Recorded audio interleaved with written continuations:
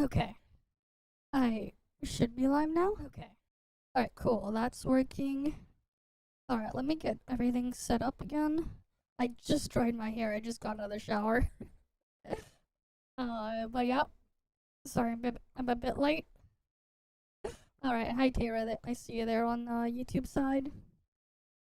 Let me get everything started up. Okay.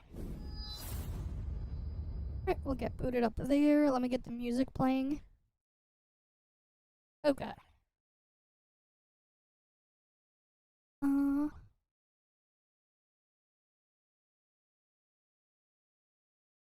Alright, where is it? There it is.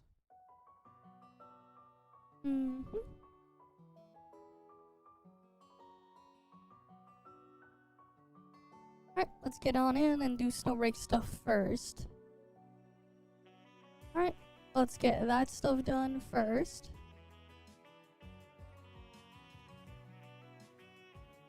Wait, what? Really? Okay, that was weird. Yeah, no, I'm fine. I just noticed something and then I was like, oh wait, no, it's fine now. Alright, cool. Let's get our stuff done here first.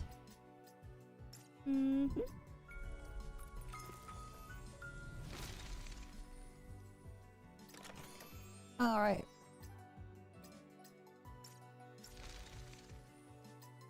I'm gonna go claim my stuff here.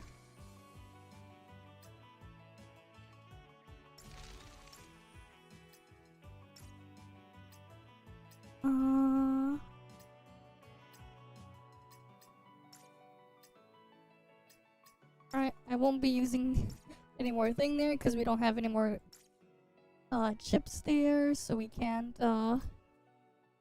use them on Clarina and stuff. Alright, let's go claim the stuff at the base. Oh, Tess is there. Of course, she's in front of the thing here.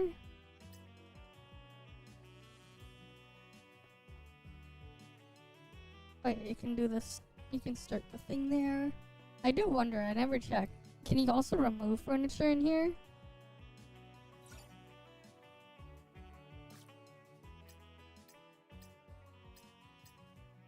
No, they don't have the ability to do so. Okay. That's fine. Alright, we exit out of there. Alright, we gotta do our quota stuff here first. Claim all our stuff there.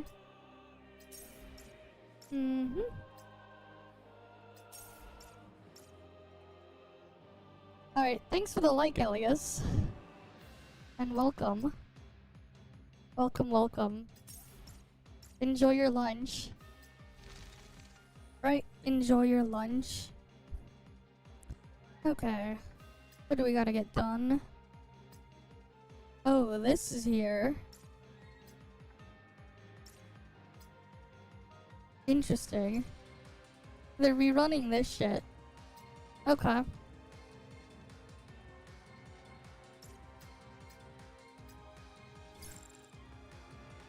Well then, let's just go do it.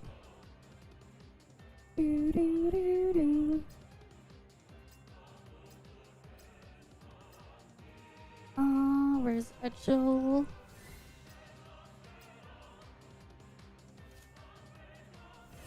But I guess we still put Clarina in there.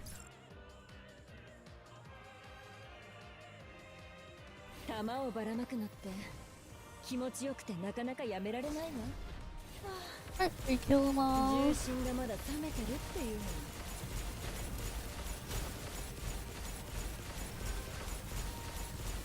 And they're dead.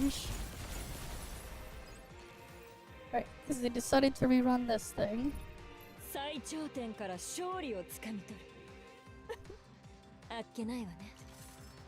Okay, on to the next one then. On to the next one.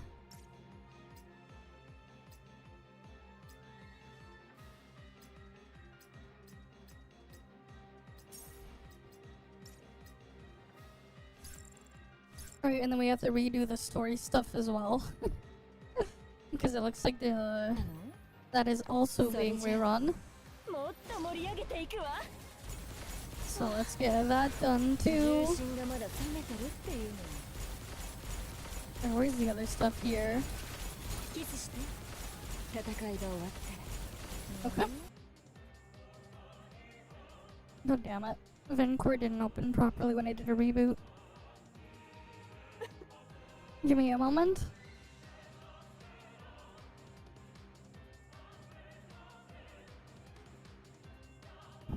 Because I used Vencore to make my Discord client look like the old Discord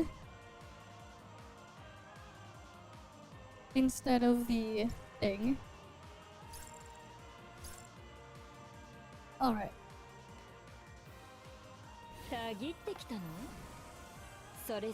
Now let's kill the things here. We just need to get rid of 2 more. And they're dead.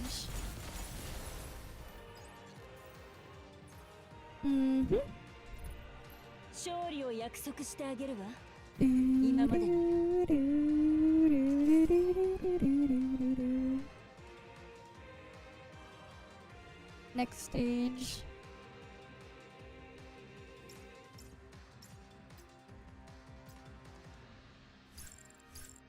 Alright, let's get this one done.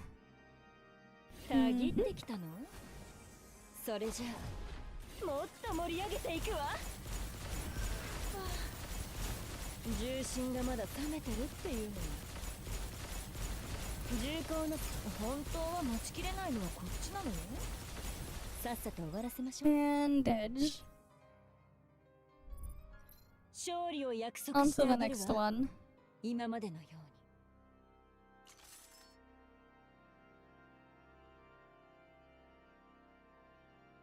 Right, next one. Alright, let's see. Yeah, I'm fine with that. Sure. Alright. Let's get rid of the thing here.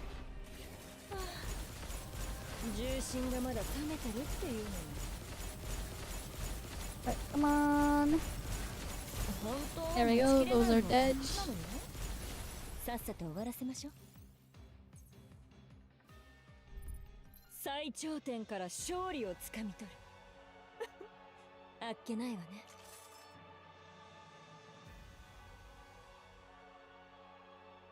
Alright, next stage. Abyss mode. Okay. What will my playable character do? I wonder what my playable character will do. Alright, we'll get rid of all the things here.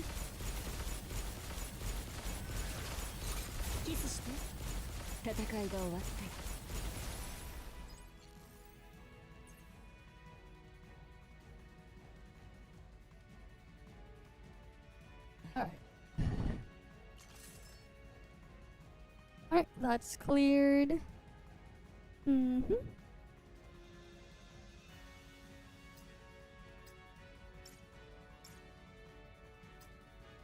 Alright, then we gotta do this.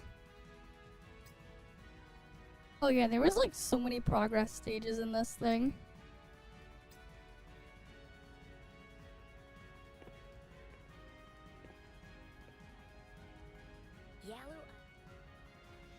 We're just gonna skip through this shit because we did this before.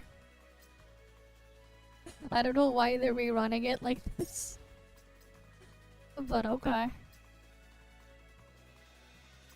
Good thing we can easily just skip through it.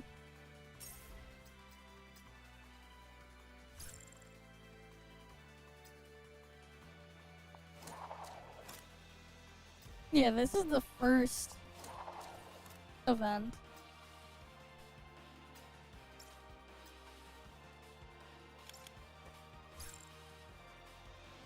Alright, let's head on in. 行ってきます。分析員、こっち行くわよ。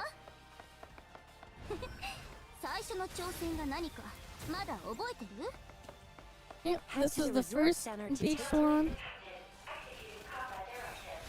Right? They even have some English voices in here.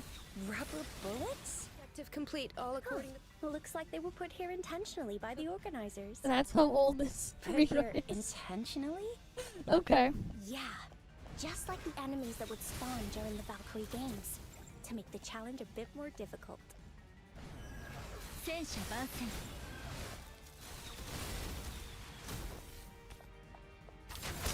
Reloading. Alright, they're rerunning. But if that's so old, we still have English voices. Imagine.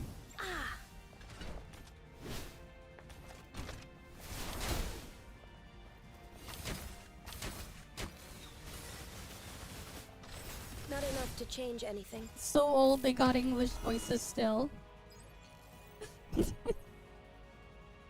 Of all the things. ご褒美。もっと近づいてもらえないでしょうか。 Alright, they're rerunning a thing so old, we got English voices still. For those that remember when this thing had English voices.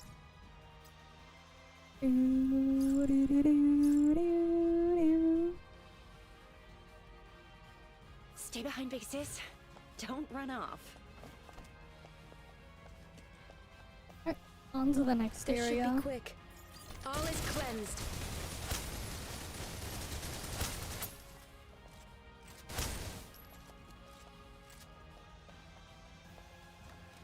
And you also remember we're using old shit, Nothing to be afraid of. so the stuff is a lot Objective weaker complete, than the all stuff we're according to used plan. to. This is the Yalu Island Resort Center. It's completely different than hotels in the city. Well, it's a resort island after all. Let's find a way down. And same as before. Right, down we go.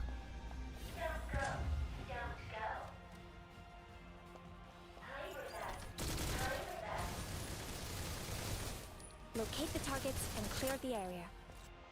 I know it's just a challenge, but their firepower is really something. Yeah, they're way stronger than before. 分析員がいるんだから平気よ。そうでしょ？ Nothing to be afraid of.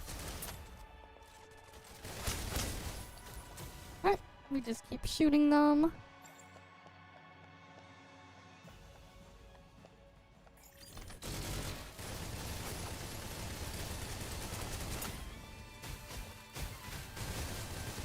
Not enough to change anything.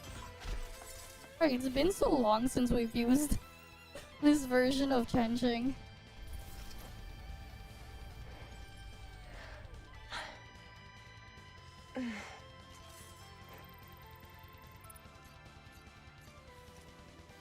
Right, it's been a while.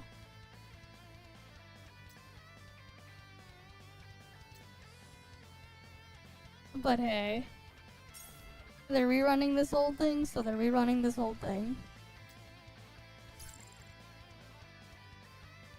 Now it's fishing.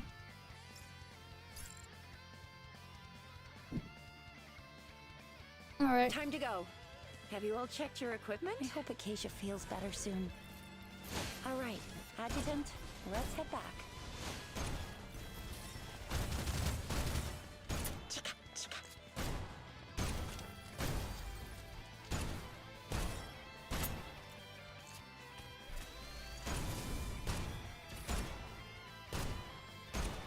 And now we just start using only 4-star Anya on her own. It looks like the crisis has been averted. Let's go help Fenny and the others. I'm not sure if they caught a King Breen yet. What do you think, Adjutant? Huh? You think I should go fishing too? Alright.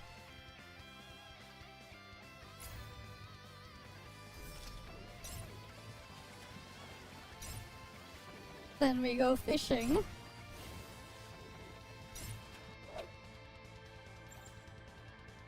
Alright. There we go.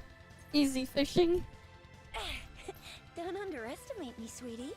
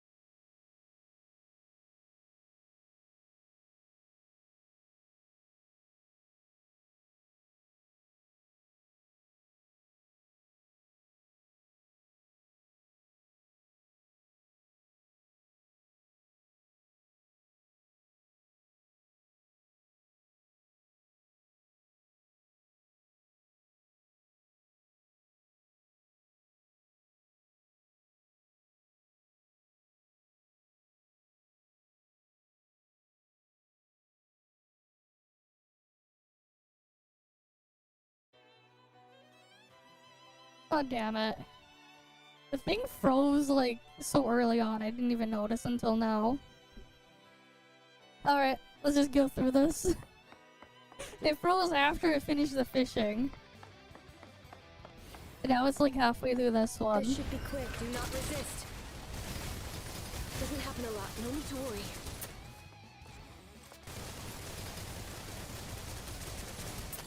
Reloading. Not enough to change anything.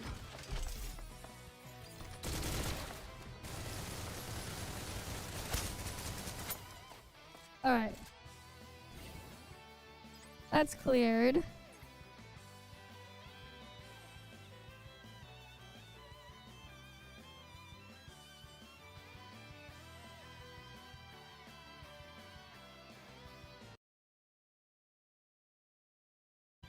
The hell?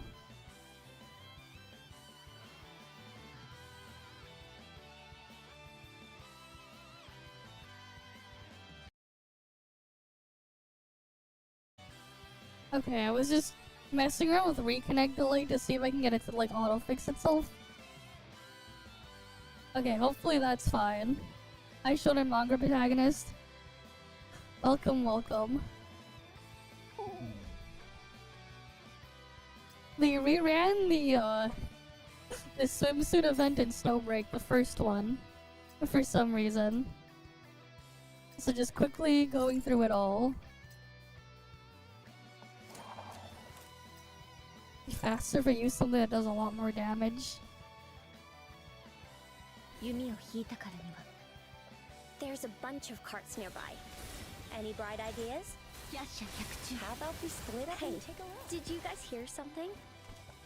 Sounds like it came from up on the mountain. Alright, let's head on over We there. don't hear anything over here. You guys are too far away. Come closer to the mountain and listen. Oh yeah, how you doing? Not enough to change anything. Right, I haven't streamed in 2 days. Nothing to be afraid of. Objective complete, all according to plan. On to the next area.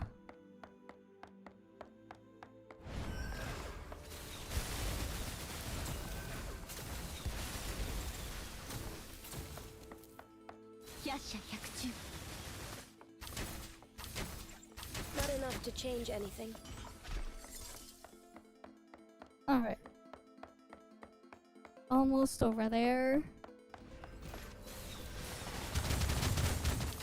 I'm doing fine. Nothing to be afraid of. It's just that, like, things have just been so dead. I don't know what to do the past 2 days. You heard it this time, right? So I was like, I'll let There's a things pile up shortcut and the see what mountain. happens. Follow me. And now we're here. But yeah.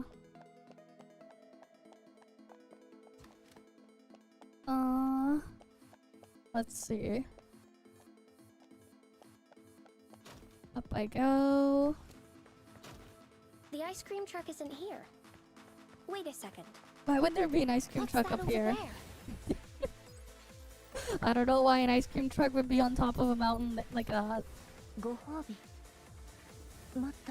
in a random spot, but sure. Next stage.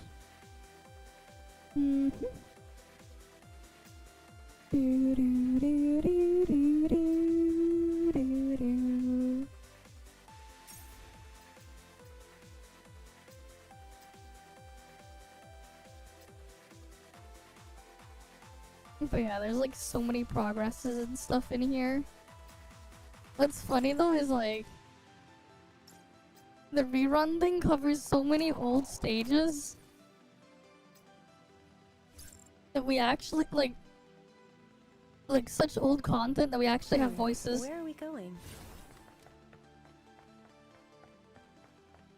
Which is kind of crazy. Nothing to be afraid of. I mean, there's stuff I'm gonna look into in a bit, but like, that's later in the month. I mean, I know Silk Song released yesterday, whatever, but I'm not really interested in playing it. Though I know a lot of people were waiting a long time for it. Besides the shadow lotuses, there's something else here. That which is reclaimed, But yeah, like, that which is built. the Tits remake is Gods later beyond in the month. boundary bestowed their empty husks upon That's the sun wrong as one. It's well, SB drops constructing an altar for that one. to guide ToF mortals drops into has their been another inactive for a harmony. while. I think you want this one. That's the one you want. One soul travels beyond the boundary, another soul remains in this world. Flesh is burnt into nothingness. I should The turn off dust appears the in another ToF door. drops one and leave the An altar Snowbreak built one of on. empty husks witnesses my departure. It's completely different from the scenery on the other side. Yeah.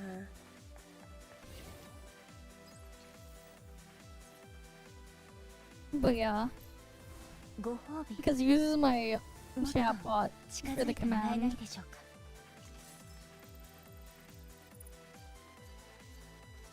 Alright, next stage. Right,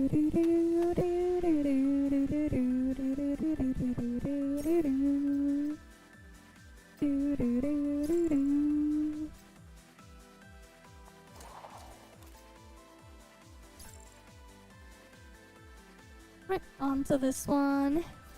Where are we going?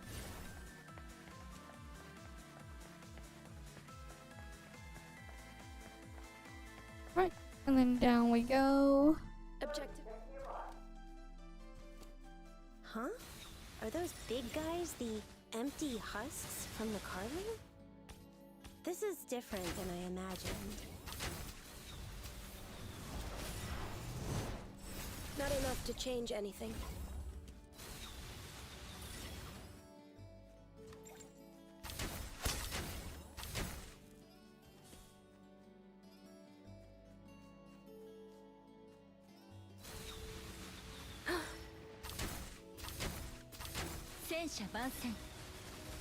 Not enough to change anything. And they're dead. Alright, we're gonna get to the boss here.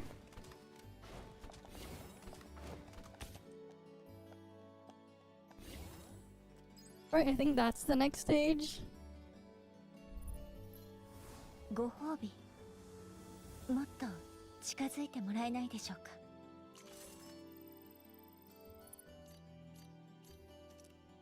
Alright, next stage.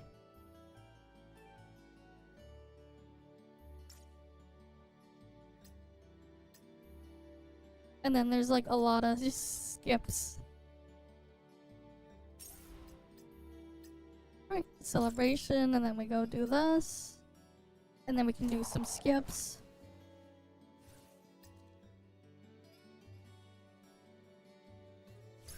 Interesting. I can replace Anya, but not the other ones.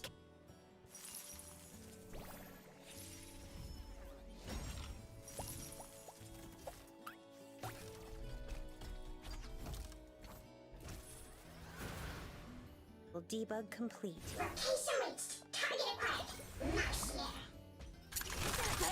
A light chaser?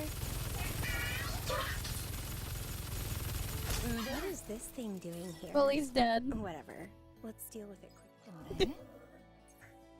It's dead before they're done talking. Power creep is real.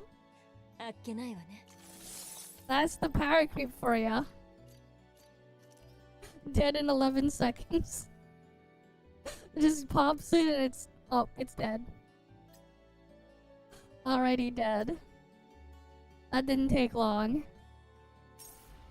Alright, it just died immediately.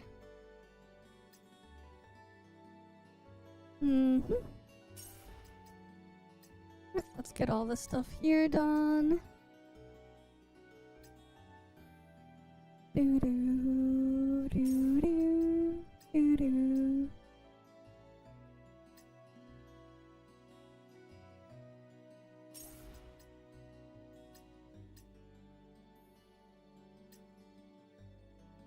Alright, almost all done.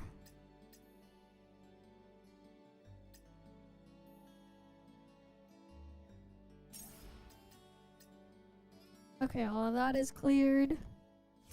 And I can claim all of these. こういうのがお好みなのね。覚えておくわ。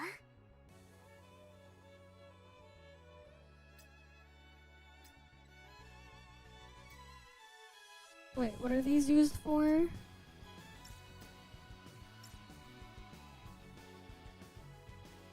Whatever.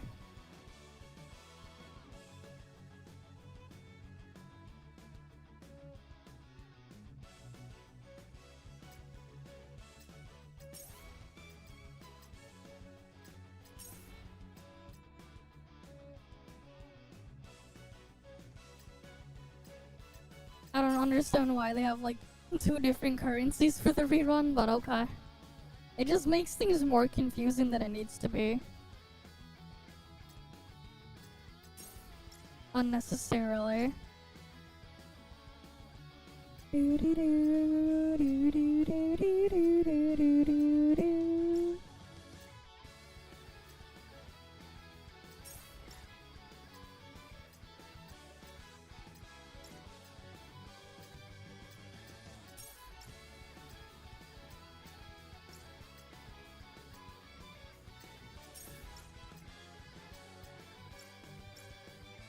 Alright, let's see.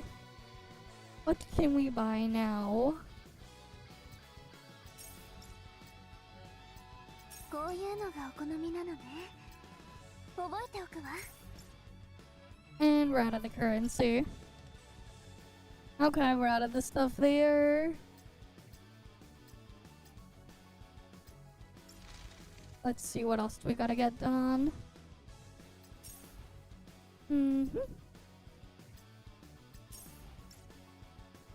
We're missing some lab data. Oh, that's right, we have this boss.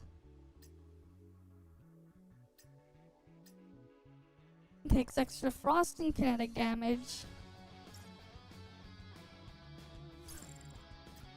Alright then. If that's what it wants, we'll give it what it wants then.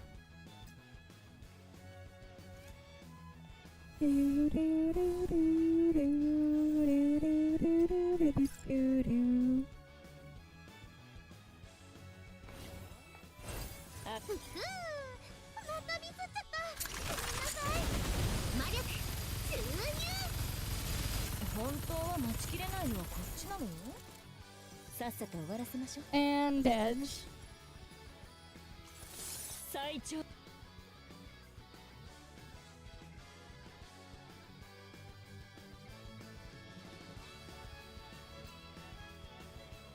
Right, next difficulty.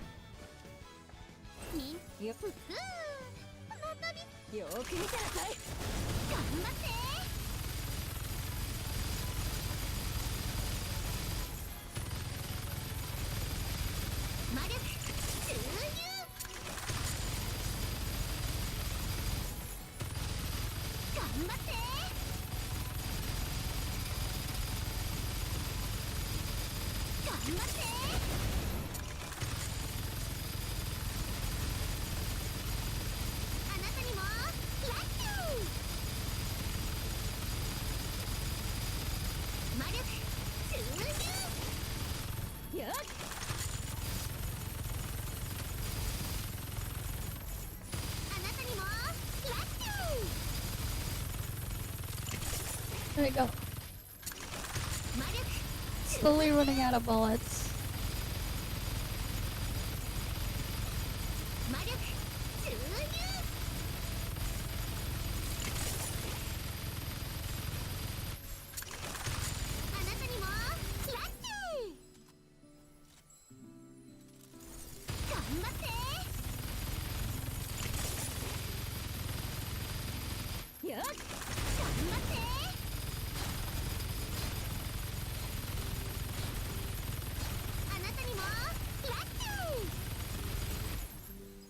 Alright, and cleared.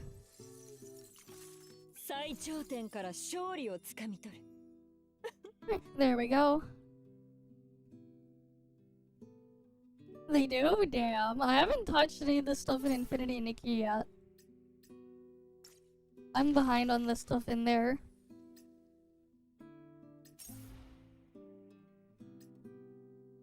Damn. Well, that's something, man. That's something.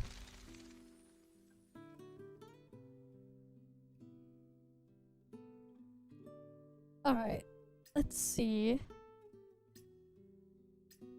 Grab those now. What's left then?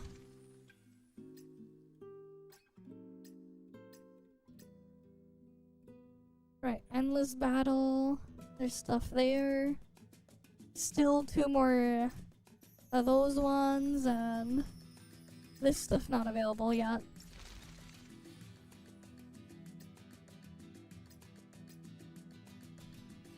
Oh yeah, I didn't get the opal vouchers. That's the stuff that we need to get next. Okay.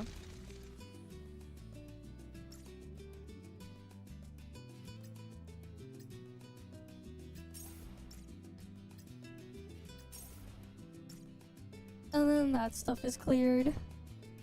And there's still 18 days left in the patch. Okay.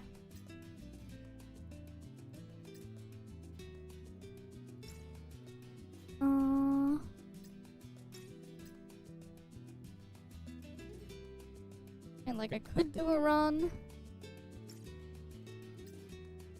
And why not, just in case.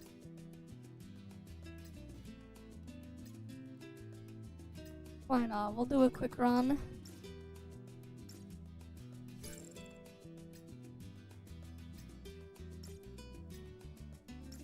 What was the thing for the mission here? Need to do one with only a bow operative. Yeah, we'll do one with bow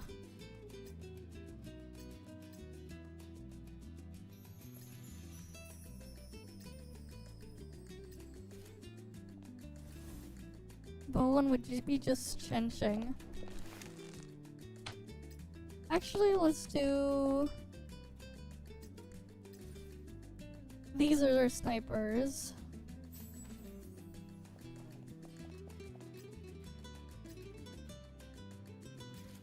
We'll do one with only snipers.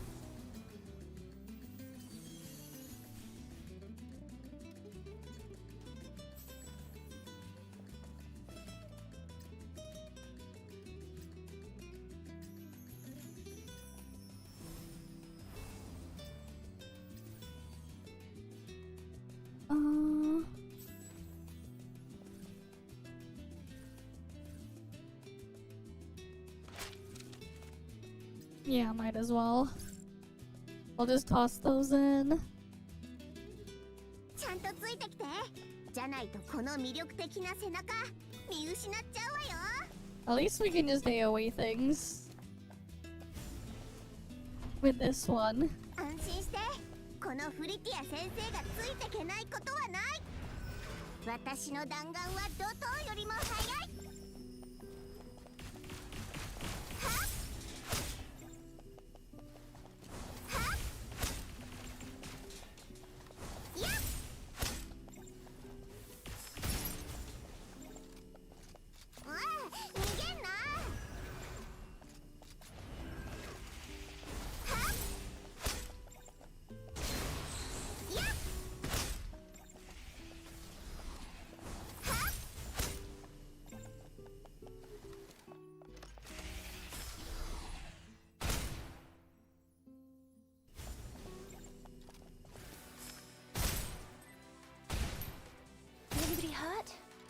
Hurt?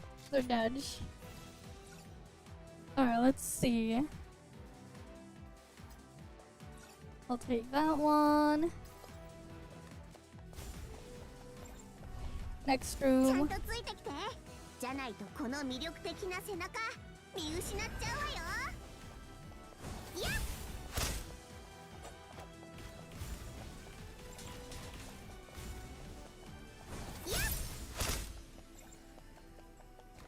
火力のショータイムよ。やっ。 Who needs this the most?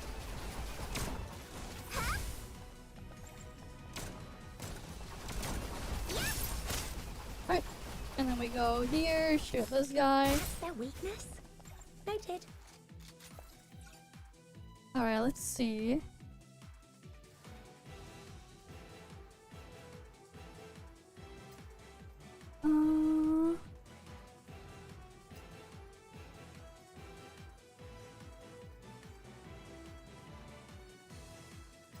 I guess we just take that one. Next room. 安心して。このフリティア先生がついてけないことはない。やっ。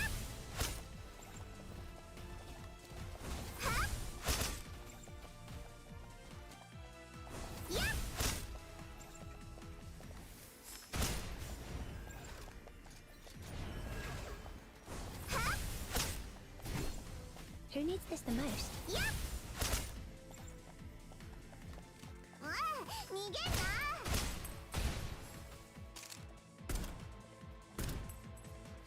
Anybody hurt?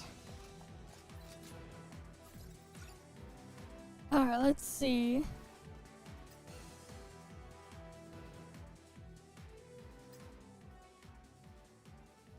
Oh, none of these matter. Because the stuff in there is not great. ちゃんとついてきて。じじゃないとこの魅力 Alright, what 的 can な we 背 get? 中見失っちゃうわよ。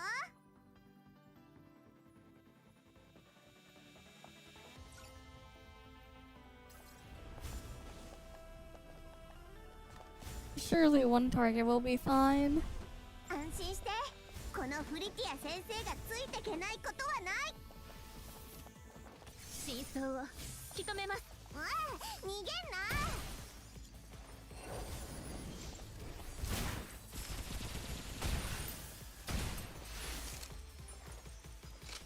Is there weakness? Noted. Final stop. Alright, let's see. I'll take that. Battle supply. 安心して、このフリティア先生がついてけないことはない。 Alright, then we go over here. ちゃんとついてきて。じゃないとこの魅力的な背中見失っちゃうわよ。 Shield down. Switch to contingency plan.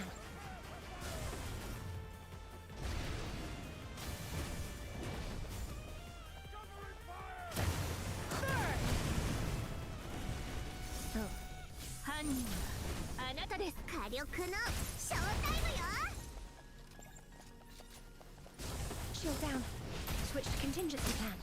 Why don't these guns auto-load? Does nobody think of shield down? Switch to contingency plan.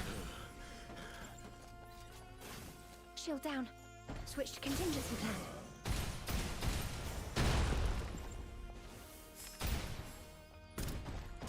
Leash's effectiveness in combat varies based on height difference dead. with opponent. Let's see.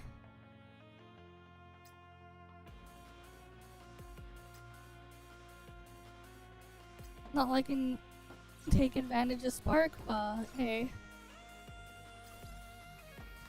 I'll take it anyways. Next room. 安心して、このフリティア先生がついてけないことはない。 そう、犯人はあなたです。 Can you dodge them all? Shield down. Switch to contingency plan. Anybody hurt? Final stop. Shield down. Alright, next Switch to one. contingency plan.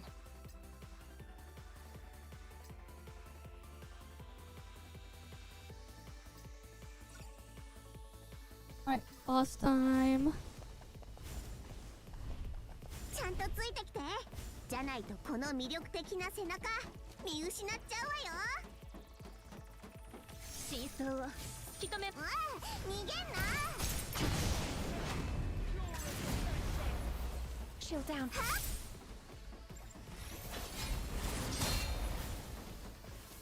That's their weakness? Noted. Why don't these guns auto-load? Does nobody think about these things? Shield down. Switch to contingency plan. Leash's effectiveness in combat Right, he's varies dead. based on height difference with opponent. Next.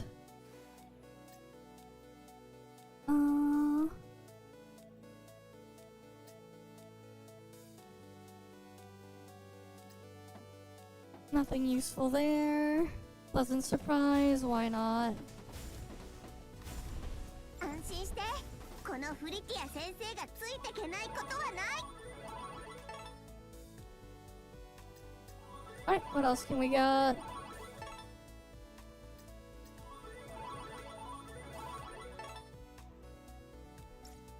Backfill one at least is useful. But all this other shit, not so much.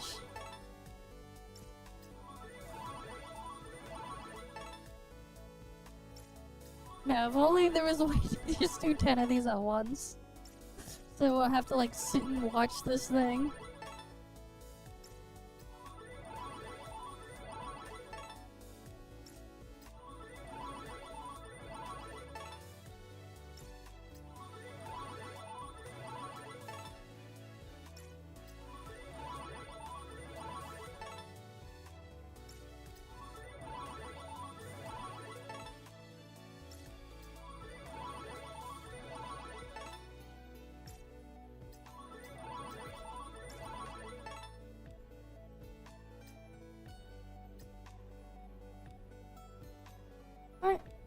next one. Alright, let's go into here. 安心して。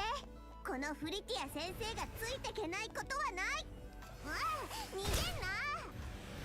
Shield down. Switch to contingency plan.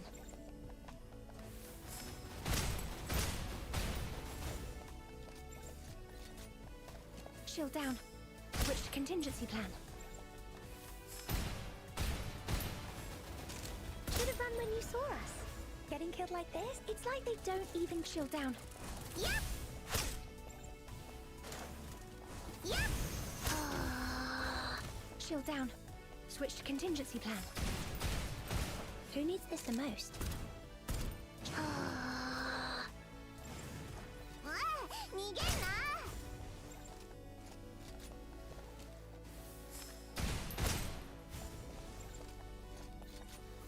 Shield down. Alright, Switch to let's contingency see. plan.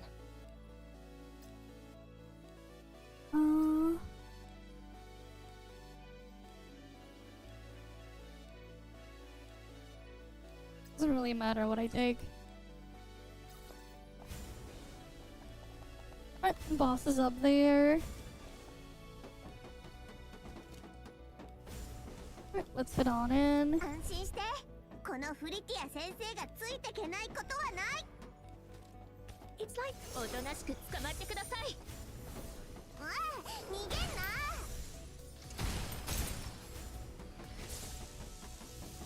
shield down. Switch to contingency plan.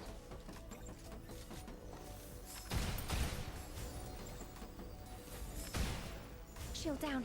Oh damn Switch to it. contingency plan. Lucia's effectiveness in combat varies based on height difference with opponent. Alright, let's see.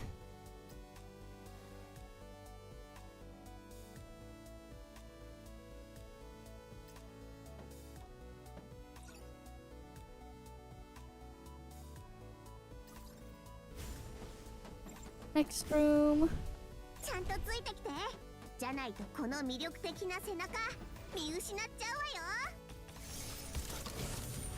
わあ、逃げんな。Shield down. Switch to contingency plan.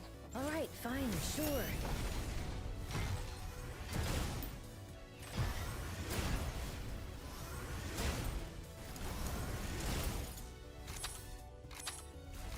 Careful. The next one could kill you.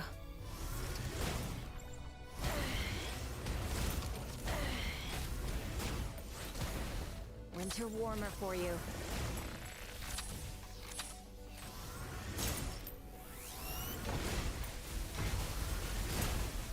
Don't waste. I can't promise anything, okay?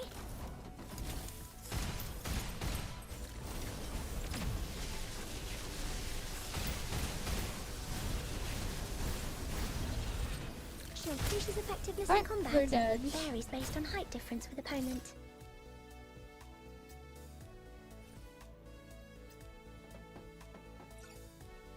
Alright, let's go into the next room.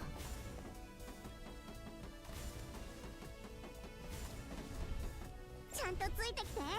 じゃないとこの魅力的な背中見失っちゃうわよ。 And we got another boss here. 安心して。このフリティア先生がついてけないことはない。おとなしく捕まってください。火力のショータイムよ。 Shield down. Switch to contingency plan. Shield Lucia's effectiveness in combat varies based on height difference with opponent. Alright, let's see.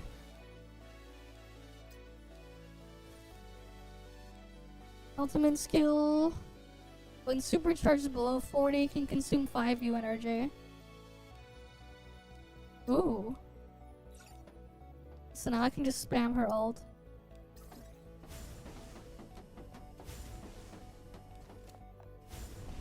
ちゃんとついてきて。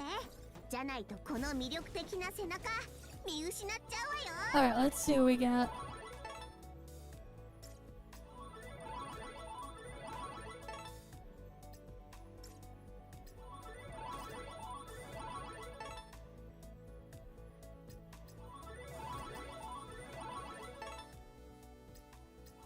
Come on.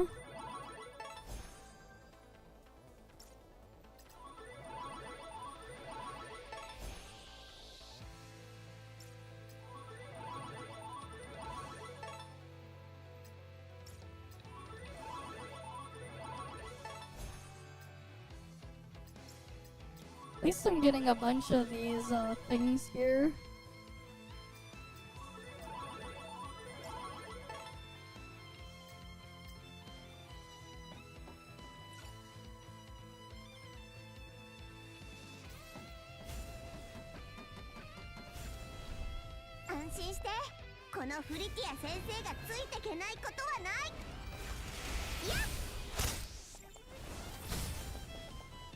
Shield down.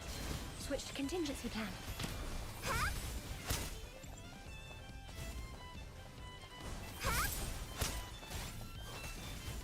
Shield down.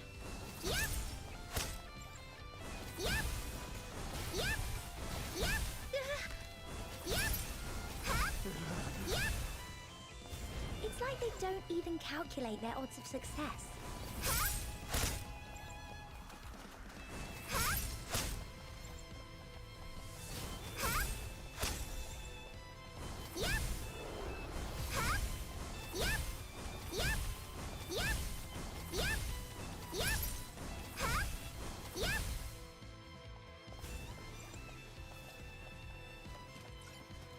Alright, let's see. Not really anything I want here.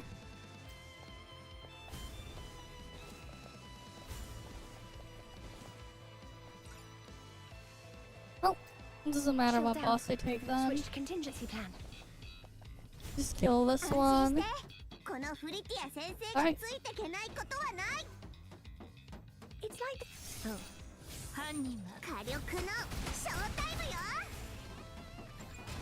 Shield down. Switch to contingency plan. Shield down. Switch to contingency plan.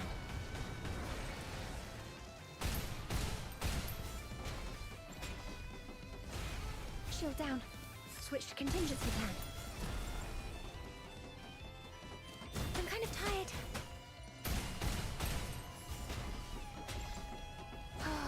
Shield down. Switch to contingency plan. Shield down.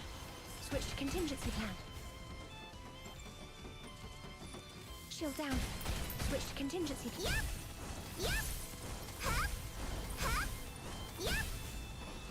The thing takes like no damage. What the fuck?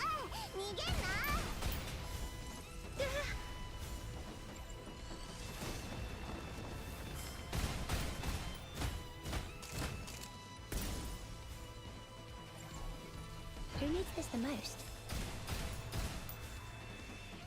Yeah, this shit takes like no damage. Increases effectiveness in Oh, combat. it's dead now. Varies based on height difference with opponent. Alright, let's see.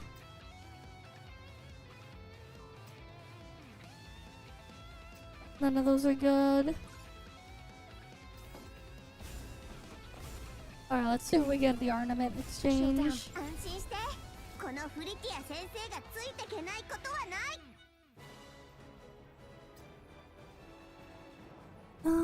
Don't really want any of these. God damn it. Why are these all shit?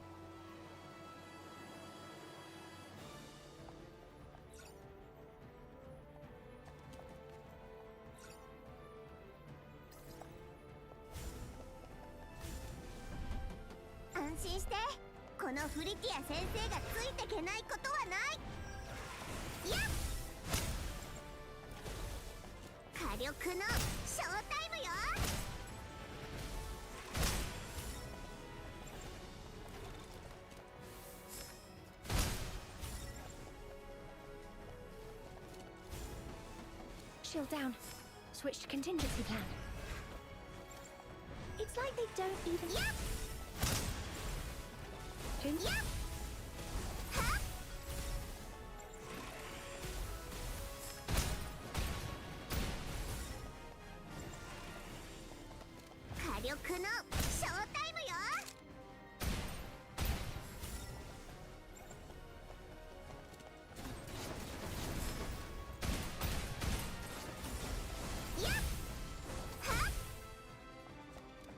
those guys with the thing are annoying.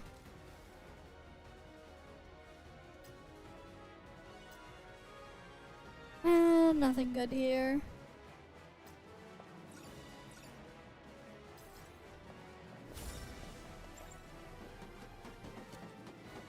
Shield down.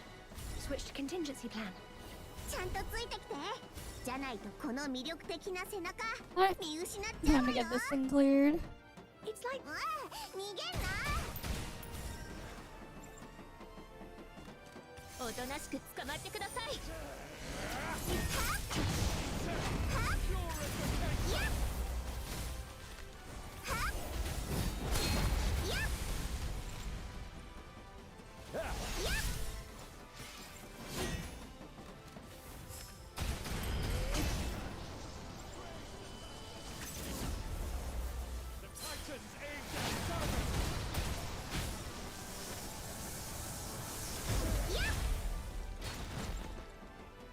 火力のショータイムよ。 And dodge. Alright. Oh, we got another one of those mission thingies done. So there's that. Done with the stuff there. Alright, slowly. We'll get those other ones there done.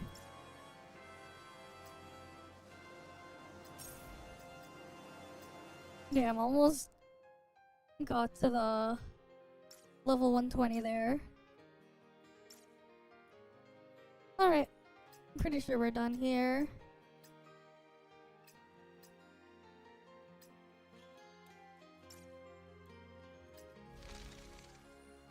Well, I guess I can do thing here. I'll just dump that.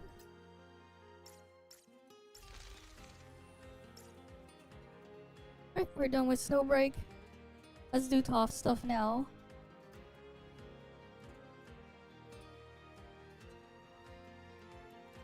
Alright, let's get ToF stuff done now.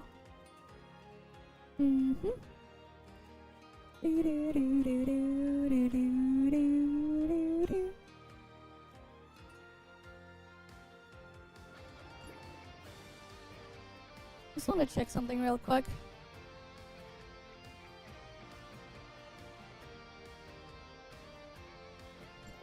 The deep space is right ahead. Alright, let's get our stuff done here.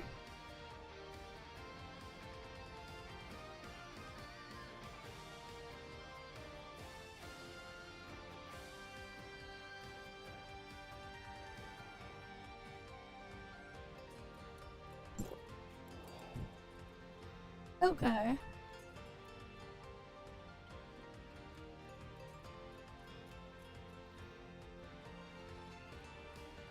Right, let me get logged in here. Right, let me get my alt logged in. We'll do our stuff here, and then we'll do our reacts and stuff after. Okay.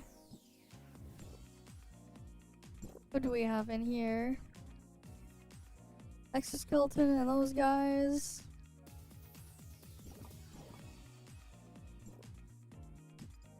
Go with the trapping thing.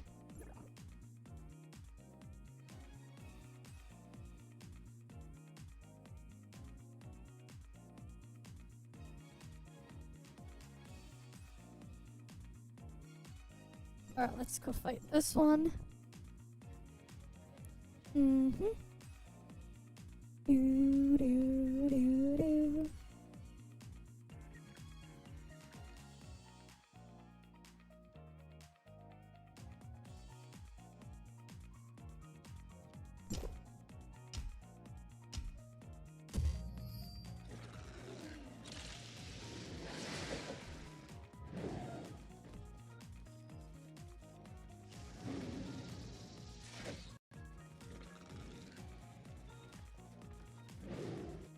Just gotta kill the last thing there. Cool, at least I won that one. That's something at least. At least I won one of those.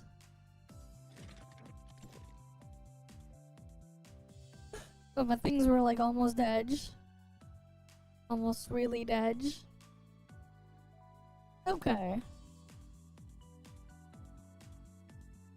What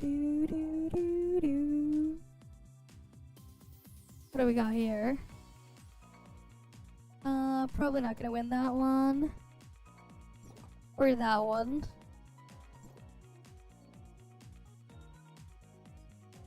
Nope. Nope.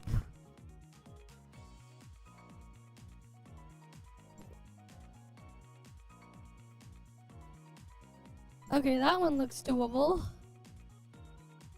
I'll probably win that one.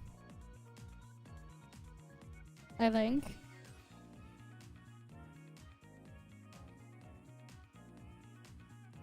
Alright. Let's get on in.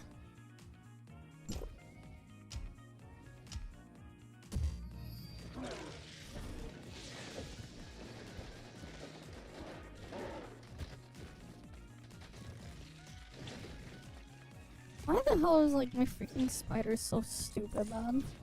It didn't even start by doing the triple spin. I don't know why the middle spider waited so long to do the spin attack thing. So dumb, man. So dumb.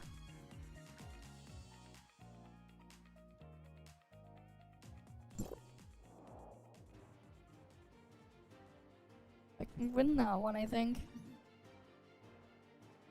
Can probably beat that one. Let's see.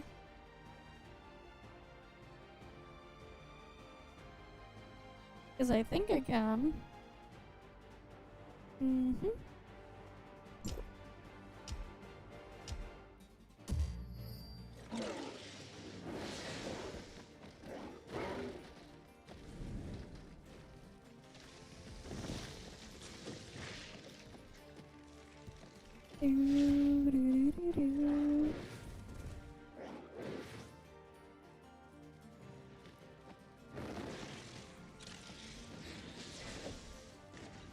Yeah, just barely won that one.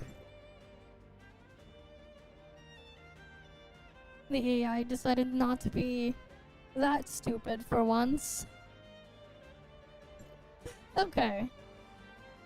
On to the next one then.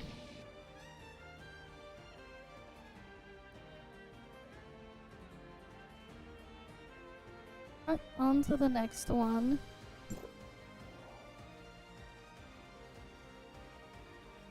I can win this one probably.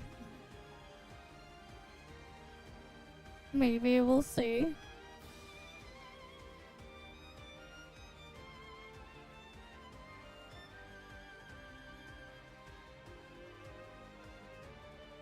Come on.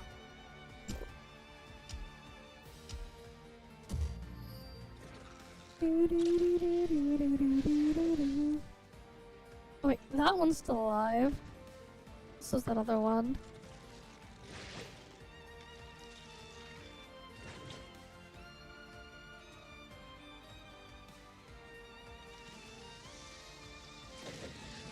Okay, I won that one.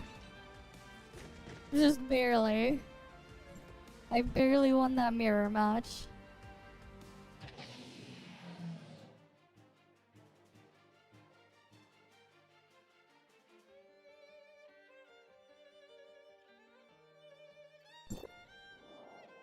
Let's see. Nope. Maybe I can win that one. Maybe.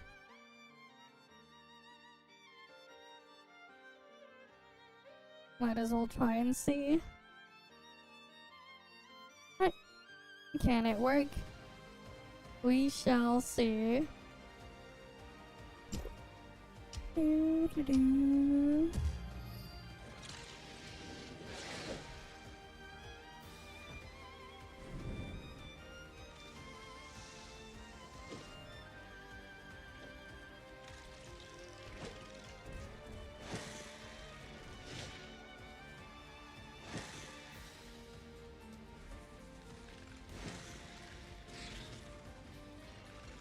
Nope. Oh, damn it.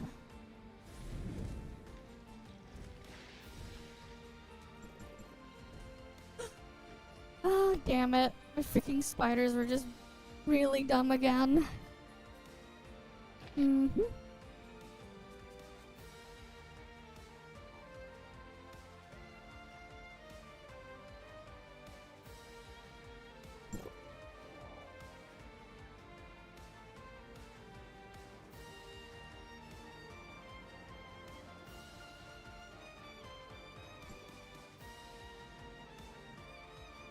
Okay, maybe this one I have a chance. Maybe.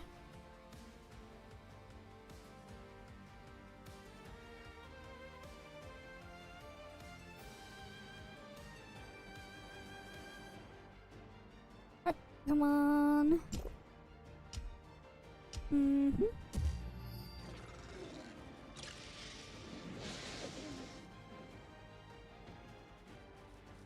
I gotta get this one done.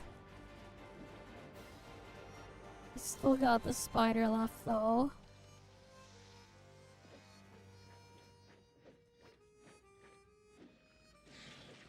Okay, I won that one.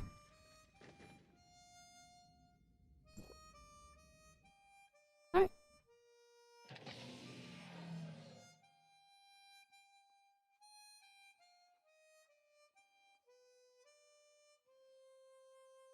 Alright, next one.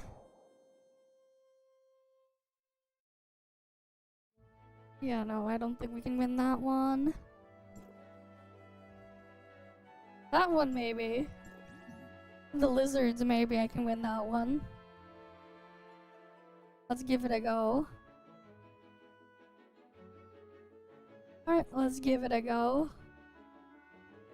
Mm-hmm.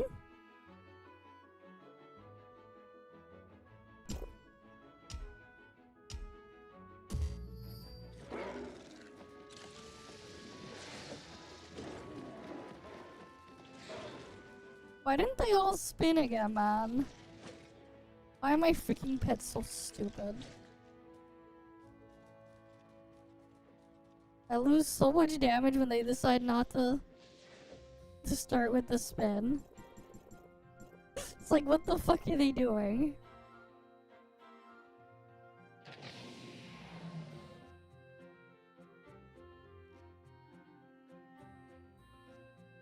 Alright, next one. Yeah, I don't think I'll beat rank 1. Oh, rank 2. I think I have a better chance with rank 1 than rank 2, actually.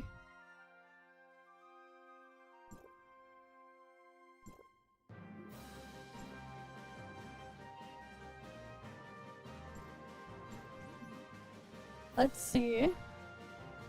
Might as well give it a try.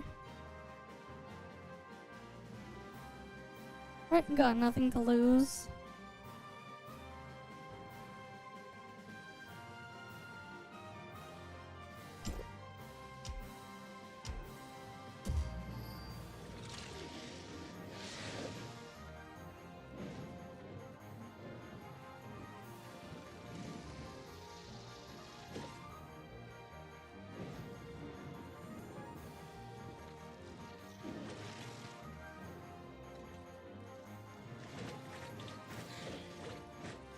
Well, oh well.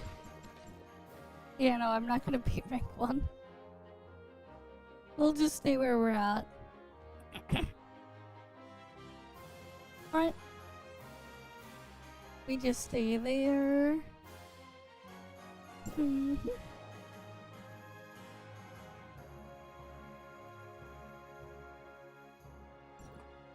Okay. Time for dailies.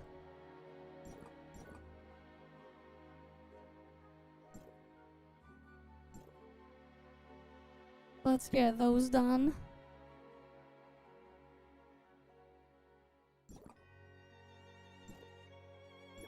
Alright, let's get all of that stuff done.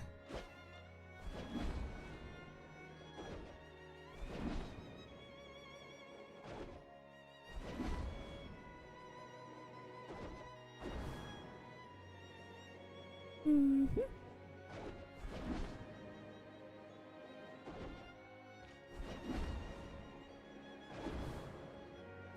Heading on over.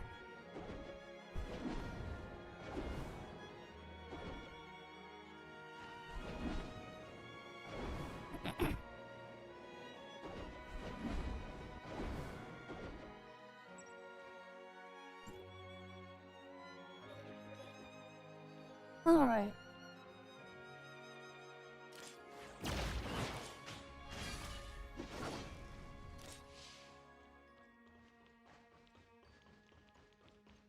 Gotta get all the things here.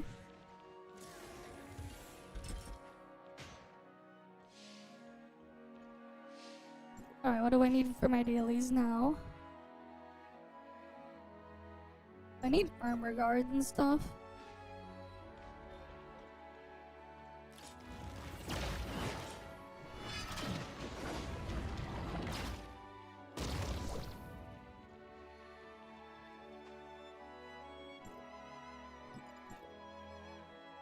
Nope, I did not hit any of the armor guards, whatever. That's fine, we'll go get the other ones done first.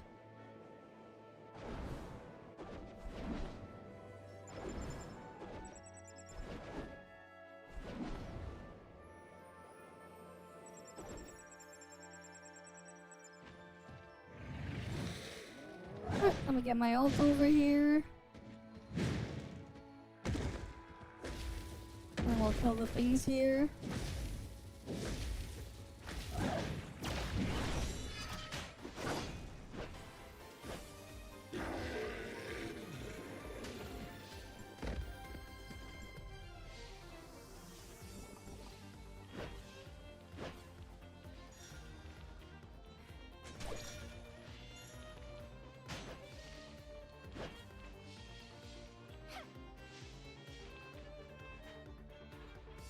Alright, what else does my ult need? Oh, my ult needs the WL6s as well.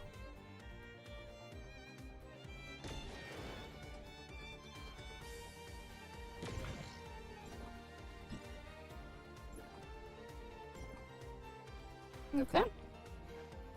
Let me just switch over to the other thing.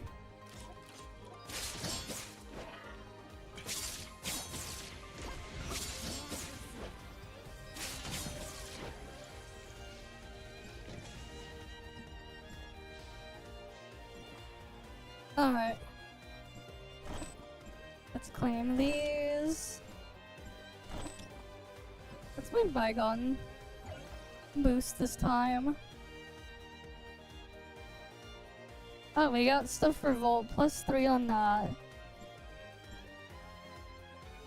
Too bad it's not on anything else that I can take advantage of.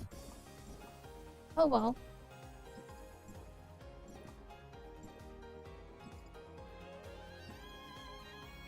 Join up time it is.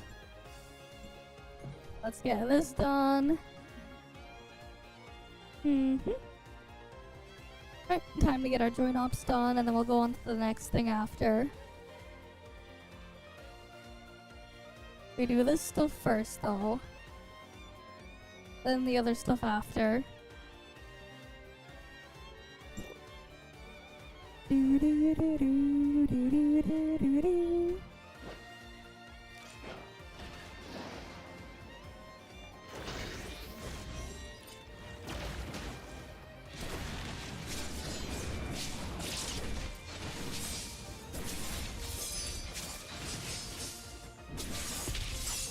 Alright, next one.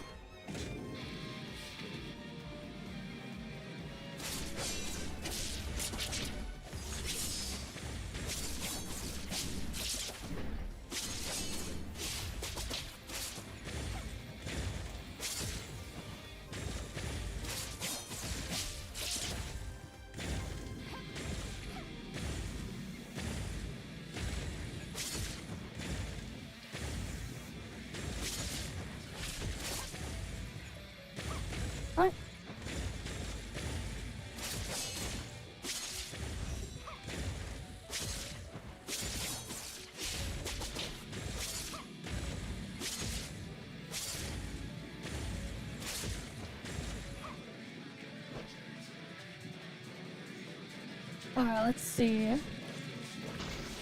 This one first.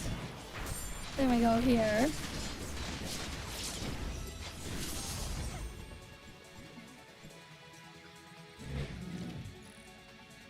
At least is the quick and easy join up today.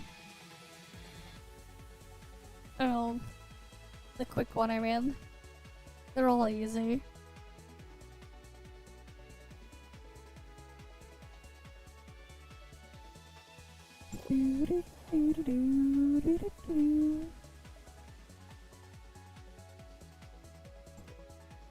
Alright, let's get another one done.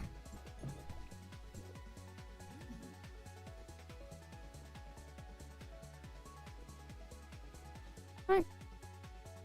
Gotta get this one done. Come on. Load, load, load.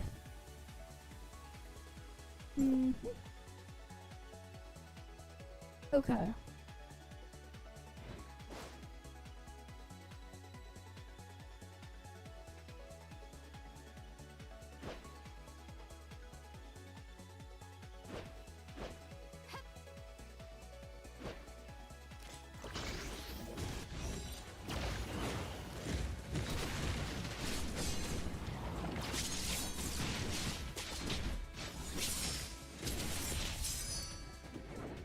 Alright.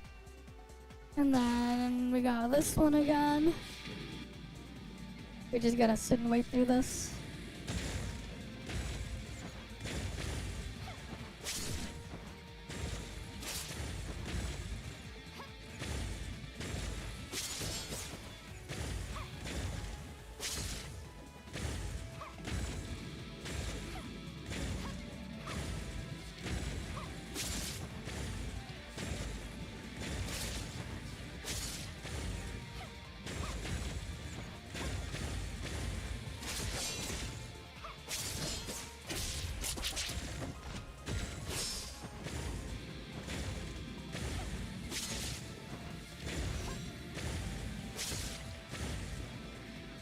Alright, come on.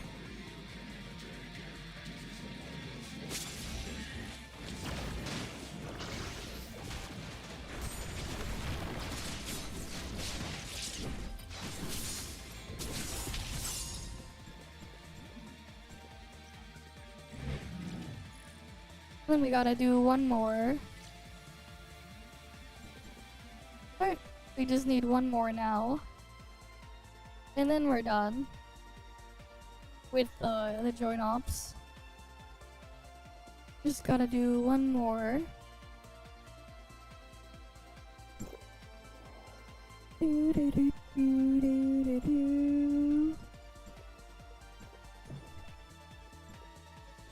Our third and last join op for the day.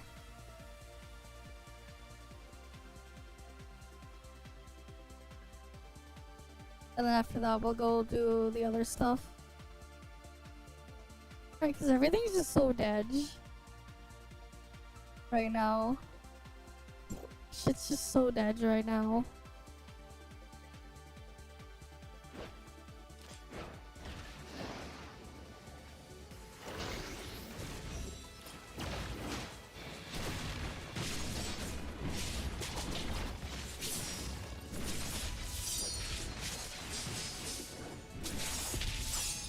Alright, that stuff is dead.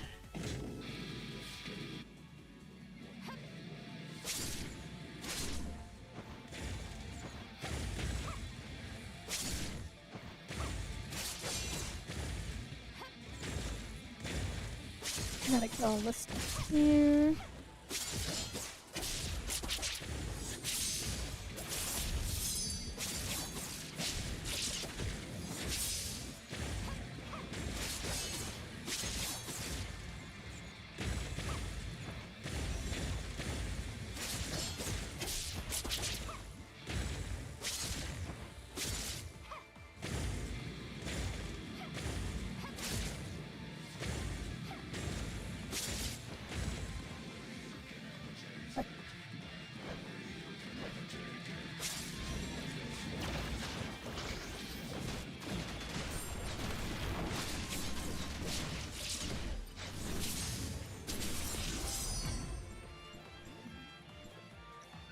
assumed I'm out of vitality now.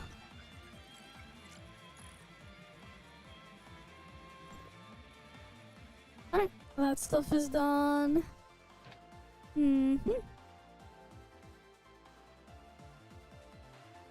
Alright, got all of that stuff done. Now I gotta finish my dailies. Damn, there really isn't another WL6 spawning. Oh wait, nope, there it is. I was auto-targeting on that one first. That's so dumb. Alright, that daily is over there. Time to go get that done. Right, time to go get it done.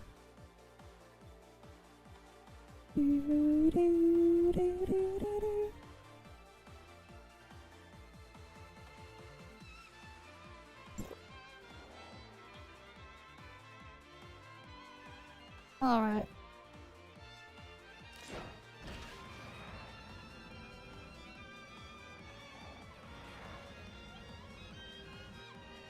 Let's head on over.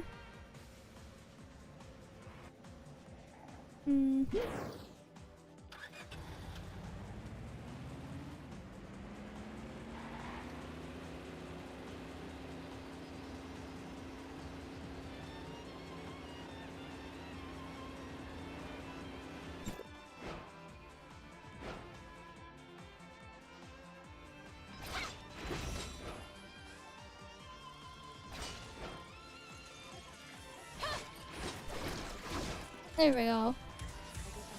That's done now. Is world chat? How alive is world chat? It could be worse.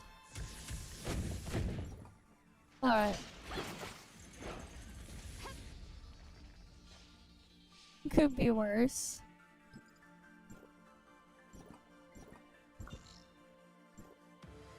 Alright.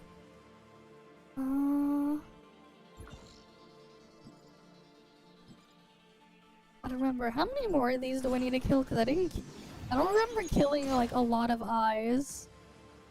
I don't really remember killing that many.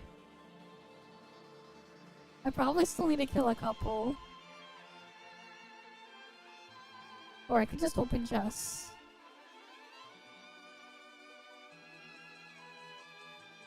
We'll see.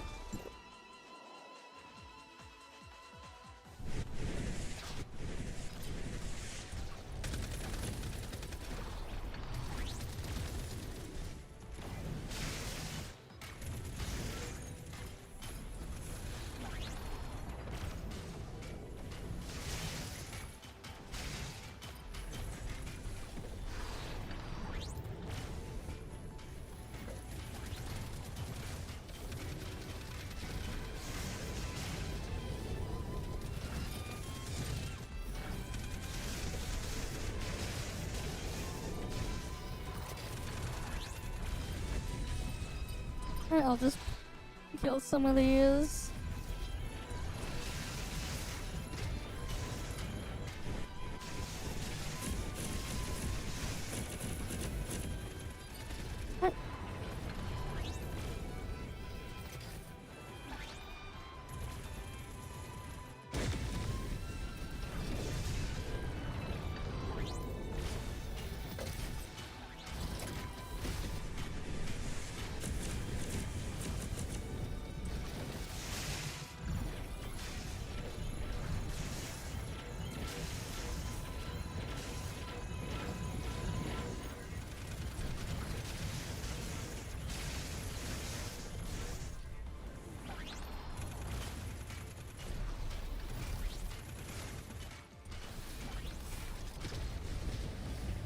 That one over there. And then I go over something here.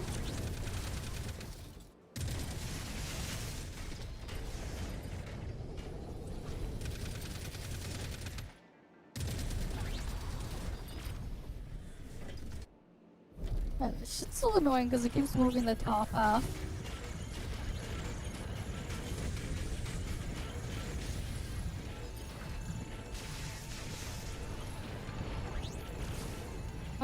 Let me go on the other side. And then I can keep shooting it.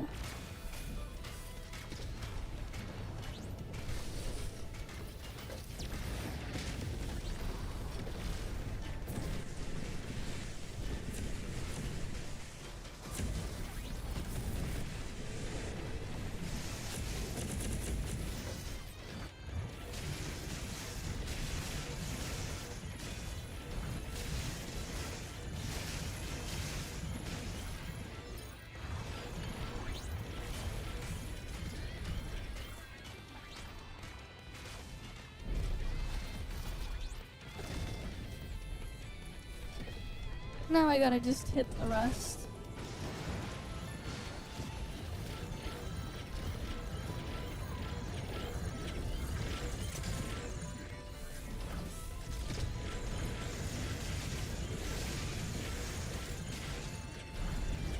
Alright, just gotta destroy the legs and the core.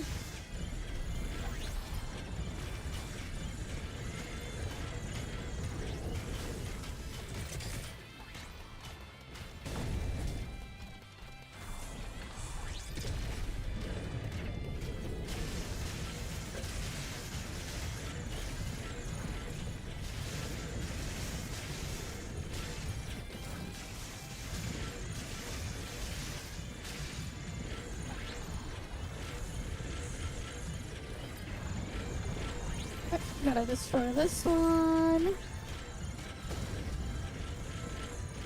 Now over here.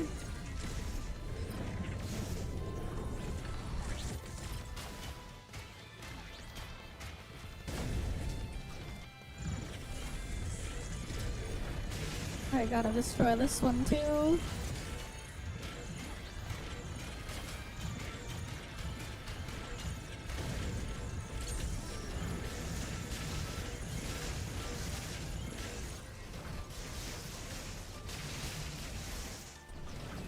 Come on. Gotta get this destroyed.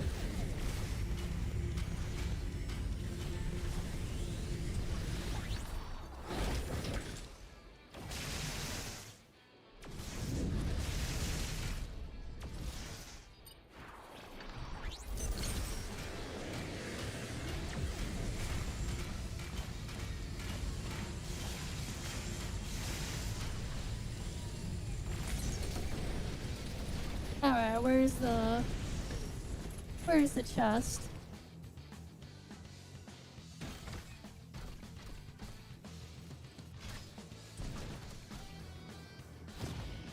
Not there.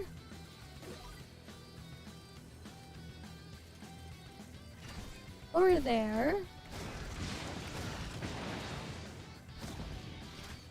There it is. Alright, let me warp my ult on over.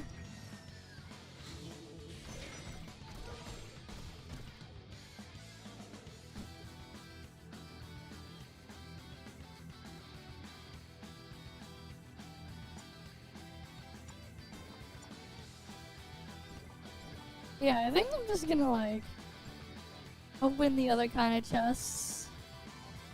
Cause it's kind of annoying to just keep doing this thing. I don't even need the mech skin or whatever anyways.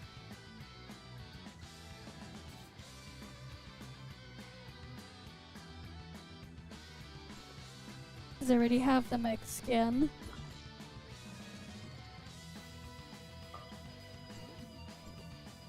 So I'm just gonna look for things there to grab. And open chests. I'll just do that instead.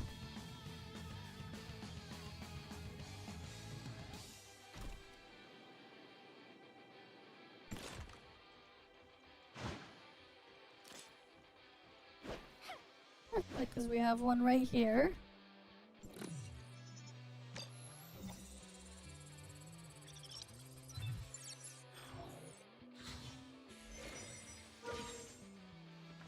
Another core control. Nice. Cause I can sell those.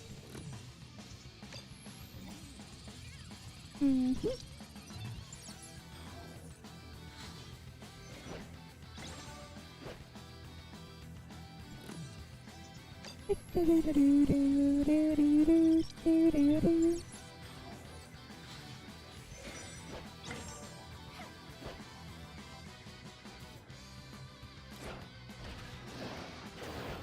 about over here?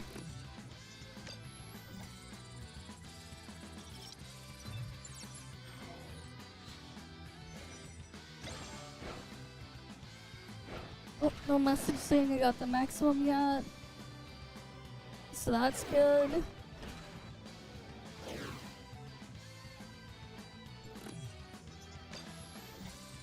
How about this one?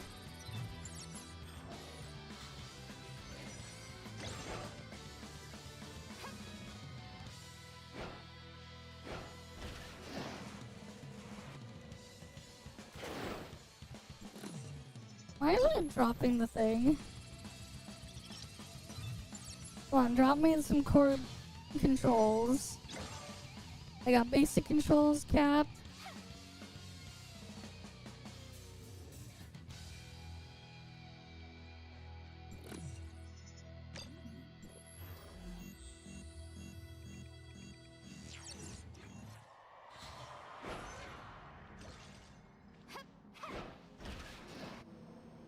I think I hit the cap for core controls as well.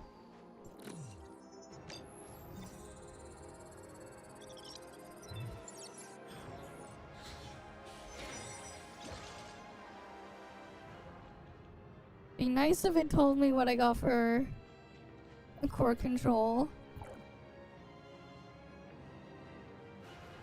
Let me see.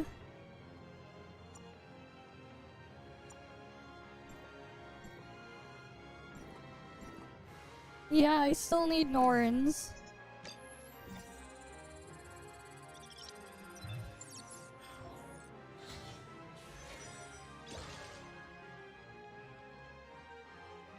God damn it. It doesn't tell me the thing. But I also need to grab the core controls and basic controls so I can sell them for the other thing, for credits. Because you can use them to get credits as well. So like, I use them that way as well.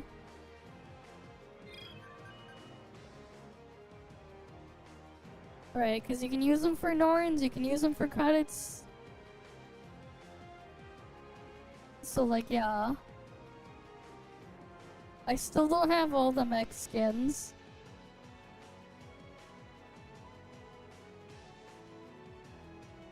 It doesn't help how the game refuses to just sell me the ones I'm missing.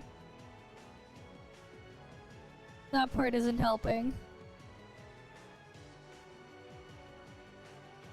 Wait, it's still a lot of Norns that I need. Like, if I can get 10k more Norns, I'm done with the Norns, but like, yeah. I need like 10k more Norns.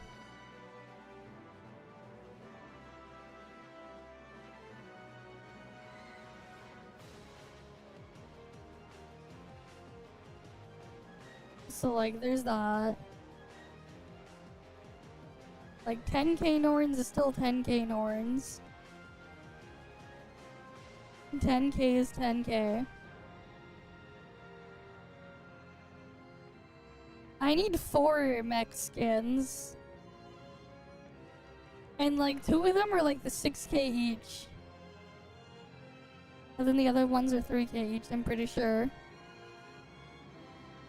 But it just like refuses to spawn them in the shop for me. Game just refuses. Which is annoying.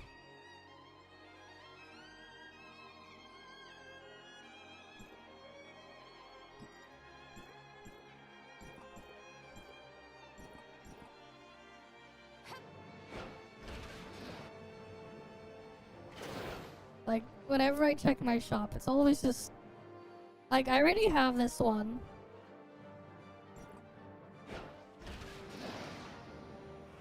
No, there's a 3k one, I'm pretty sure.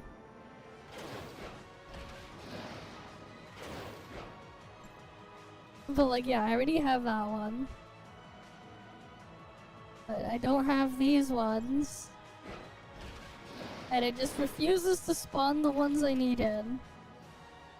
It's like, oh cool, it spawns a thing in, and it's like, oh crap, I can't afford it. When it does spawn, it's like when I can't afford it. And then otherwise, it'll just not spawn anything. Or spawn something I already have. Would be nice if they just removed it from the pool instead. If I already had it. Because it's also dumb how you can get duplicates. You can get more paints that you already have.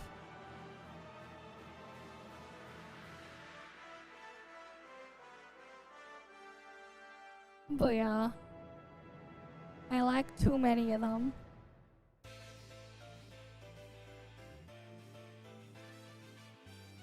And like, I gotta get mining done, cause like, gotta do mining for ores as well.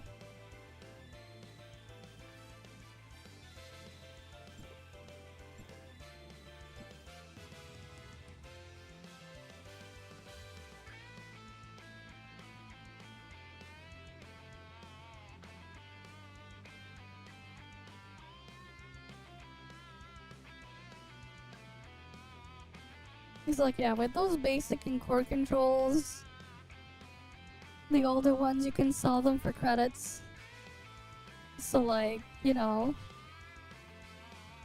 if you have the extra time, no reason not to get them, right? No reason not to.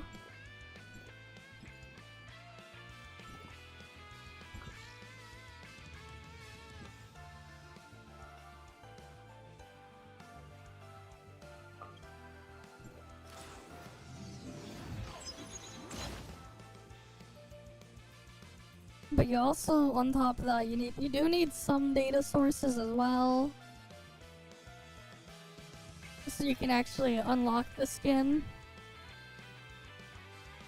Right, like you need that plus 4,000 data sources. And then what was the other thing you would need on top?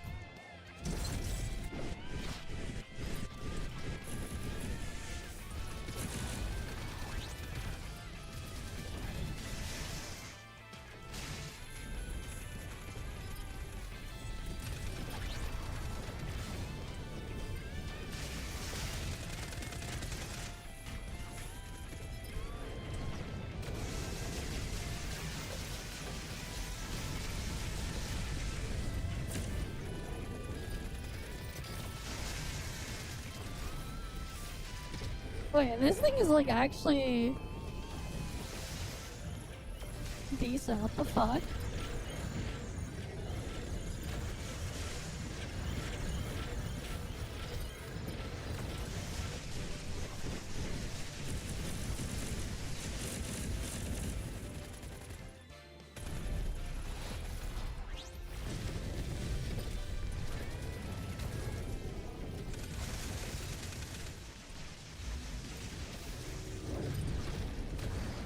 Yeah, like, actually, Black Hole is actually pretty decent, the thing.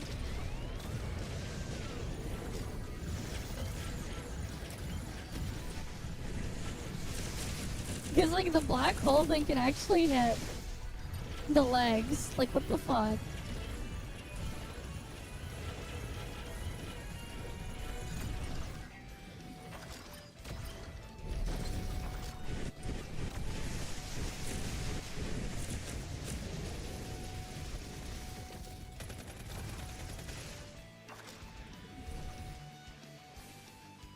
Well, sometimes it can hit it.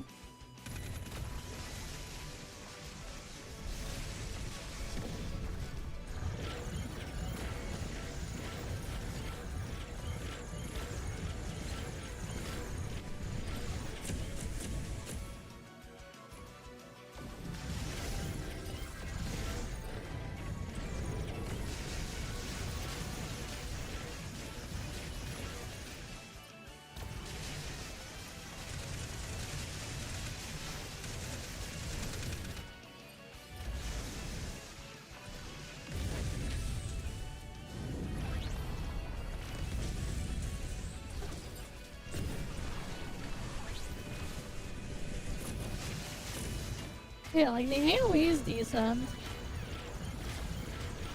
Laser is faster though.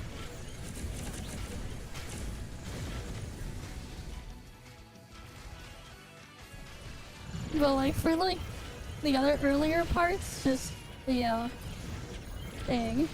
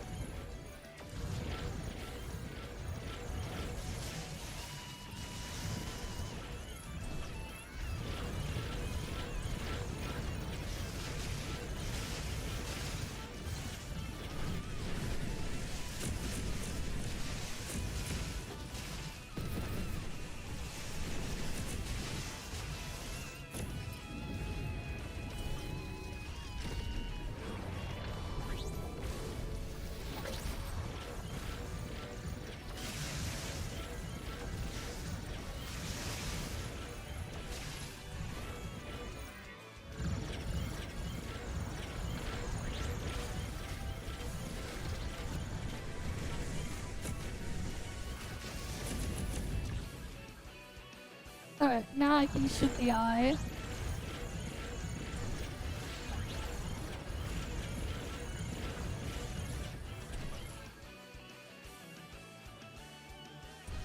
Huh?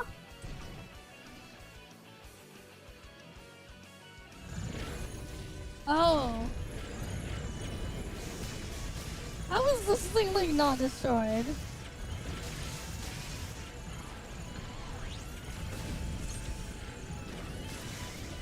I thought I got all of them. But it's like, nah.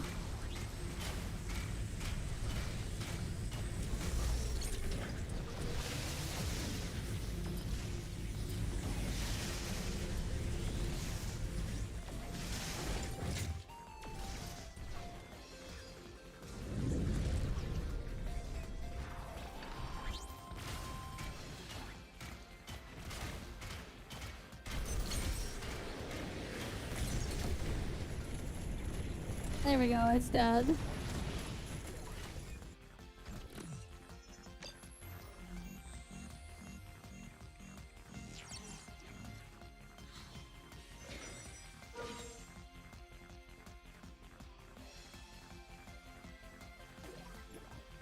And it didn't even drop a core control, god damn it.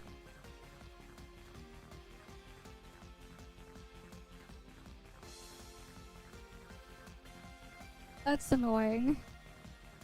Didn't even drop the core control.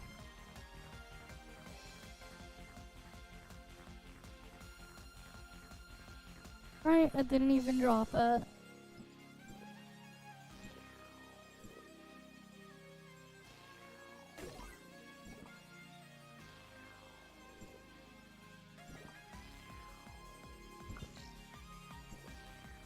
Alright, let's see.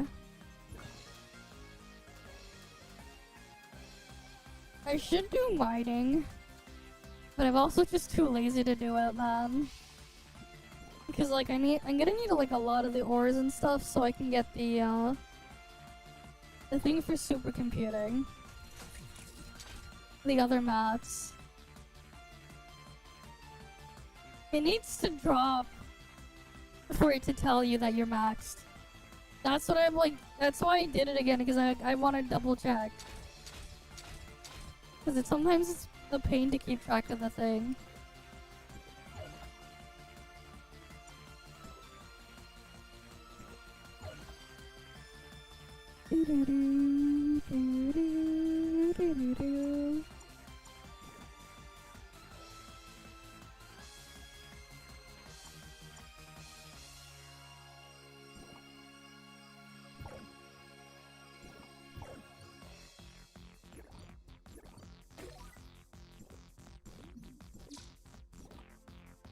I'm not actually doing thing. What does it say I'm doing? I'm not doing join ops.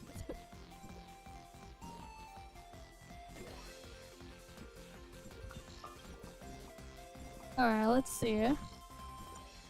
What world bosses are alive?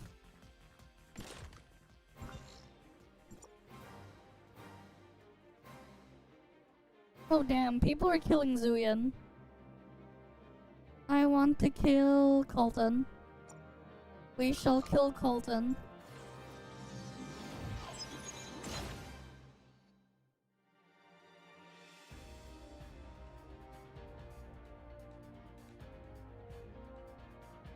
I'm gonna go kill Colton.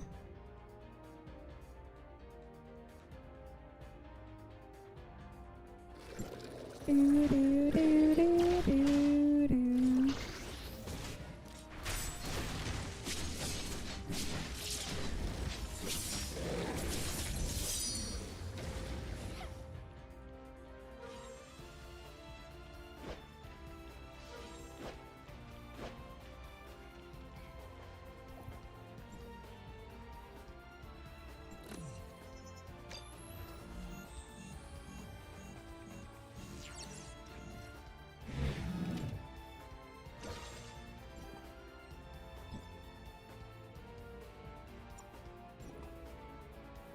Okay.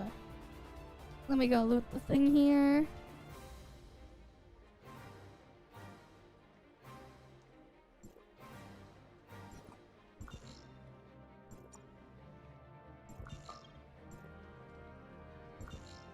Gotta wait 4 more seconds.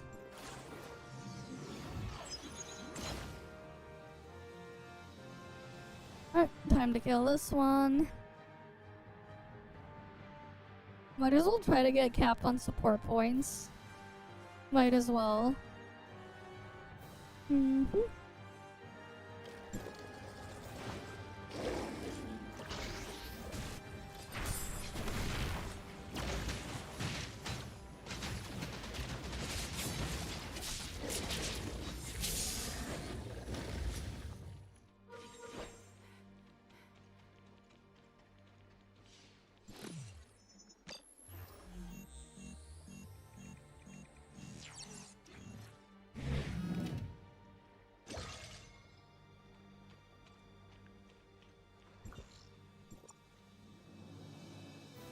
And then we'll go kill some Rudolph and Magma.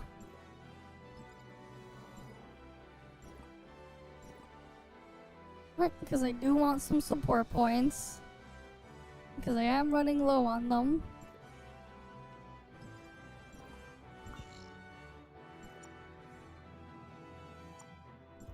Rudolph first, then Magma.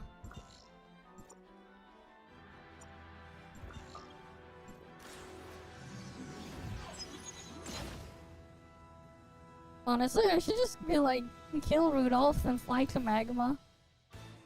And then kill Rudolph, fly to Magma. I should do that. So then I don't have to wait between things. I should do it that way.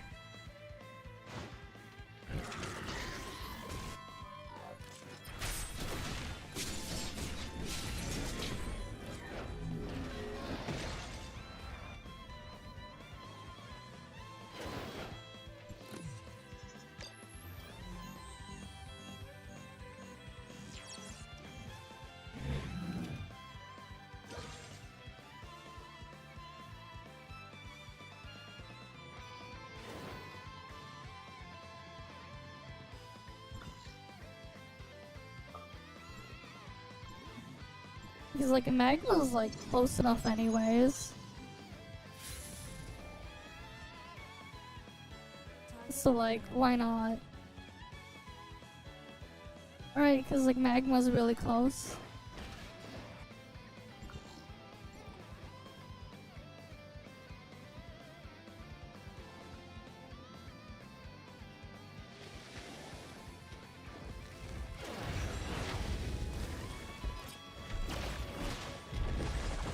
In fact, someone's killing it right now.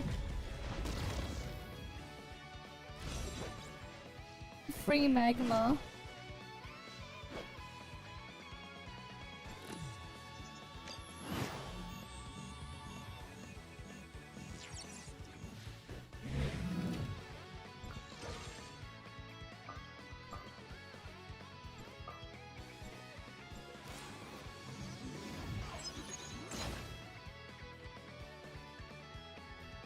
I even get a free magma.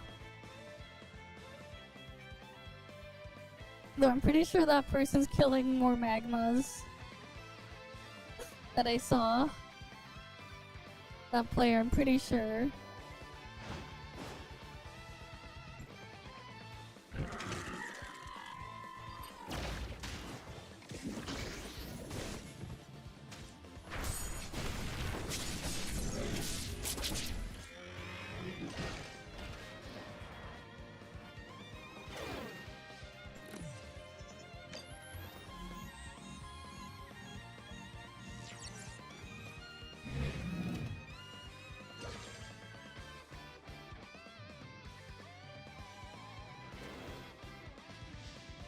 Or they're doing the same thing I'm doing.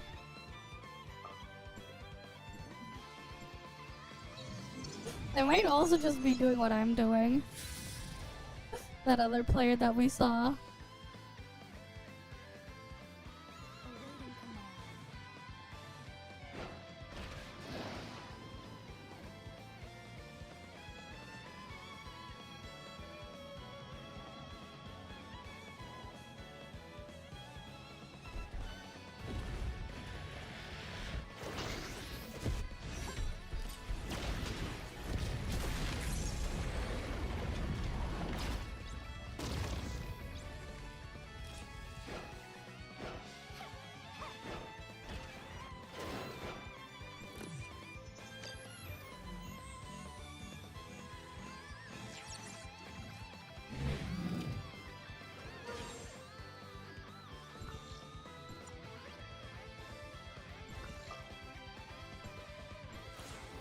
On to the next Rudolph.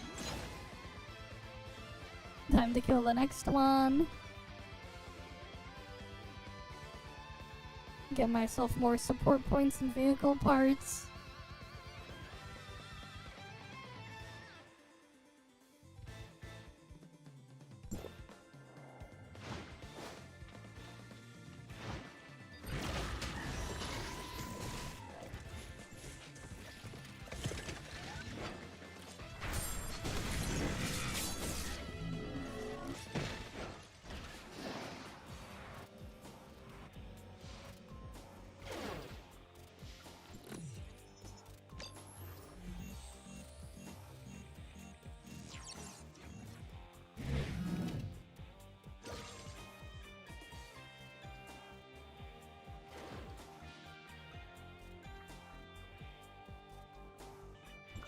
Let me warp the magma.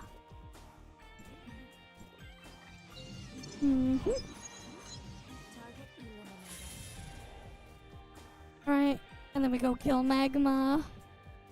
And then I go kill Rudolph again, then another magma.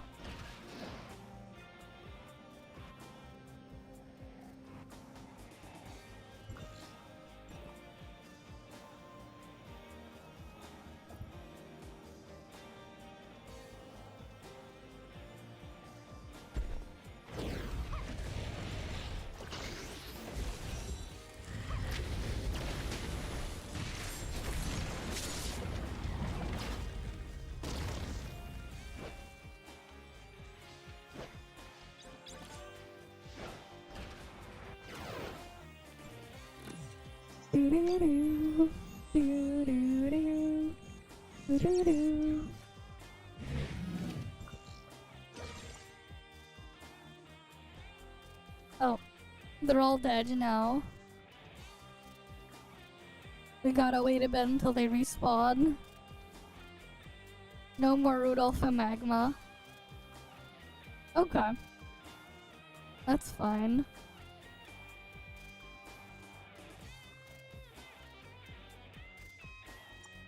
Maybe Hera's alive.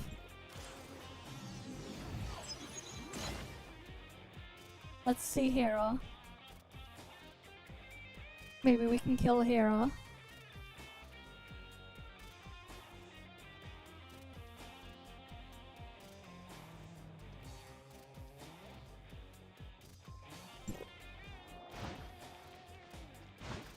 Of course, Hera's not spawned in, and it's kind of a pain to get it to spawn in.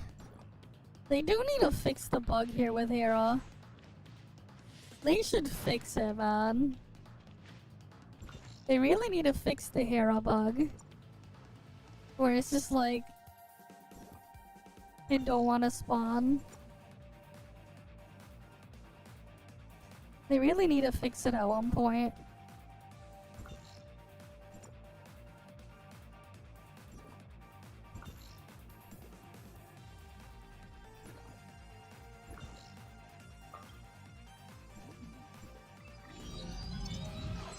Right, cause like, it's just annoying. I'm gonna go kill Ying Zhao. My ult never maxed the wolf pet. So I might as well kill it so I can get some of the mats.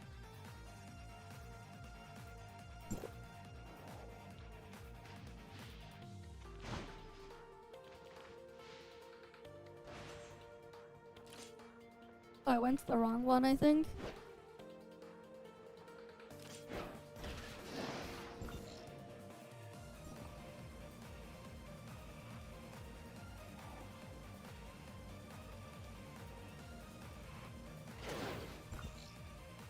Oh yeah, Yingzhou was over there.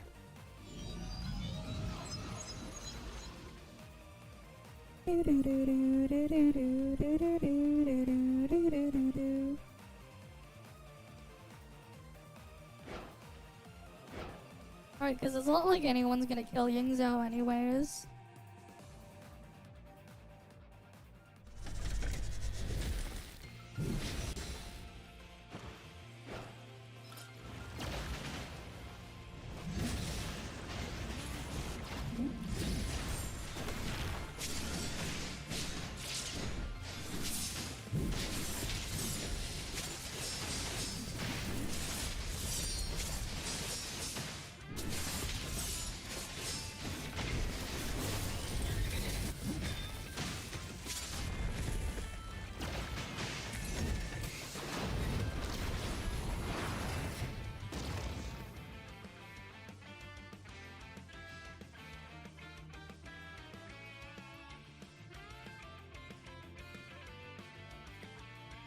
Fucking hell.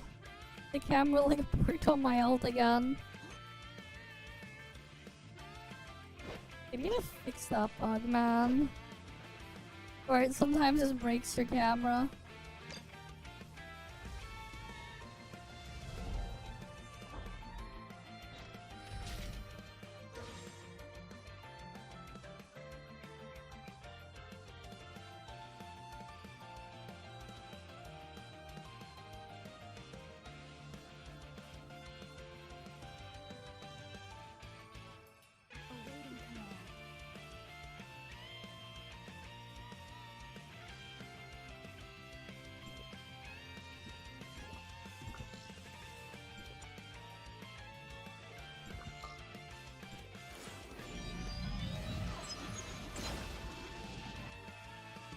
Alright, I'm gonna warp my ult again.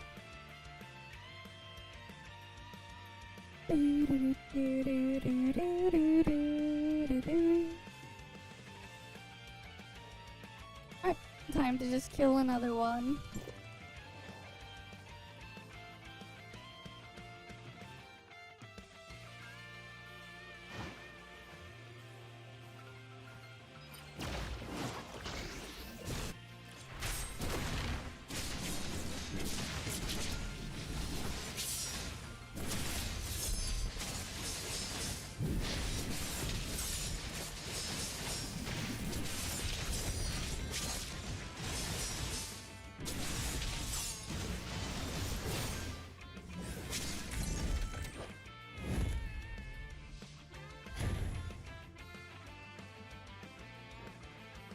Right, and then now we can loot Yingzhou.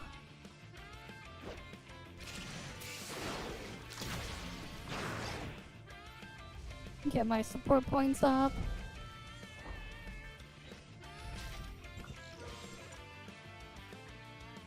Alright, all the Yingzhous are dead.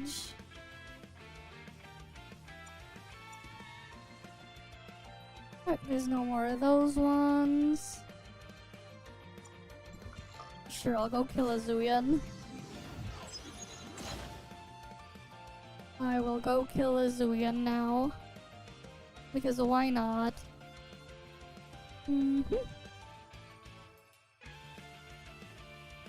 Alright, let's get warped on in.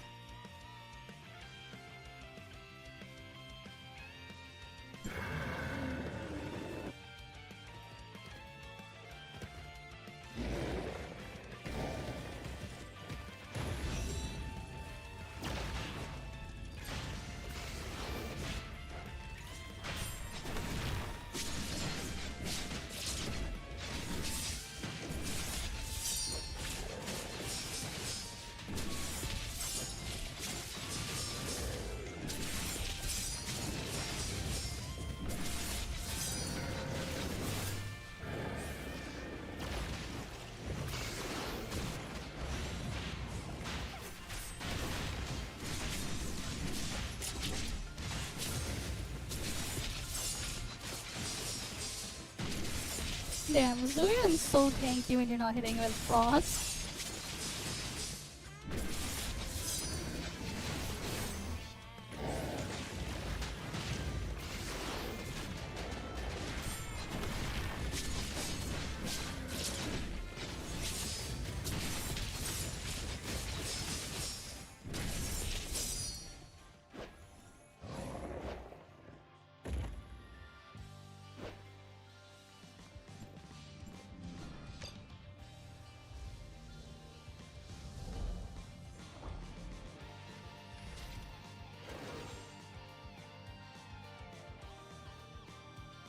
Alright, on to the next one.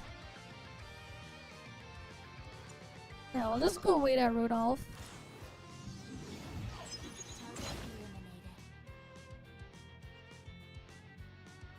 Alright. Might as well just wait at Rudolph.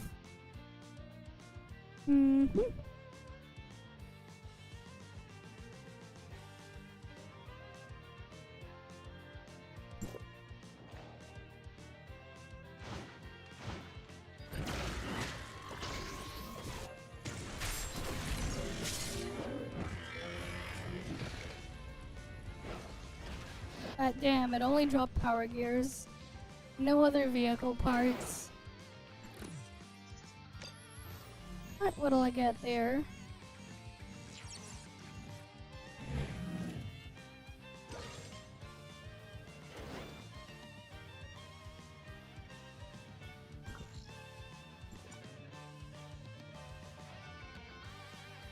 And then the next one's not gonna spawn for another 15 minutes. That's unfortunate.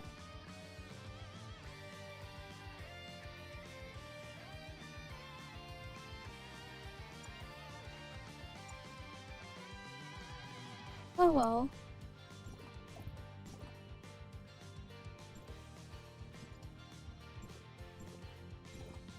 That's fine.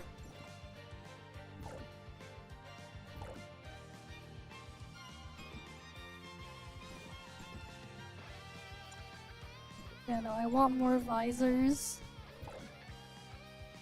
Still working on my visors. Because I do want a better one.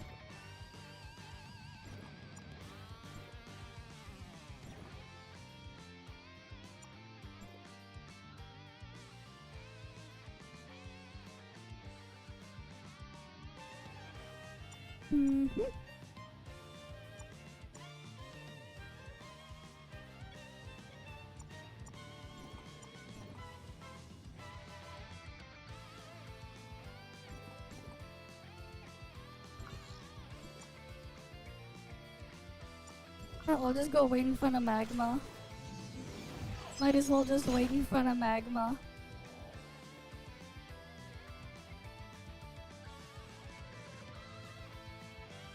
Alright, might as well. I think after we kill magma, I'll be support point capped.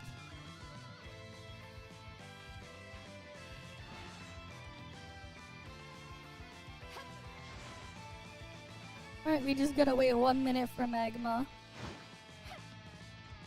Just a little bit longer.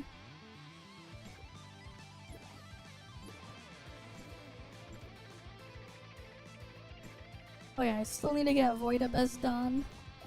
What even are the bosses this season of Vtuber?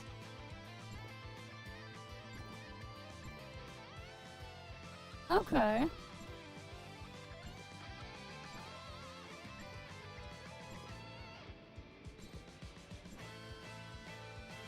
Shit's also weak to frost at the end. Good to know.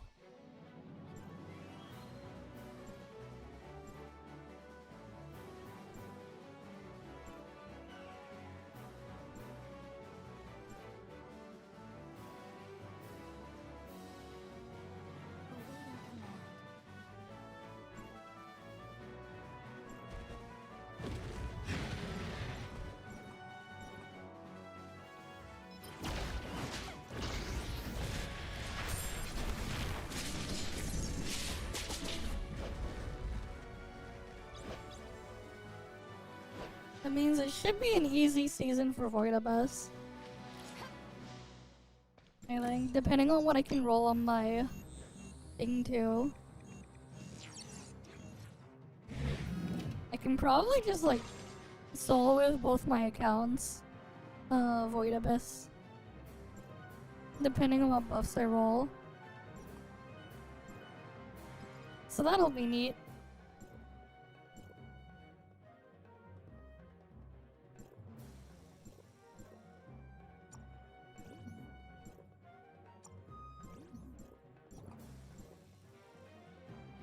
Alright, get an Electron Halo. Grab one of these. Let me see what I can roll on my ult. Target eliminated.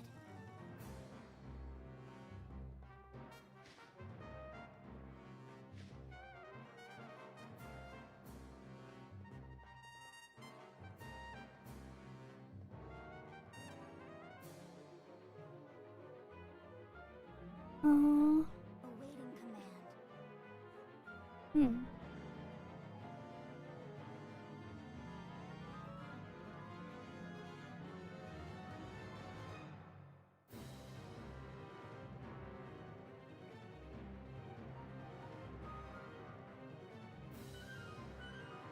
Target eliminated.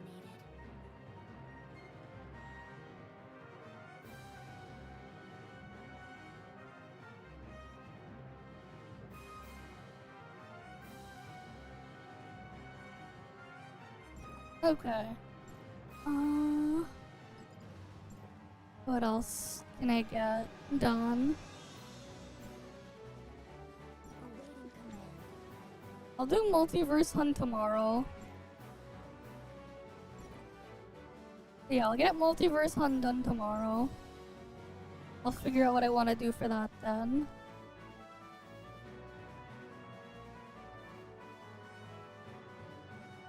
Oh wait, no, we didn't hit the support point cap.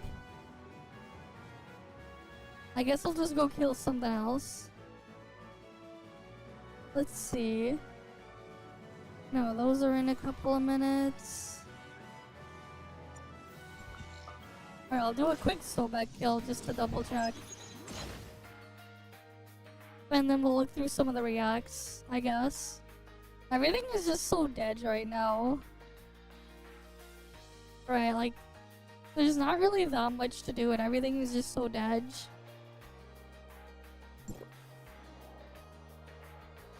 Okay. But like, I know you guys sent me stuff. It's just, yeah.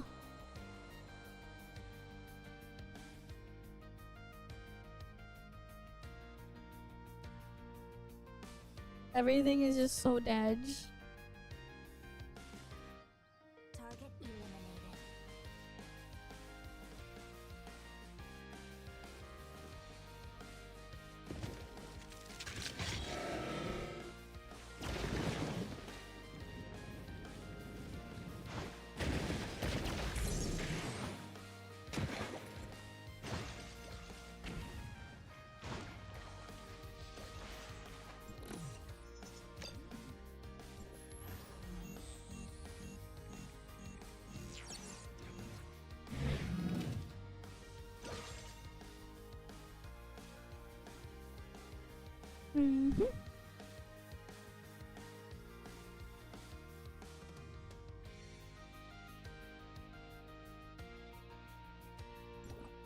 I hit the support point cap.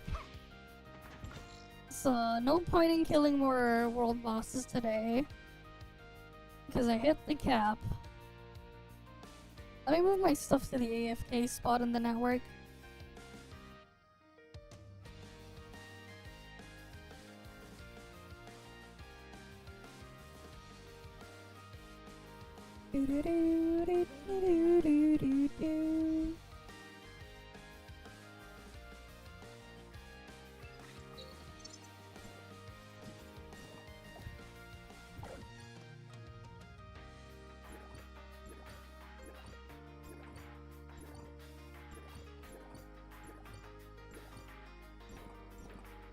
Alright. Now I gotta invite myself over.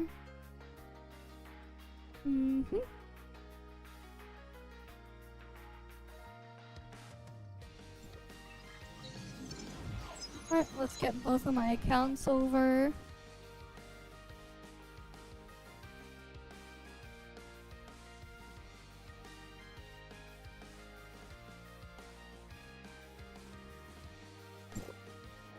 Alright, cool. We got warped on over. Oh, I just realized I had the small ToF on the side this whole time. Okay, what did you guys send me? What did you guys send me on Discord? More Epstein files dropped. Something about RimWorld. Too bad I'm not in the US, so like, I can't take advantage of that. Because I already don't get taxed on this shit through that way. It doesn't quite work that way, so... That's cool though, for people who are getting these tips though. That they, up to $25,000, they're exempt from taxes. That's nice. That is nice. Alright, let's see this one. What a comeback on No Man's Sky. Hello guys and gals, me Mutahar, and What happened ladies there? and gentlemen, I just want to talk about probably one of the greatest comebacks in a video game history. Now I'm sure by Okay. the thumbnail of this video, I'm sure you probably figured out what I'm talking about. No Man's Sky. Apparently the number you're seeing here is probably the highest player count this game has had since the actual launch of the game. Now Okay. normally, you know, a video game kind of starts off strong and just tapers off. But No Man's Yep. Sky is a little bit different. Now, to give you some context, I love space games. I'm a space slop enjoyer. You know, if you give me a Okay. game about flying to space, that's pretty much all I need, okay? I'm already half pitching a tent just thinking about it. I played every single Okay. space game that's pretty much come out. Elite Dangerous, Star Citizen. I even played with some EVE Online. Then I got really into using Microsoft Excel for a while. And then, of course, No Man's Damn. Sky. Now, No Man's Sky, I think we all know has had a pretty troubled launch, okay? We all Yep. know the story 9 years ago when this game dropped. Almost 10 years! We're getting old! No Man's Sky had probably one of the coolest release trailers. Like, this is one from E3 2014. I remember watching this with Amaru and Kyle, and I was pitching a tent. I was excited. I was ready to experience a space slop game. I mean, it had a whole world you walked around, which wasn't that big of a deal. But of course, towards the later half, you start seeing dinosaurs and shit. And then you actually board a ship, fly out into the atmosphere, and then of course, you are actually going from planet to planet. I remember at the time, just the ability to kind of do that in a video game blew me away. You know, I grew up playing games like Freelancer and shit, where like, you know, you never really like transition from space to ground. That felt huge, you know? Usually an open world is like you're gonna be given a loading screen, Skyrim style, and then, you know, you get to the next zone. No. In this game, you never are in a loading screen. You literally go from a planet and go all the way to another planet. And I remember No, when the, this game the came out, spaceship I went planet out, thingy I found it is a the little bit loading early. screen. I bought into the hype like many people. And I'm gonna say it, even when this game came out, you know, for a while I was excited. You know, I played it, made like a 40-minute video on my channel all the way back then. And it immediately dawned on me that a lot of the stuff that was kind of built in this game wasn't really there. Now, of course, a lot of people can say that Sean Murray lied, he misrepresented the game. You know, I will say that obviously I think there was a lot of embellishment that happened at Hello Games. And, you know, people rightfully roasted the No Man's Sky Yep. team for it, because it was like, hey, you're going to tell us this game has X, Y, and Z feature, but we find out it maybe only has a little bit of the X feature, and Y and Z are nowhere to be found. I remember for a while, like, one of the big things that people kind of ragged on this was apparently, at the time, multiplayer was kind of talked about, but then players actually met in the real world and found out that, no, actually, the multiplayer doesn't exist. Which was its own controversy, one that I remember pretty Damn. specifically.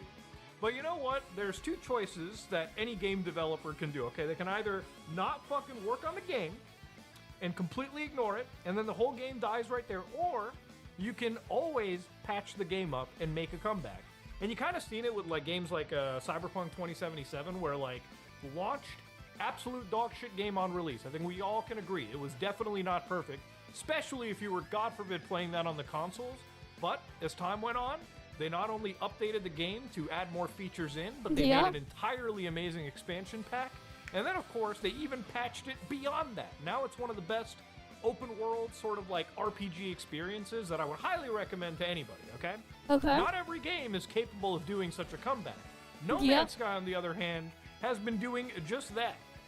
Now, when this game dropped on Word version 1.0, I actually went back for this video to play the original PlayStation release. Okay. And I'll tell you right now, I couldn't do it for more than an hour, just because the game was actually not that great, okay? It's a very bare bones experience, especially if you played recent No Man's Sky. In fact, it's so radically different in ways that even just the core, how should you say it, the periodic table, just the elements and resources and the way the game worked was so substantially different compared to the like current game. In the current game, it probably takes you about like an hour to 2 hours to even get off the original planet that you're on, just because you're doing a bunch of other things. You're building Okay. bases now. You're goddamn doing like actual exploration. But in the original game, it's actually pretty straightforward. You grab maybe like 3 or 4 different types of resources in the beginning. You launch off. In fact, most of the stuff is super duper easy to repair. I think the only really cool part about this is obviously this is only like a 3 gigabyte game at this point, of course. And to me, it's still just cool that you can at least render this infinite galaxy. I mean, it procedurally generates as you go, locally Okay. on your actual system. And again, compared to like Yep. other space That is games, neat. a lot of these, you know, exploration-focused games, you know, aside from like Starfield, are very much relegated to, again, being live services connected online. And that's Yeah. the one thing that I've really appreciated from like No Man's Sky into it. But again, this is not a very deep and engaging game in the 1.0 phase. In fact, the objectives very much are just haphazardly put together. You really are just going to new planets, and you're going to sort of the same buildings over and over again. And, you know, as far as the space races are considered, the space stations, most of these areas are very, very bare bones, obviously because this is the 1.0 version of the game. So, you know, if you were somebody playing No Man's Sky as it released, you might look at this and just go, yeah, this game isn't exciting, okay? A lot of the features that were advertised don't really seem there, and here is where it just feels kind of like a proof of concept for his infinite sandbox space exploration game. These are procedurally generated titles, so basically the luster for the fun kind of dies, especially for the original like 1.0 version of No Man's Sky, after like 3 hours. It is basically like if this game was made by like a AAA studio today, I could imagine all the insane AI integrations that they would put into the title.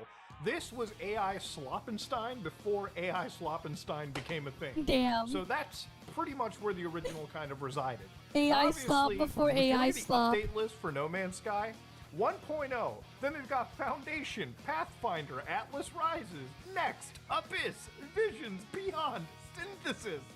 Every single year, there's been a huge expansion release for this game that always has me coming back.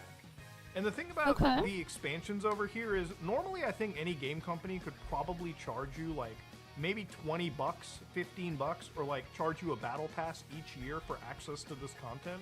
But for some reason, and good reason, they've been doing this shit for free the entire time.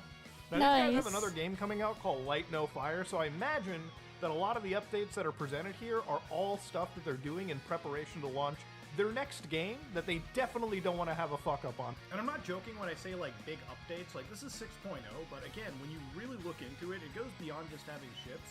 They also integrate like deep space exploration, and again, like actual habitats that you can bring your friends with inside. Okay. So again, these big ships are more than just big ships. They're actually like, you know, gameplay changes. And I think that's a pretty important deal about it. You can scroll down just to patch notes over here. I mean, we were talking about multiplayer a little bit earlier, but the multiplayer is alive and well, and it's probably the best it's been for years now. New missions, new everything, and again, the reason why it's so tough to make a video on this as well is because if you just look at the updates for this, right, the amount of patches that have been released, you could be working on something for like a month, and then of course, within like, you know, as soon as you're finished the video, they'll announce like another massive update, like Worlds. Worlds was a two-parter update that I was absolutely involved in. And like just completely thrown, you know, I put everything aside just to play this stuff, and I was blown away that again it was all added entirely for free. So the reason why people are like signing up to play this game again is because Hello Games launched another massive expansion called Voyagers, which has added a new entire feature. It's extended the space stations, and it's finally allowed people to have like Corvette class ships. So stuff that you're seeing like this, usually ships were like one-person affairs. Now apparently the entire community has been building the fucking Normandy, the Pillar of Autumn, like The big Nokia. crazy ass designs. Damn. And something that you would be seeing in Someone other made a games with giant paid space expansion, Nokia once again, phone. makes it here entirely for free. When they added base building to the game, players Okay. were making bases which had like complexity sizes like this. This is Bastion, for instance, where again, this is a suspended like city that you can go to, where again, somebody put this base together that you, the player, can go to right now and explore in your entire journey. And again, this is Damn. where the community really comes in clutch for this game. I have That's never crazy. seen a more friendly gaming community than No Man's Sky. 4 months ago, one post came from a Reddit account called Spirited Ad 3028, and this guy posted a planet that he was about to die in. This is a permadeath save, where he landed on the wrong planet. He's on a very tiny pillar, surrounded by deep ocean. He's out of launch fuel. They've got no resources. They will survive a few seconds out of that ship. Now, what did the community do after this Reddit post went viral?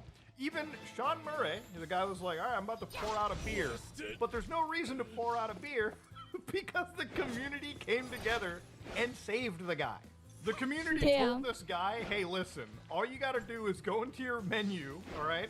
You gotta dismantle the scanner tool that you have, and you'll gather just enough resources to launch yourself off this planet.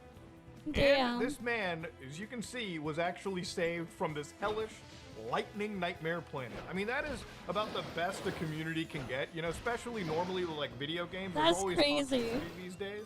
But when it comes to the No Man's Sky community, they will always come together to save their fellow man. Now, obviously, so much has changed into the game, so when I was recently playing it, obviously, one of the big things about No Man's Sky is now it has a full campaign, and it's had a campaign since, I believe, No Man's Sky Next, or even beyond, where, at least for the first, like, you know, few hours, you're guided on a path, which takes you all the way to the end, where you can then reset into a brand new galaxy of your choosing in the game. And apparently the amount of, like, you know, vastness in space is represented pretty well in No Man's Sky. Not only are there millions upon millions of planets in each galaxy, but there are, from my understanding, around 255 galaxies to go to. So if you think that's you want a to lot. explore everything possible, I don't even think it's humanely possible within one person's lifespan. But again, the internet will always surprise me when it comes to the level some gamers will take their fucking passion. But the thing about this game is, if you're somebody that has, like, I would say, like, some level of attention deficit disorder, this probably is the scariest game to play, because after, like, 4 hours in the current, like, build, you'll probably get out Quintillions of class? That's crazy.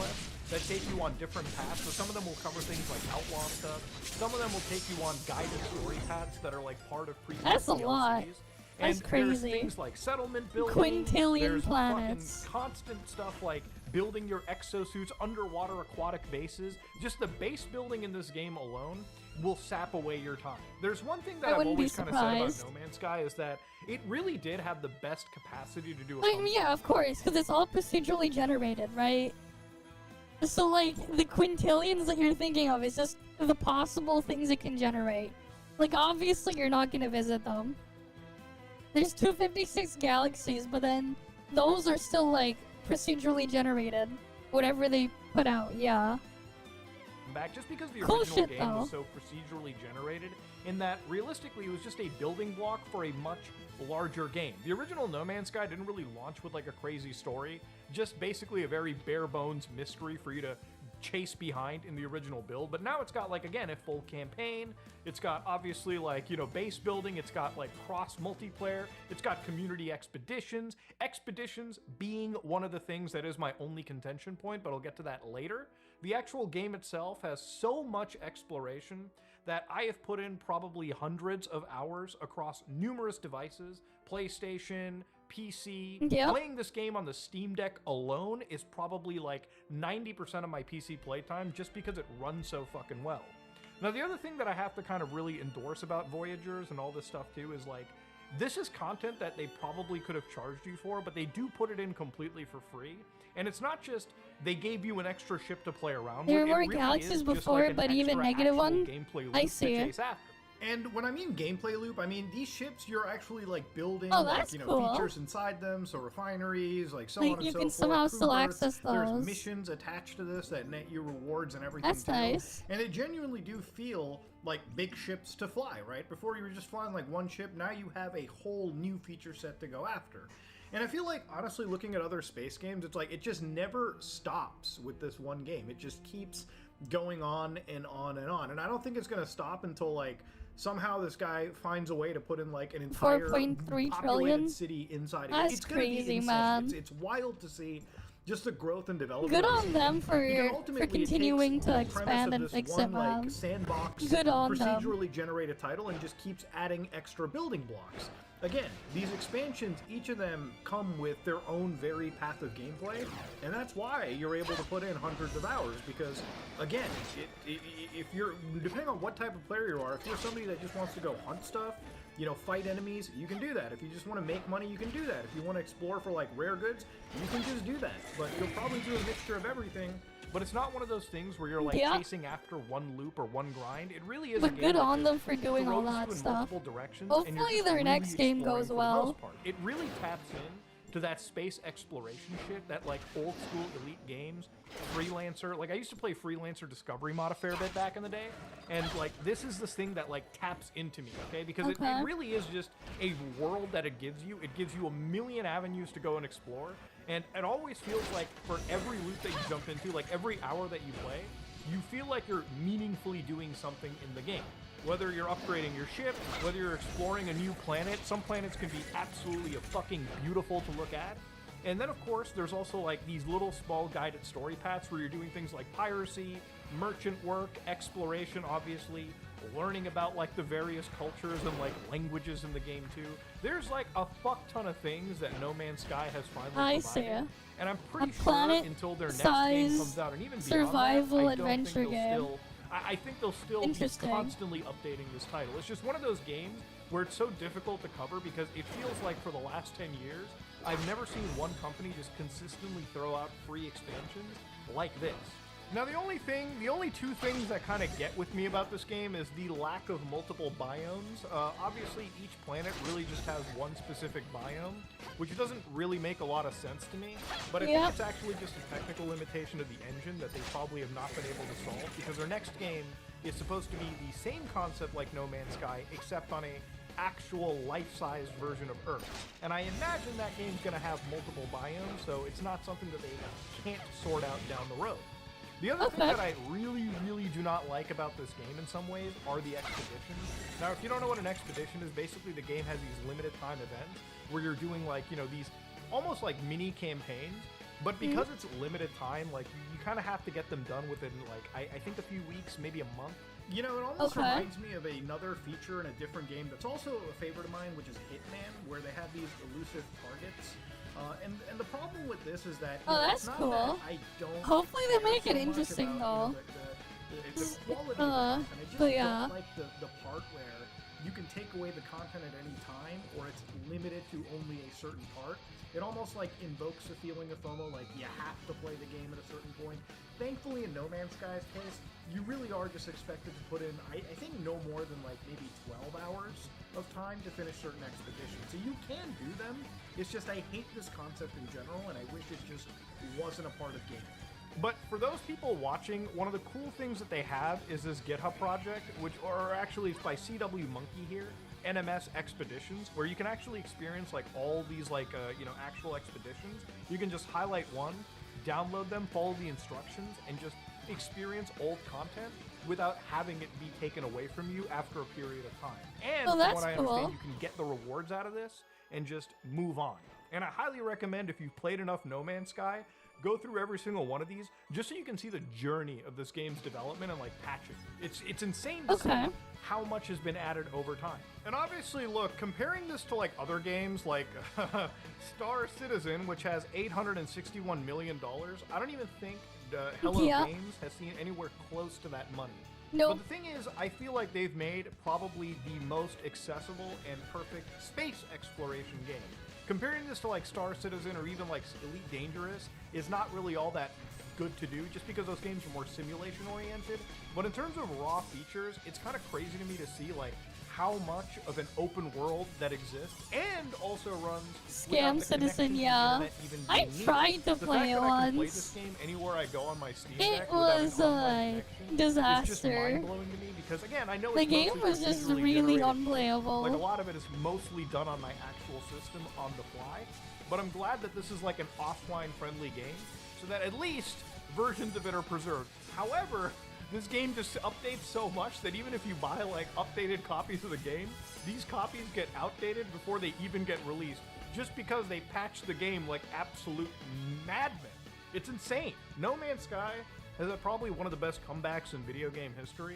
And honestly, I know. Like, if you were ever wanting to it's just spend ridiculous, $40, but you can. I think the game is like $40 now. If I actually check the store page price.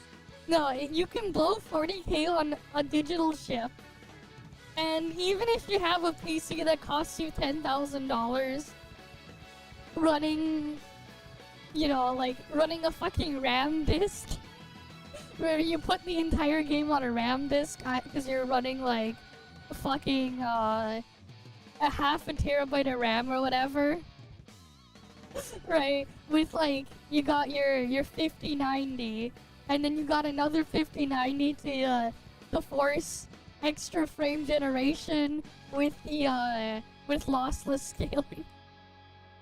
Like, it'll still run like shit no matter what you're doing.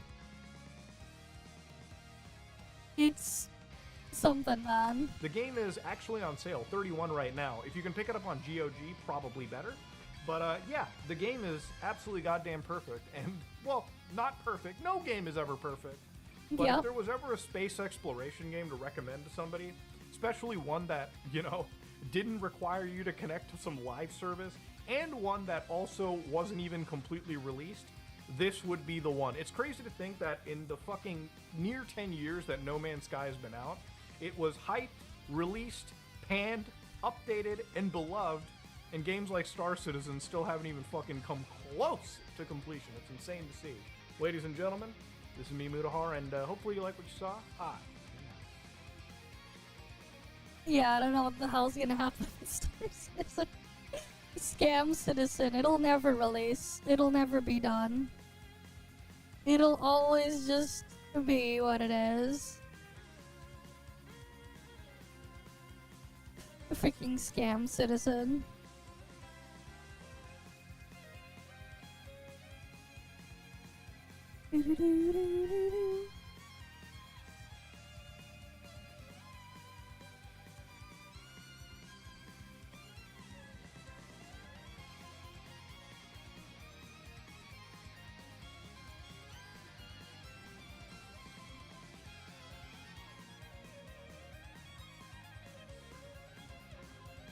Alright. I think yesterday someone said GTA 6 will be the first quintuple A game. What? What the fuck? Quintuple A? We had Skull and Bones as the quadruple A. Now we're gonna have quintuple A. Oh boy.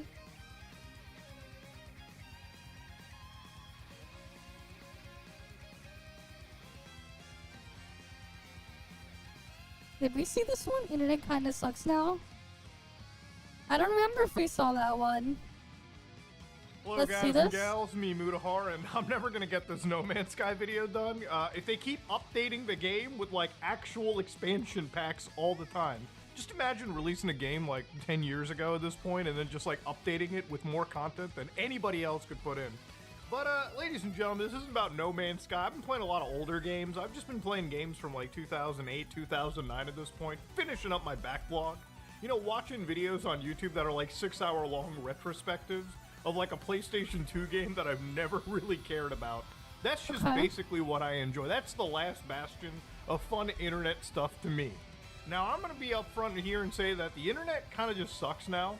I really don't know what is real. I've had this like sort of existential crisis lately, wondering what is actually real on the internet and what actually isn't.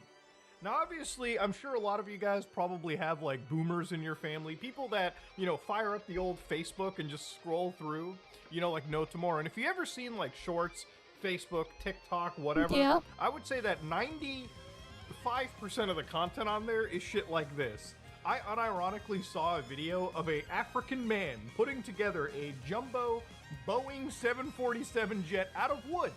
Now, obviously, it shouldn't come to a shock to say this isn't real. Well, yeah, but it it's also obviously isn't not shocking real. that given the state of Boeing, this thing might actually fly a little bit better. You know, at this point, I should probably print out this 4chan like hilarious. green text, this 4chan post, and just like somewhat frame it in my office somewhere. So of course, Dead Internet Theory started off in 2019. People talked about it on 4chan and said that, you know, ladies and gentlemen, maybe it seems that everything on the internet isn't exactly as real as it was. The internet feels empty and devoid of people. It's also devoid of content, compared to, say, the internet of 2007. Now, to be fair, I'm actually not disagreeing with this guy at all. The internet does feel really weird. The other day, I was trying to look at this new thing about Microsoft. Apparently, one update killed SSDs.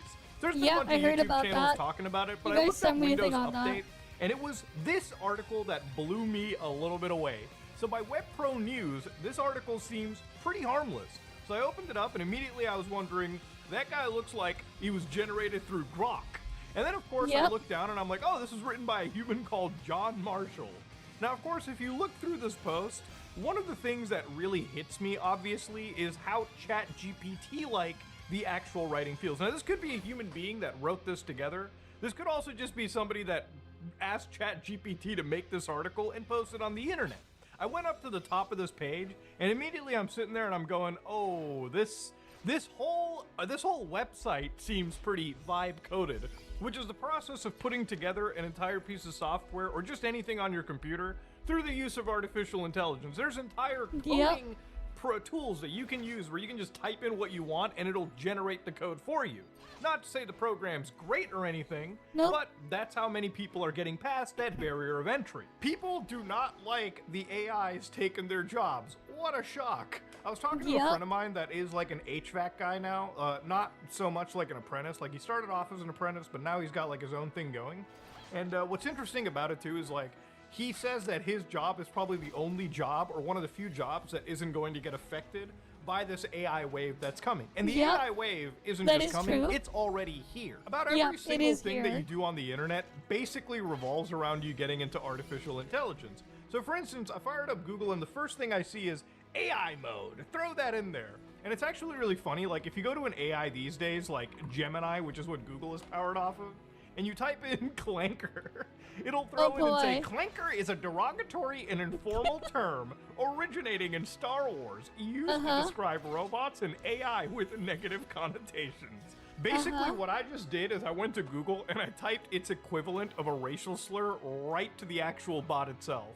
And for a while, Google was going out of their way to get a little defensive about this. The previous actual AI overview that I found that people were sharing was clanker is a derogatory slang term for robots and artificial intelligence. Yeah, you can be robophobic these days, boys. New slur just dropped. I love this one user. It's like, hot take, but willingly saying clanker everywhere and using it like a slur feels like there's a chance that some people using this word likely harbors actually racist beliefs, but disguising it as hate for AI. Maybe we should be careful. What a California take, huh? No, but Yep. obviously, I think it's a little bit worrisome. You know, I'm not here to just bring up the dead internet theory out of nowhere. I feel like now it's just a tried and played out topic. If you want to experience dead internet theory, the best thing you can ever do is play Metal Gear Solid 2. It probably really did predict the future of what these AIs have planned for, especially with the wave of censorship and whatnot coming at us. But of course, one of the actual researchers from Thales came out and said that around this year, we have now accounted 51% of all internet traffic to be bot traffic. And these are programs that mimic human behavior to carry out criminal actions such as theft and fraud. Now, it's not to say all internet activity is really bad. Honestly, that's kind of BS. 51% seems way too low. I feel like it's more like 69% at least. It's gotta be at least like 69% at this point. Remember, on the internet, If there's a not lot more. of bot activity since the inception. So things like chatbots, for instance. Like, you remember back in the days of Cleverbot, or even nowadays, I guess you could say ChatGPT is effectively Right, like, just, there's definitely a a bunch chatbot of, in some ways. AI But bots really, out it's there. a large language model. It's an autocomplete on crack. And then, of course, you've got things like web crawlers. So again, bots that are, again, just scanning information on pages, Yep. which is what Google has been doing effectively since its inception. And of Exactly. course, the most important of which are social bots. One thing that sucks about the internet nowadays is I feel like back in the day, it feels like when you were arguing with somebody, it was a real human being. But it's not. You know, nowadays it feels like 90% of the people that are on the internet are just actual LLMs that you're arguing with. Now, I've seen it in my own comment section. I've seen it in YouTube, where just down below, if you type something, you'll probably see a comment from someone that it feels like ChatGPT spit out a response. Somebody copy and pasted that to a YouTube channel, or like people are just talking in the channel as if they're bots. Now, of course, one of the most extreme examples was something known as GPT 4chan. So for anybody that doesn't know what this is, I talked about this probably a couple years ago, where a YouTube user by the name of Yannick Kilcher actually took a bunch of information data from 4chan, fed it into an AI, trained it, and then used that trained model to argue with people on the internet. So what was this training data? It was Raiders of the Lost Keck, 3.5 years of augmented 4chan posts from Damn. politically incorrect. Now, if you don't know the poll board on 4chan, it's considered a containment board, and it contains a lot of the filthy shit that is on that website, okay? So people on like /MLP/X/anime/video games can experience some level of the anonymous internet without some guy going in and going, "What's up, clankers? How's it going, my clankers?" You know, just replace clanker with like an actual hard-hitting racial slur, okay? You get the idea. He had his bot post 1,500 times on poll in the 24-hour period that it was, you know, live for the first time. And it was succeeding for a little bit. Eventually, the members became suspicious of the bot. And then, of course, they had threads trying to figure out how to identify if this was an actual clanker or a flesh and blood human being. But the ultimate thing about this is not the fact that he did it. It's the fact that it confused people. You know, a little bit ago, like a few months ago, we looked at a case on Reddit where on Change My View, I believe, one of the larger Reddit boards, there was an actual, you know, university committing a fucking unsanctioned, like, told test onto the user base by bringing in artificial intelligence. Obviously, Reddit wasn't a fan of it, the subreddit wasn't a fan of it, and I think legal action is even talked about because of this. So it really makes me wonder if, like, of course, all the people on Twitter, all the people on Facebook, even the people on YouTube are actually real human beings. Hell, speaking of YouTube alone, most of the ads that I'm getting now are shit like this. Now, this is not a real human being. This is a Yep. self-admitted AI. And of course, this is an AI that is yapping to me about a fucking application called Base 44. What the fuck is Base 44? I go to the actual ad, and it's just an AI slop tool that tells you, hey guys, you can build a fully functional app in minutes with just your words. So you can ask this AI to make an AI bot is shilling me, an AI influencer is selling me an app that I use AI to build other dog shit apps. Maybe another AI app. I mean, we're literally talking about like an AI to make another AI. Yes. Feedback looping that is insane. We are literally talking about opening our ass cheeks and just shitting from butt cheek to mouth, butt cheek to mouth, butt cheek to mouth. There used to be a meme about this.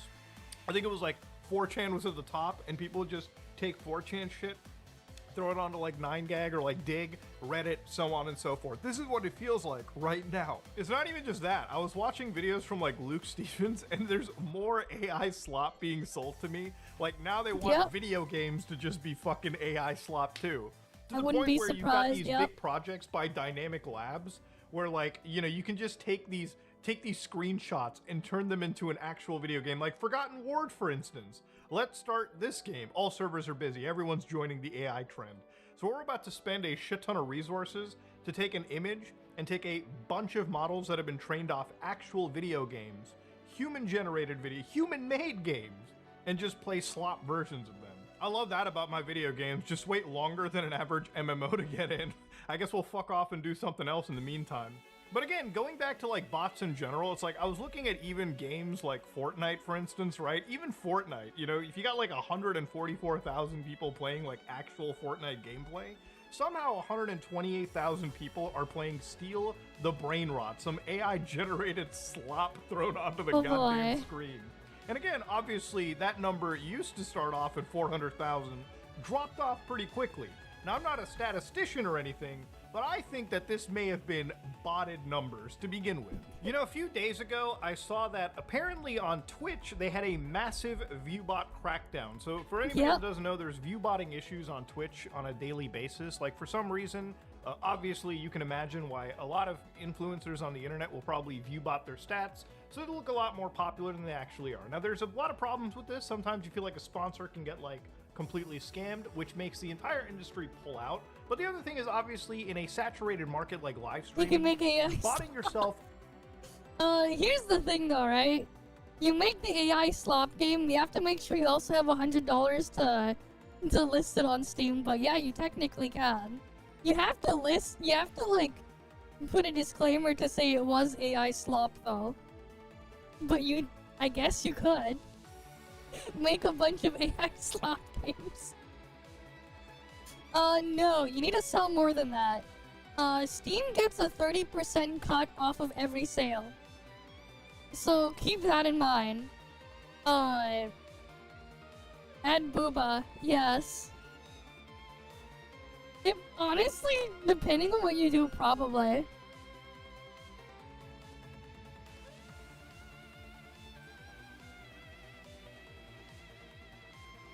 But no, you would need to sell about 150 games if you wanted to break even. You need like 150 games to sell to break even on the fee to list the game for $100. On the Steam listing fee. You need to sell at least 150 copies, and none of them can be refunded. Oh yeah, also if someone refunds your game, you also have to pay $15 per refund that you issue. Keep that in mind. Because of payment processors and things and what they do. Refunds are expensive to issue. But yeah. Oh yeah, no, the Switch is full on shovelware, yeah. There's fucking porn, like, you can find porn on the fucking eShop there. It's ridiculous. You can find a lot of like really inappropriate stuff easily on the eShop, like actually, because it's like not even like moderated or whatever, and just there's like slop being like shoveled onto it on a regular basis. Yeah, you can literally find it on the front page. It's a problem. Oh, and it's like it's so bad. That'll like the thing is the worst part is the eShop is so bad with the browser engine, it fucking lags on the front page. The thing is always laggy. You'd be surprised, man. If you had a Switch, check the eShop. It is a disaster. It is really bad. But like, yeah, it is not good. Or, you know, putting yourself at the top usually can help you in discovery, which is one of the reasons why I think people do it. Anyways, I'm not here to defend botting. I'm just here to say Twitch cracked down on botting, and for a day they lost 24% of their viewership drop. Now, XQC, who came in, also won Streamer of the Decade, so congrats to that, buddy. But of course, one thing you'll see over here is there were channels that had 20,000 something, you know, average viewers. And obviously when the crackdown had occurred, those channels dropped down to 7,000 and then 10,000. Now, these are not, you know, disrespectable numbers. These are pretty those are amazing crazy. stream numbers. I wish I had those numbers. Obviously, for a lot of people on Twitch, they want to be in that 5-figure, maybe 6-figure category. And it makes me wonder just how real everything is. Usually my barometer is jump into a stream, see the chat, see how healthy it is. But even with things like ChatGPT and LLMs, now anybody can fake whatever the fuck chat they want on their system. Oh my god, bro, how many people are playing AI-generated video games? Either this is the most expensive shit that we are about to... Either I'm firing up 10, 50, 90s to do this, or really there are just millions of people that love AI slop. Oh, hell yeah, boys, we're playing AI slop. I love everything smearing together, and I like when the game just doesn't literally have, like, any form of movement from me. It's so slow. It's just so actual ass. But again, I can actually add in world events like, have Squidward with red eyes run towards me. It's either going to be like the scariest shit in the world. Have him eat a Krabby Patty that'll go to his thighs and explode. That's not Squidward, bro. I don't know. That's a kangaroo, fella. But yeah, for anybody that doesn't know, this plays really bad. The latency is insane, and of course, obviously, the actual thing is getting completely overloaded. If this is the future of video gaming, I think I'm done. I think I'm washed at this point. That's it. We waited like 8 minutes to play 8 seconds of an AI slop game, boys. That's the future, huh? And even with those AI models like ChatGPT, I remember like a few weeks ago when ChatGPT 5 launched, the amount of people on the board that do not like this ChatGPT are insane, okay? You know, for instance, one user writes, guys, here's a TLDR. The new models are incredibly limited, slower, worse at analysis, give half-hearted responses, and remove older, more reliable models completely. I agree with that. ChatGPTs. I'm not a fan of how the corpos are doing that stuff with AI stuff as well. For, right? They use it for work-related stuff like Unfortunately, email writing, data this analysis. is just what's happening. And I'm not gonna deny it. I think most of the emails I've read, especially like sponsor emails, have all just been like AI stuff. Now, I'm not saying that I'm even anti-artificial intelligence. I feel like if you have tools like LM Studio, you can download uncensored AIs like Dolphin Mistral and just run them for yourself. These AIs, if you ask them what's the safest way to do crack cocaine, they'll even give you all the information you want without them pussying out and telling you what not to do. Can I show you this? Absolutely not. Can't show you this on YouTube. But I can ask it, is clanker a slur for AIs? Oh, dude, Mistral's base, it's like, it's not recognized as a slur. Who cares? Okay. But it also says something like Skynet or Terminator. That's not really a slur. That's just base, dude. AI moron. Yeah, I think the AI is hallucinating. I've never met a single human being that used that term. Jesus Christ. But you know, one of the things that I do miss out of all this is like the old school internet. You know, simply that's all I miss. And that's one of the things that sort of like endeared me to go towards things like YB. Now, if you've never heard of YB, for instance, this is like old school internet. You can just click on Surprise Me and always be greeted with like some old school website from some individual that just actually had a fun time making the internet. And again, this is what the internet used to be about, right? Like somebody would literally like learn HTML. Somebody would learn how to make a website and just put together a site. And in some cases, it would be something like Police Vehicles of Canada, the ultimate Canadian police car website since 2002.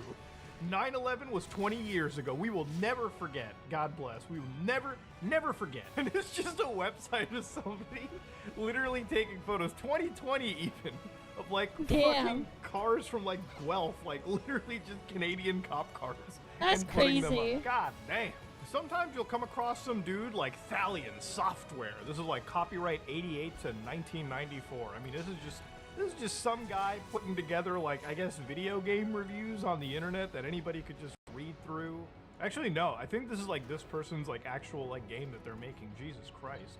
Did these ever even actually get released? Most of the website doesn't even seem to be functioning that much. Look at how simple this is. This guy's teaching you how to do beginning woodworking on the internet, man. No AI slop right here. Some guy That's just putting together wholesome his now. own woodworking guides. Teaching people how to Woodworking guide. varnish, teaching people how to build shoe racks. Infinitely better than 99% of the shit that's on the internet now. Look at this, Kyle's lab, dude. I get to go to Kyle's lab, and he's got games too. He's got games that he's selling out here. Man, this is like the actual part of the internet that guys just gotta love, dude. This is like the internet before the advent of like crazy AI clanker bullshit that just ruined it entirely. But you know what, ladies and gentlemen, I think I've been here long enough. The internet kind of is a dog shit place. But to be fair, you know, you don't have to make it awful, alright? The internet is a great place for people to connect to. But if you ever want to wade through the sea of crap out there, you might have to start like actually digging into the older internet. Maybe YB is a place that people should just go to. If you ever want to revitalize and at least experience the internet before the advent of AI dog shit. And you know what? I don't even think the future of the internet is going to be that great, considering the fact that more and more stuff that we see is just complete AI slop. It's just complete arguments between actual clankers. I feel like there genuinely are less and less humans. Or at least if there are more humans, I don't think we're able to efficiently communicate with each other. The Bob's we're just Army. too busy like trying to figure out what is actually real and what isn't. Ladies and gentlemen, the internet is just kind of dog water. But it doesn't I mean, have that's to be what totally happens dog when shit. the Ladies and clankers gentlemen, if take you like what you over. saw, please like, comment, and subscribe. Just like The internet is just full of clankers. Unfortunately. And nobody wants the clankers. Let me just kill German Gond.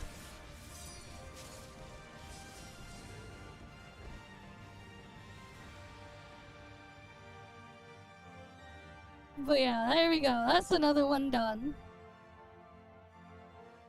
What's this one? Biggest choke in speedrunning history. Okay. Hello, you absolute legend. No, the title of this video is not clickbait. The biggest choke in speedrunning history recently happened, and it's one of the most heartbreaking things I have ever seen. In speedrunning, there have been quite a few epic chokes where players were on easy world record pace and then they fumbled right at the very end. But nothing, regardless of the game or the time period, comes close to what happened to Skycrab in Minecraft's Random Seed Glitchless category. In order for a choke to be remembered through history, it needs to meet a couple of criteria. First, it usually needs to be a run that would have resulted in a new world record. And in Skycrab's case, his run was not only world record pace, but it was on the kind of pace that may have completely killed the category. To label this run as simply world record pace would be the understatement of a lifetime. This would have been the greatest Minecraft speedrun of all time, and in my opinion would have been a contender for the strongest world record we've ever seen in general. It would have beaten the existing world record by more than 40 seconds, which is unfathomable considering the world record was only 7 minutes long at the time. This would have been the run to end all runs, a run that may not have been beaten for many, many years. And a truly great choke also needs to happen for a reason that players almost never experience. And in Skycrab's case, I have never seen this happen to a top player on a good run.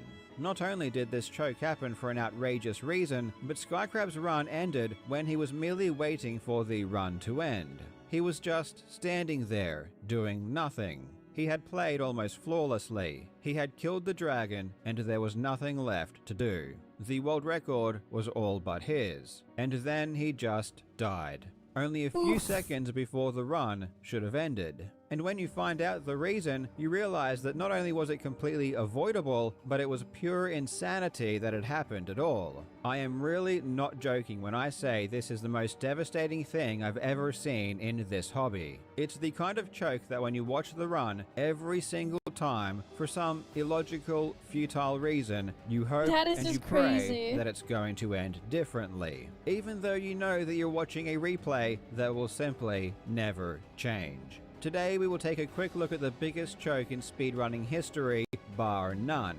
This is a sad video, but I still hope you try to enjoy it nonetheless.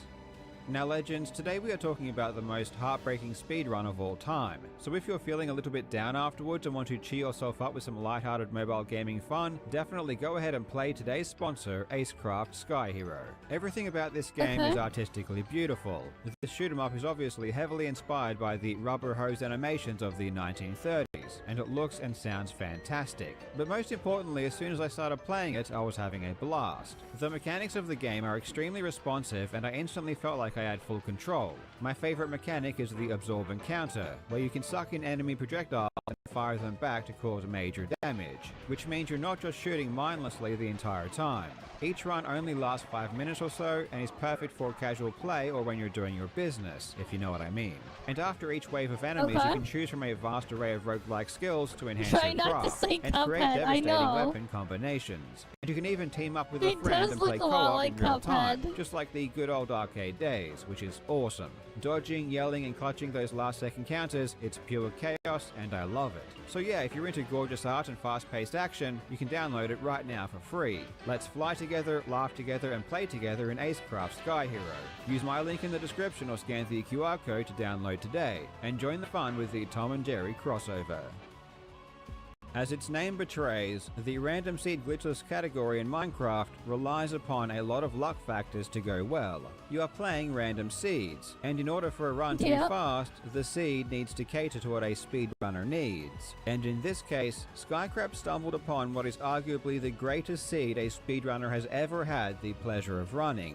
And Skycrab isn't just any old speedrunner either. He is inarguably one of the greatest players in the world today, with his personal best placing in the top 5. To begin with, Skycrab seed is already far outside the norm. The most popular meta currently is to look for a spawn on a shoreline. This way you can find a buried treasure which will give you iron and food, and then you can hopefully find a lava ravine in the surrounding waters to access the nether. Skycrab instead spawns inland and next to a ruined portal and a village. In theory, villages can be very useful as they provide food and iron. But generally, there isn't an easy way to enter the nether unless you get extremely lucky and find a blacksmith that has enough obsidian to build a portal. So good runs that start near a village are incredibly rare. In fact, the last time there was a world record in this category that spawned next to a village was almost 4.5 years ago, when Brentilda got the very first sub 10-minute run. And since then, world records have exclusively relied upon shoreline spawns. What's interesting is that 4 years ago I made a video talking about what a perfect speedrun might look like. And in that video, the speedrunner Curryway and I theory-crafted that a village is probably the best structure to start next to, in theory. Spawning in or near a village is probably the most ideal situation. Villages offer food, beds, and an opportunity to get iron. There is a bit more luck involved here, but if a village has a weaponsmith with a chest, that chest can contain not only iron, but straight up give you an iron pickaxe. The chest can also contain other useful items like gold and obsidian, and both of these are essential to world record speedruns. Villages can result in a respectable time for runners to enter the nether by, but if you're lucky enough to get even just one blacksmith structure, it can shave an insane amount of time off of your run in various different segments. The best and by far most unique example of this is a run from a Chinese speedrunner named Plugin L. Plugin L opens his one blacksmith chest to find an unheard of— But does it spawn near a village and there's a already completed full Eye of End portal? So as soon as you get to the end portal, you can just finish it? 20 obsidian, which to this day is the most I've ever seen in my 8 years of playing this game, to give some perspective on just how rare that really is. But in practice, villages just rarely ever work out. In Skycrab's case, he does get very lucky, and the village contains not one, but 3 blacksmiths, which provides him not only iron ingots and an iron pickaxe, but enough obsidian to build a portal. But the luck Skycrab got with the village alone isn't what makes this run so magical. It's what Skycrab found in the chest next to the ruined portal. In that chest was a sword that was enchanted with looting 3.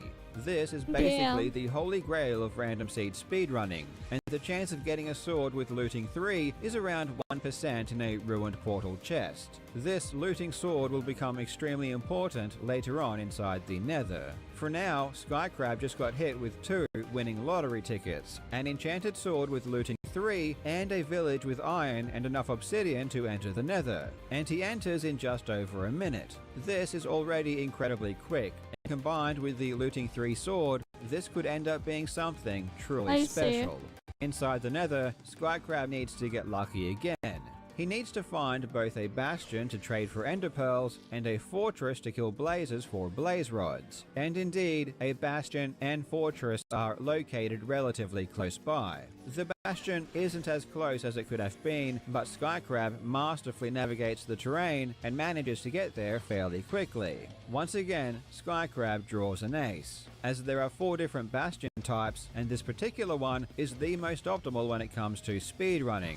Inside one of the bastion chests, he finds enough obsidian to build 2 more nether portals. And once he has traded together enough ender pearls and string for beds, he heads to the nearby fortress. Skycrab's pearl to the fortress barely misses stable ground, and if it weren't for his world-class skills, this could have been disastrous. But he manages to save himself from falling all the way down into the lava, and navigates his way back up to the top. Now here is where the looting sword comes into play.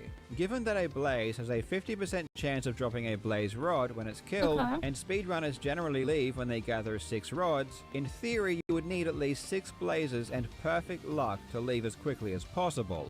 But the odds of getting a blaze rod 6 times in a row is 1 in 64, extremely low. So this segment can make or break a speedrun. In this case, with the looting 3 sword, which increases the amount of rods that blazes drop, Skycrab only needed to kill 3 blazes before he had enough rods to leave the Nether. Skycrab then builds a Nether portal and heads back to the overworld with rods and pearls and everything he needs to finish. And he does it on a pace quicker than anyone else has ever done in the history of the game. He is already well ahead of world record pace.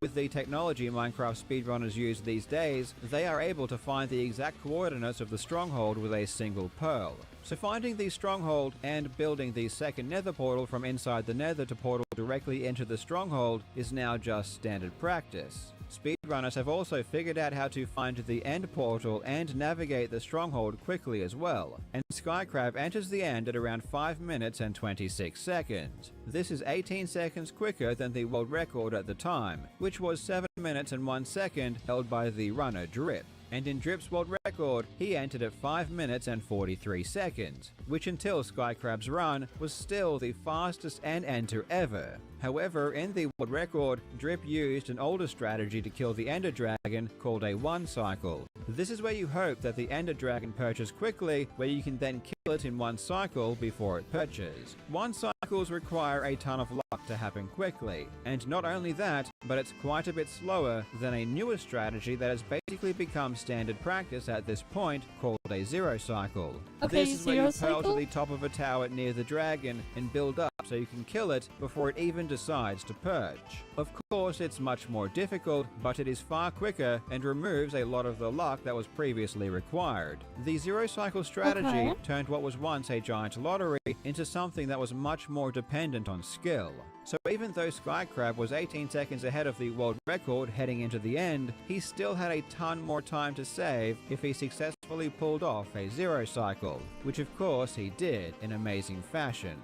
This requires nerves of steel. Skycrab surely knew that this run was a once-in-a-lifetime opportunity. He has speedrun this game thousands upon thousands of times, and he had to be thinking that this was the run to end all runs. At the pace that Skycrab killed the dragon, the run should have ended at 6 minutes and 17 seconds, beating the world record by over 40 seconds. Forget about Minecraft. This would have been one of the greatest speedruns in the history of any game ever. And then, right before Skycrab was about to achieve glory, this happened. Oof. Oh my god! Oh my god! Oh my god! Oh my god! I've been going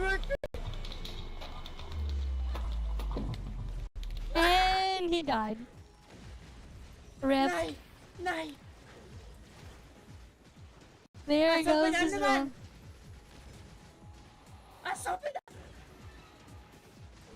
Just 4 seconds before the run should have ended, Skycrab was killed by an Enderman.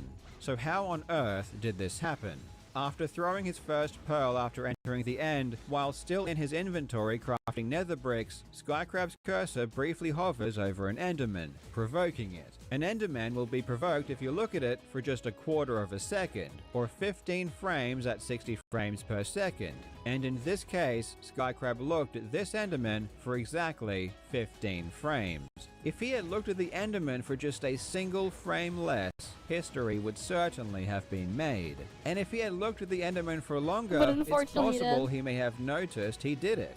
When towering up to Zero Cycle the Dragon, you can even see the Enderman running towards the tower. But of course, because the Zero Cycle takes so much concentration, and because this run was so fast, this Enderman would have been the last thing on Skycrab's mind. The saddest part about this is that it's comically easy to avoid being killed by an Enderman if you know that the Enderman has been aggroed. Really, there were so many things that could have happened that would have changed everything. Of course, the most obvious is that Skycrab could have seen the Enderman coming, or at least built up while waiting for the end as a precaution. If you build up just 2 blocks, the Enderman can't hit you and you're safe. There is literally nothing else to do while waiting, so you may as well. Honestly, there is really no reason not to ever do this, and many players already do for this exact reason. Or if Skycrab had used a boat to float to the ground safely instead of pearling, he would have had enough health to survive one hit from the Enderman, giving him enough time to spin around and stay alive. And another crazy thing to consider is that if you die within a second or so of the exit portal activating, the game will still complete. So if Skycrab pearled down to the fountain just a couple of seconds later, there is a universe that exists where the Enderman killed him, but he still entered the portal and achieved the world record. And let's be honest, for the greatest Minecraft speedrun in history to have ended in that way would have been the most amazing thing I've ever seen in my entire life. But the fact that this is probably the greatest Minecraft speedrun ever, and it ended in one of the most easily avoidable ways I've ever seen, makes this by far the biggest choke in speedrunning history. Yep. It's really not even close. This is the type of run that will haunt a speedrunner for the rest of their life. It's entirely possible that Skycrab never gets a seed this favorable again in his entire career. And on one hand, it might seem harsh to call this the biggest choke of all time, and it might seem like I'm just rubbing salt in the wound, but I'm really not. The ultimate takeaway is that in my eyes, Skycrab pulled off the best Minecraft speedrun ever performed, regardless of how it ended. And while this speedrun might not show on the ranks, everyone who bears witness to it knows that it happened, and they know the real story. And despite failing, this speedrun really does deserve as much attention as it can get. I really think this speedrun would have lasted for a very, very long time. There hasn't been any major strategy development in this category for years, and yet Skycrab's run was still the only run that had entered the end faster than Drip's run all the way back in January of 2024, and it beat that split by a mile. On June 20th, just a week and a half after Skycrab's choke, the runner Loki did end up setting a new world record of 6 minutes and 50 seconds, breaking the 7-minute barrier for the first time. That's crazy. Loki entered the end 30 seconds behind Skycrab's run. By looking at the fastest end enters ever, you can see just how far ahead Skycrab's run was. And if you know anything about statistics, you can immediately realize how strong this was. I don't know if Skycrab cried after this run, but for myself, I can say without embarrassment or shame that it brought me to tears. Speedrunning might seem silly to a lot of people, but those that love it will immediately empathize and understand how heartbreaking this must have been. To go from feeling like you've achieved immortality to being instantly smited out of nowhere by the worst luck you could possibly imagine must have been extremely painful. My heart goes out to Skycrab, and I hope that not only do people remember this run for what it was, but also for what it could have been. And I truly hope that Skycrab is able to make peace and move on in a positive way. It will be very interesting to see how long it takes for the world record to get down to what Skycrab's run should have been. Personally, I predict that it will take years to beat this 6-minute and 17-second mark, but let me know what your prediction is in the comments. Thank you so much for watching, That is unfortunate that that happened to his run. Very unfortunate. Alright, let's see.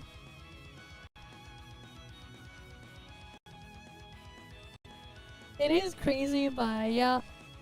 More Epstein files dropped, and then there's this stuff. Alright, we'll go do this one. Maybe, wait. Actually, I don't know why I was sent this. This is just a channel update. We'll see this one, the double pendulums.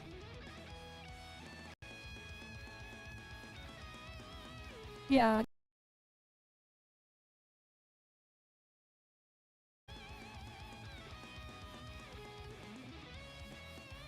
Yeah, because AMD's stuff is crap. The AMD's encoder is just bad. Maybe I should switch back to the other thing.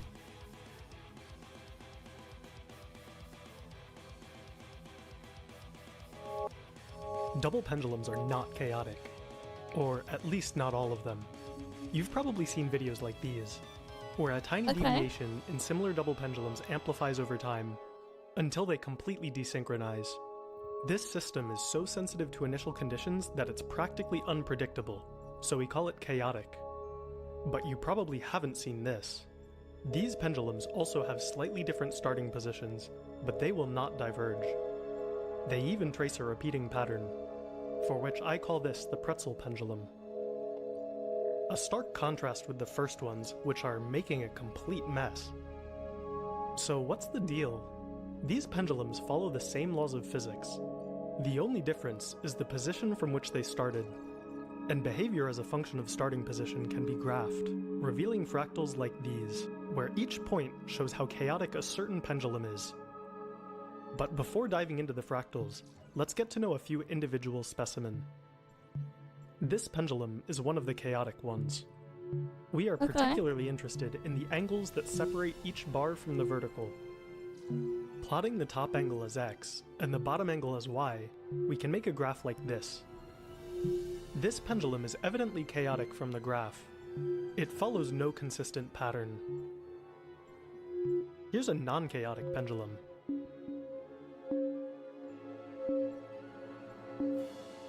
It's drawing a shape known as a Lissajous curve.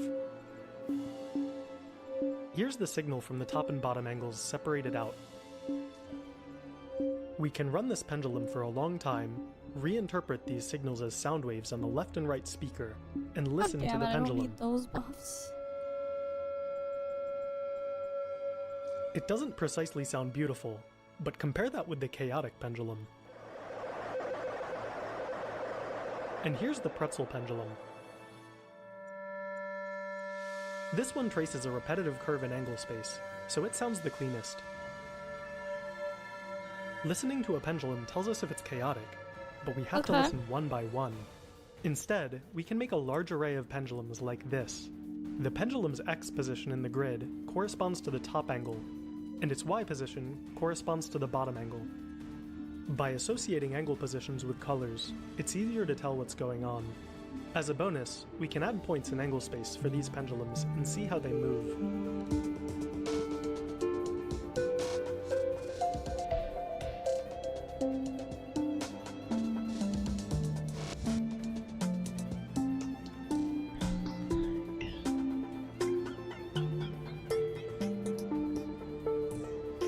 Let's increase the resolution to 1 pendulum per pixel.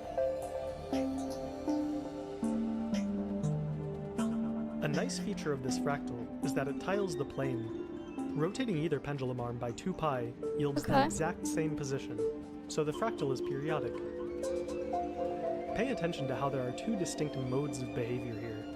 There's a region of chaotic pendulums sensitive to their initial conditions, as well as a region of coherent ones which are not.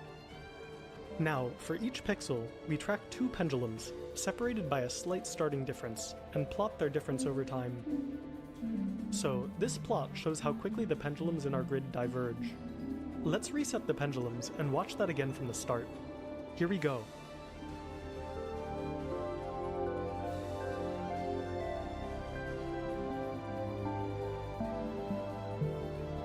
Now, I'm going to pick a certain point, corresponding to a pendulum in the black region, meaning its behavior is non-chaotic.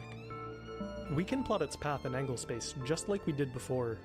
Moving the point around in the black region, this curve moves smoothly and cleanly.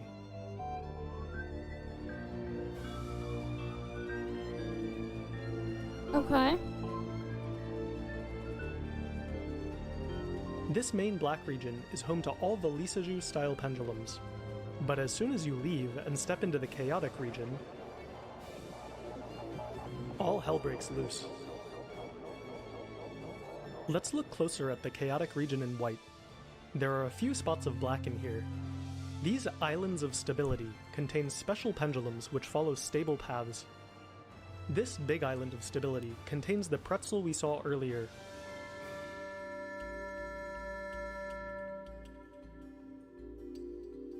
This one, which I call the shoelace, traces a more complex pattern.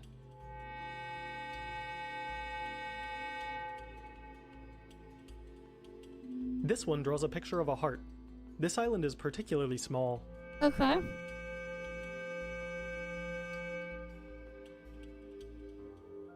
We've seen how the pendulums, which start near the angle 0, 0, are very well behaved.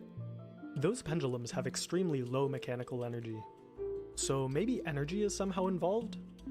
Taking this borderline chaotic pendulum, if I color red all the pendulums with less mechanical energy than this one, it overlaps nicely with the Lissajous-esque pendulums. So is that it? Are high energy pendulums chaotic while low energy pendulums are coherent? It's time for a change in perspective. So far, I've been dropping the pendulums from a motionless state. What if, instead, we start the pendulum off with some momentum? Okay. Yeah, it looks like Sure that. enough, there are islands of stability for other starting momenta too.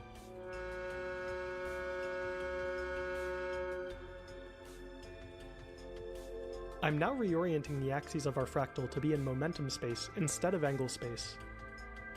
In other words, we're looking at a grid of pendulums all with starting angles at 0, but with different starting speeds. It's still the case that the pendulums with low energy are stable.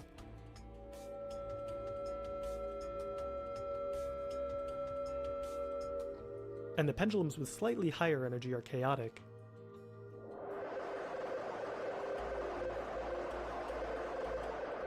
Okay. But these ultra-high energy pendulums don't nicely fit into one box or another.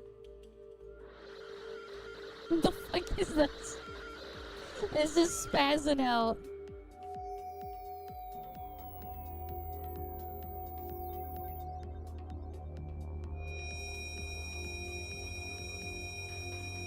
Okay.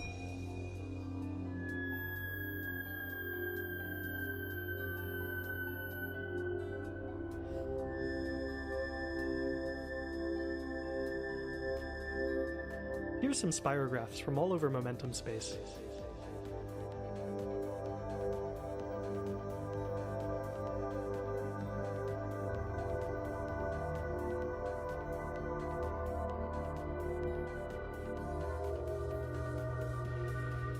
Chaos is a hard thing to define. You may have even noticed that I subtly changed definitions throughout the video. Aperiodicity, unpredictability, divergence. These definitions tend to match up, but the differential equations describing double pendulums have no analytic solution for any non-trivial starting position. But even so, this system is sufficiently fertile to support little gems of order in the rough, as any good chaos should. This has been ToSwap, with music by 6. Okay. I don't know what that was about, but there we go. Double pendulums aren't chaotic, I guess. And then we got these ones now. Reached limit in Deep Web 244. What the hell? And then there's RimWorld. And then Epstein files dropped. Okay, I'm gonna go do the next Void Abyss first, and then we'll see if we'll do more. Because everything is just so dead right now. Everything is just so dead today. Well, everything's just been dead for a while. Alright, last Void Abyss. We have Iron Tomb. I think this will be fine. It has radiation and it's sweet to frost.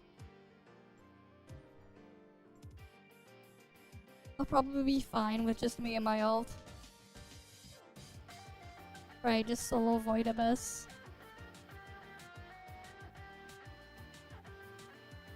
Alright, let's get this done.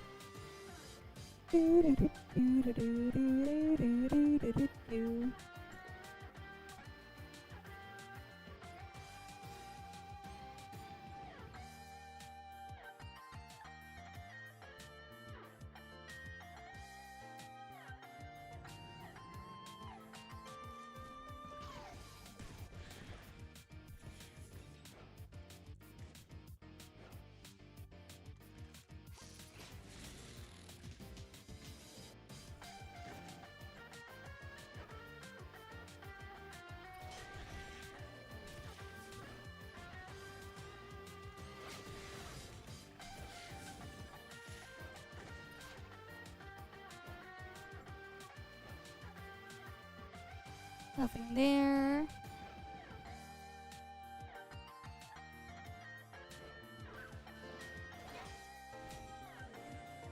Or there.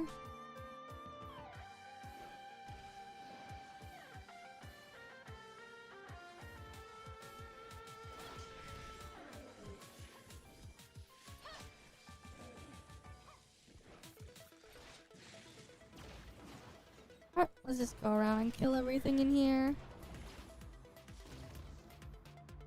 Gotta get Void Abyss done.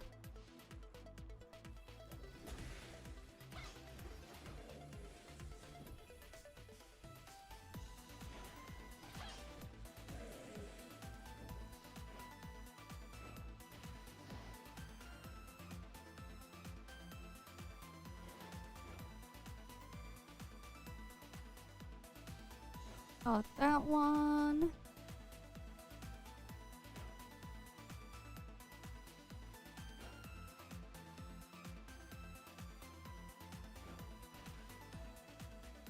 What else we got here?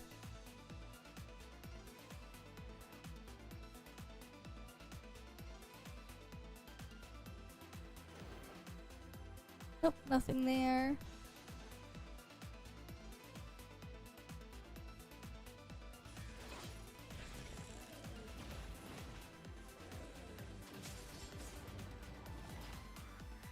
Alright, let's see what buffs I want to look for now.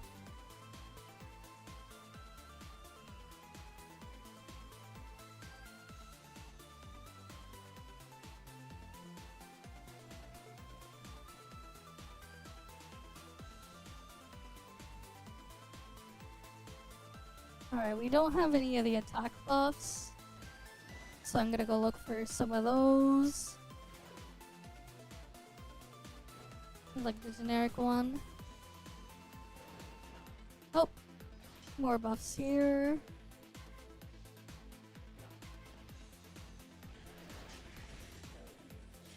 Gotta get these ones.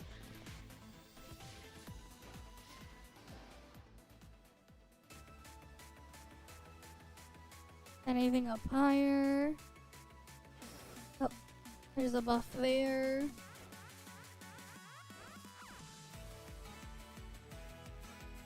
Alright, I can give Poet to my ult, so it does a bit more healing.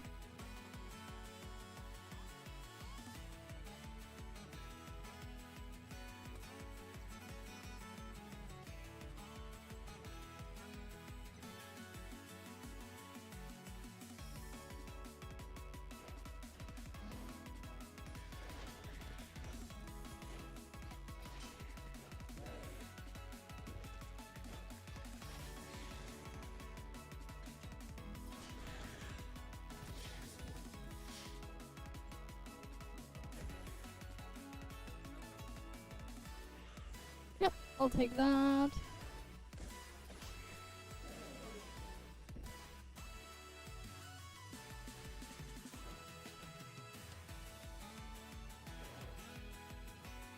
Alright, I'm still missing one more buff to give to my alt.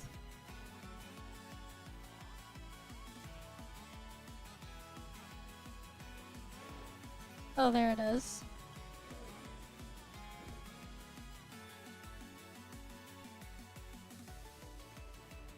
Yeah, I'll give my alt the extra crit there.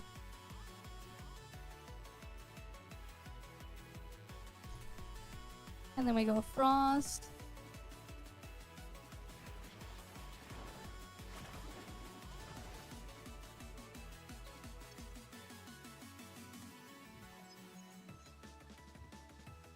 I should be able to solo this.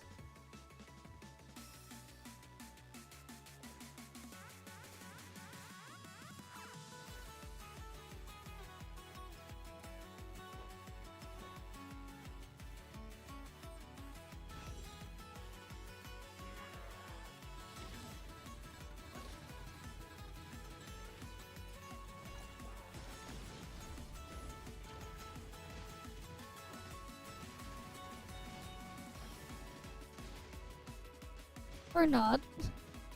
Wait.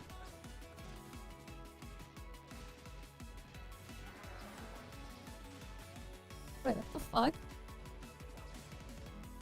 This thing is hitting really hard.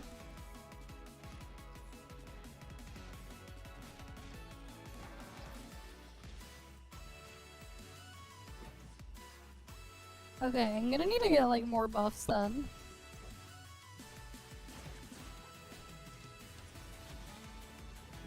Because I'm like not surviving.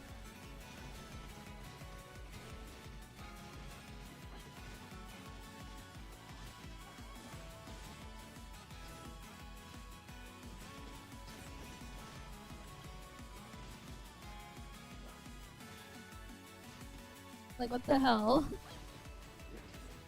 This shit's hitting so hard.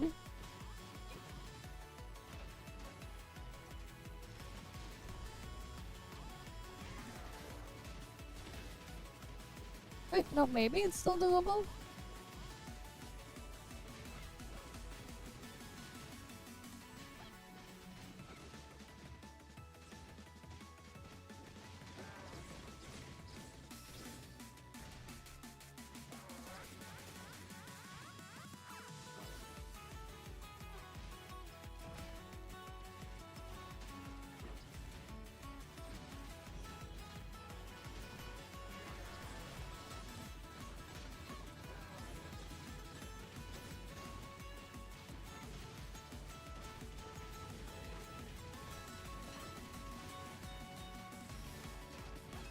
I just need to go into the resistant profile.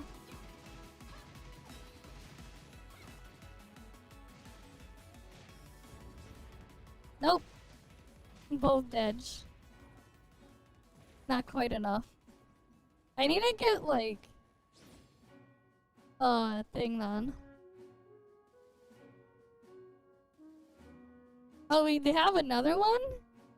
Oh, so then I see. Another mega reveal soon then. Okay, so next week another mega? I guess Mega Malamar then? If they're doing the thing with Malamar? Sure, we'll get Mega Malamar.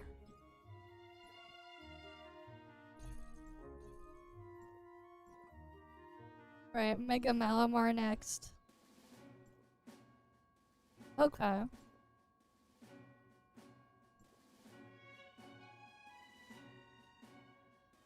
Like Mega Malamar is mind controlling people saying he's their friend? Oh boy.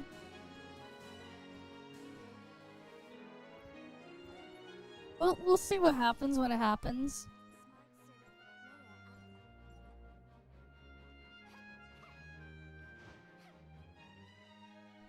Alright, kinda curious on what they would do with a Mega Malamar. Because there's all sorts of things that they could do, so who knows. No, like, I'm like curious what they would do for like an ability. Right, because if it's like controlling them, it could be interesting if they give it like a doubles oriented ability, or it like gets instruct. That would be funny, where like it will just use instruct. Like give Malamar the move instruct just because. And then like, I don't know, have an ability where it will use instruct every once in a while. For free. That could be funny for doubles. And also kind of busted, but it'd be kind of interesting to see. Or if it will still have contrary. Oh, true. But like, what was Malamar's stats again? Because like, it's not like it gets like psycho boost and shit.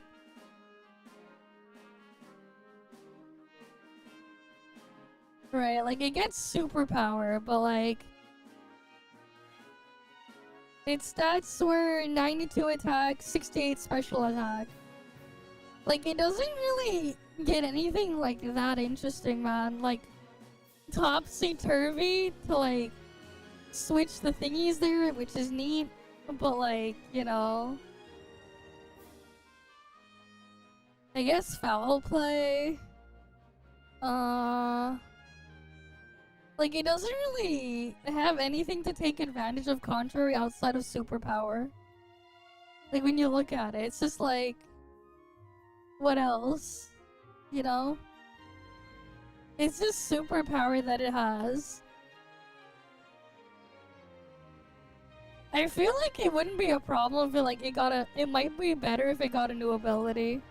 Or a different ability instead of contrary.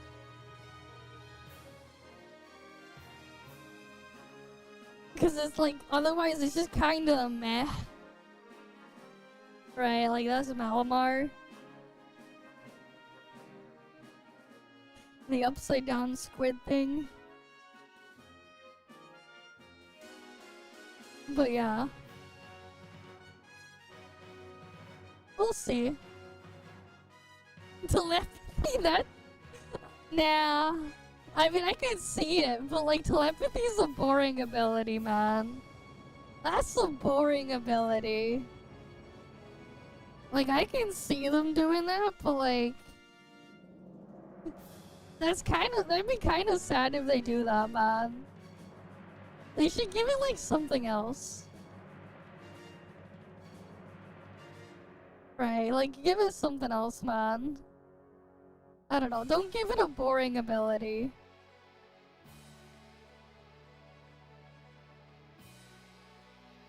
Yeah, Infiltrator, yeah. I feel like they should just give it a new ability, man. Give it a new ability. Give it like a new cool ability. Alright, Mind Control, Dark Psychic thing. They could probably come up with something. Right, they could probably come up with something interesting.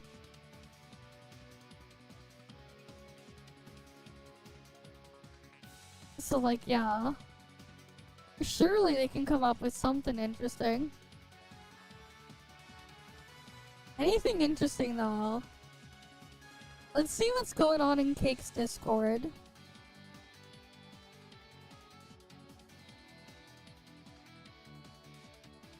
Alright, anything new here?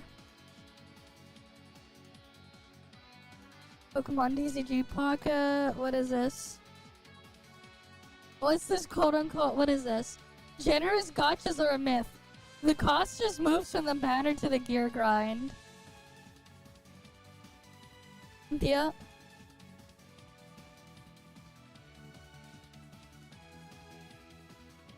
I mean, the grind was already in DNA before the fucking thing there, but sure.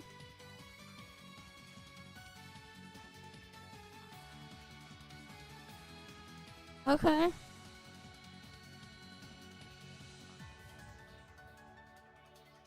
I mean, it depends on the thing in there, though. Oh, what else is here? The cycle continues. Oh wait, no.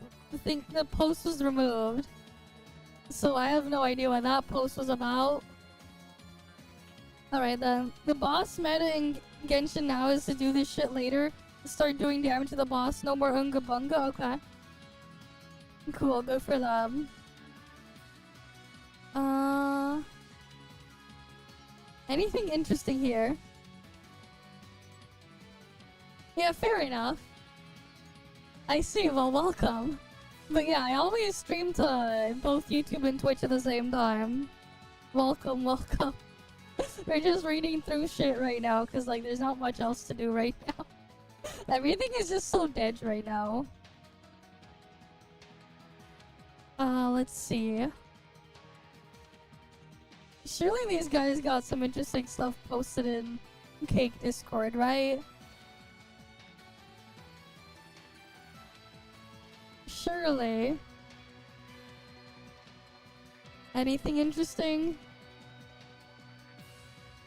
I need to get more buffs before I can like solo the VA stage 6.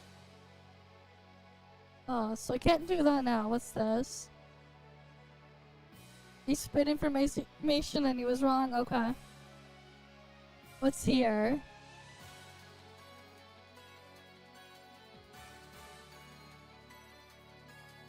Weird copium stuff there.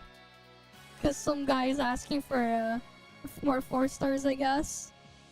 What the hell is this? The best MOA creator in history. I want to see this. Whoever curates this chart is an active member, an active contributing member of a community whose mission is to literally shit talk Wuthering Waves at every single opportunity. Meanwhile,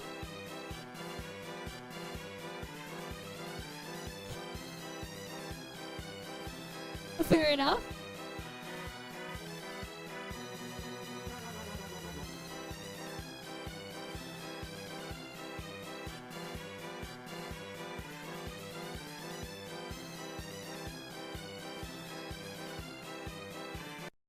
That shit is funny.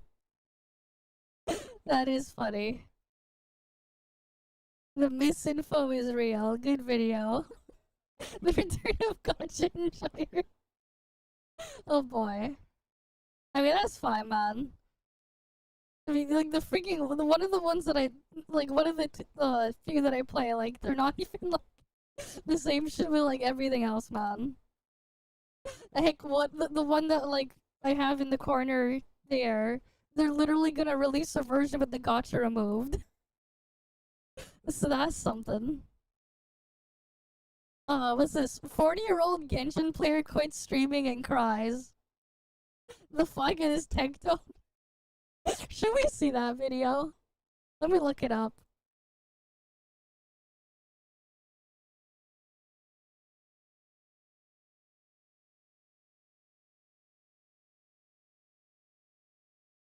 Quits streaming and cries.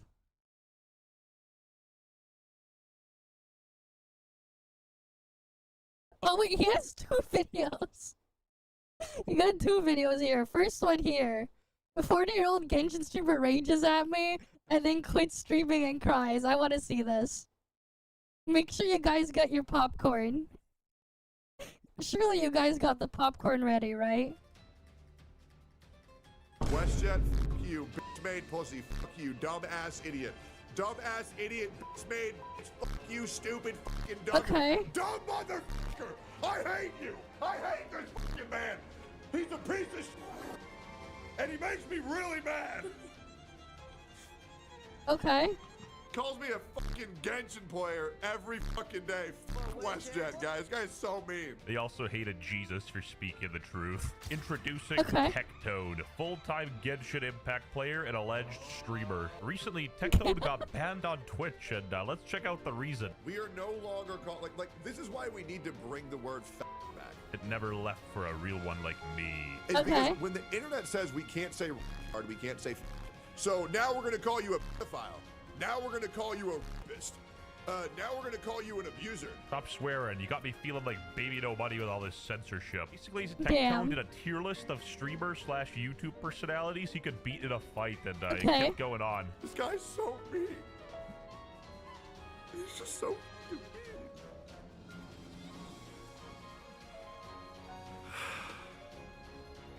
I mean, hey, he's big enough. He could probably kill someone if he falls on them. To be fair. He can win by just using his weight. He's the Eggman. It'd be a fair fight. That'll Actually, be his fighting strat. WestJet is so in my head, I think he'd beat me. Okay. He's so in my. You body them all in a fight? Yeah, it's all girls. Yep. Yeah, pretty much, man. And I think he'd beat me. I do. I really, really, really do. I do. Okay, why he got women on his tier list? Exactly. I've spent, well over $500,000 on gacha games. Bro spent the equivalent of like a decked out Ventador on a Japanese uwu virgin game, and he has the audacity. Oh no, it's a Chinese one though. To complain about being called a Genshin player. Oh, and I forgot to mention, he is 40.